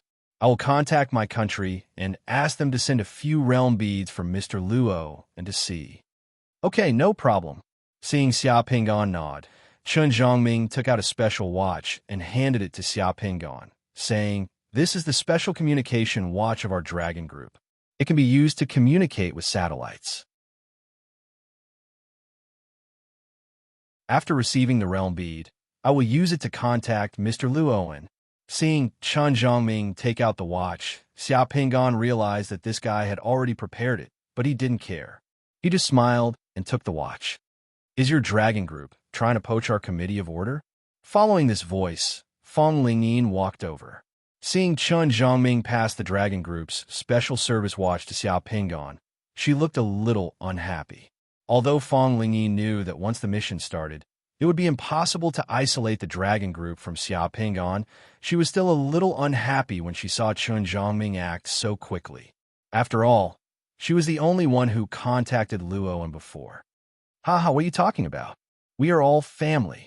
Qin Zhongming laughed and said, Moreover, Mr. Luo is originally from Huaxia. If we want to talk about relationships, we are closer to Mr. Luoan. Just now, Mr. Luoan asked our dragon group to send something back to China for him. Feng Lingyin took a deep breath and looked directly at Xiao Pingon, smiling slightly, Mr. Luo and our committee of order also needs the body-strengthening pill. We can use the rare realm bead to exchange for the body-strengthening pill according to the terms that Mr. Luo and Team Leader Chun just discussed. Mr. Luo wouldn't mind, right? Xiao Pingon spread his hands. Of course not. Okay, then it's settled. Our Great Fire Country and Huaxia are originally of the same origin. The Great Fire Country recognizes dual nationality. Many Huaxia people can also join the Great Fire Country. Chen Zhongming and Fong Lingyin looked at each other and smiled. The Dragon Group and the Committee of Order were partners and comrades who trusted each other. However, when it came to fighting for high-level talents, the two sides were in a competitive relationship. Neither side would give in easily. When he walked out of the building, Xiao Pingon's feeling could only be described as a glimmer of hope. He didn't expect that the small body-strengthening pill would bring him such a big surprise when he returned to Earth this time. As long as he had enough body-strengthening pills, he could get the rare realm beads in the hands of the Dragon Group and the Committee of Order. This would greatly increase his cultivation speed. The problem now was that Xiao Pingon was starting to wonder if he had enough body-strengthening pills. In the past, he already knew that the price of some rare realm pearls could easily be in the hundreds of millions. There were even realm pearls worth billions. If he really wanted to use these body-strengthening pills to exchange, he was afraid that he wouldn't be able to exchange for many realm pearls. I wonder where there are more demon rats. After walking out of the base of the Committee of Order, when Xiao Pingon was about to use illusion to hide himself, he saw two Palu appear in front of him in an SUV. Besides Tu Palu, Fong Lingshan was also in the car. Both of them were looking at him. Mr. Luo, can we have a chat in the car? Tupola looked at Xiao Pingon and said. Xiao Pingon got in the car. Tupola drove out of the 11th district very quickly. Xiao Pingon didn't say where he was going. Tupolu also drove aimlessly. From time to time, he would glance at Xiao Pingon's expression through the rearview mirror. Fong Lingshan sat in the back seat beside Xiao Pingon. Her beautiful big eyes were scrutinizing Xiao Pingon very carefully. It seemed that she wanted to see something from Xiao Pingon's face. In the first few minutes, nobody spoke. After driving over 10 kilometers, Tupolu finally broke the silence. Mr. Luo, do you know Xiao Pingon? Xiao Pingon smirked inside as he nodded. Yes, I do. Xiao Pingon is our good brother. Later on, he went to carry out a special task. We don't know whether he's alive or not. I didn't hear him say that he knew Mr. Luoan. How do you know him, Mr. Luoan? Tupolu's voice was calm. However, Xiao Pingon saw the bulging blue veins on his hand, which was holding the steering wheel. It seemed that Tupolu was trying his best to control his emotions. Xiao Pingon was silent for a moment. Originally, he had many things to say. Originally, he was prepared to continue using Luo An's identity to meet and interact with Tupolu and the others. However, at this moment, he felt that he could not say those things out loud. A strange emotion surged in his heart. After a few seconds of silence, Xiao Pingon changed his voice back to Xiao Pingon's voice. Old Tu Lingshan, it's so nice to see you in Paris. Screech. Tupolu slammed on the brakes. The SUV on the road screeched as it came to a stop in the blink of an eye. Tupolu turned around and looked at Xiao Pingon with flickering eyes. Fong Lingshan directly pulled out a gun and pointed it at Xiao Pingon's head. A rocket launcher appeared in Tupolu's hand. He aimed the rocket launcher at Xiao Pingon's face with red eyes, as if he was going to kill someone. F***, how dare you pretend to be my brother? I'm going to kill you. Who are you? Fong Lingshan shouted coldly. With a thought, Xiao Pingon had already cast a mute enchantment, isolating the sound in the car. Lingshan, you're still so hot-tempered. Be careful, don't misfire your gun. And old too, it's not easy for me to come back. Don't send me away again, Xiao Pingon said with a faint smile as he let out a sigh. How's the hi-fi sound system left by old man in our canteen? I didn't like it when I was there. I haven't listened to it for a long time. I really miss it. And Laozhou, how's Laozhou? I didn't even drive the super pickup truck that Laozhou built for me twice. In the end, I gave it to Manzijin. I really miss it. Fong Lingshan's hand, that was holding the gun, started to tremble. Tupolu also panted heavily as he widened his eyes. I know that the two of you might not believe me for a while, but this is very difficult to explain. I can only tell you that the real Luo and died a few days ago. He committed suicide in a small inn. I'm just borrowing his body to come back. That you're tuning in to the Warrior Lore YouTube channel. Don't forget to subscribe and join us on this journey to catch the most captivating stories.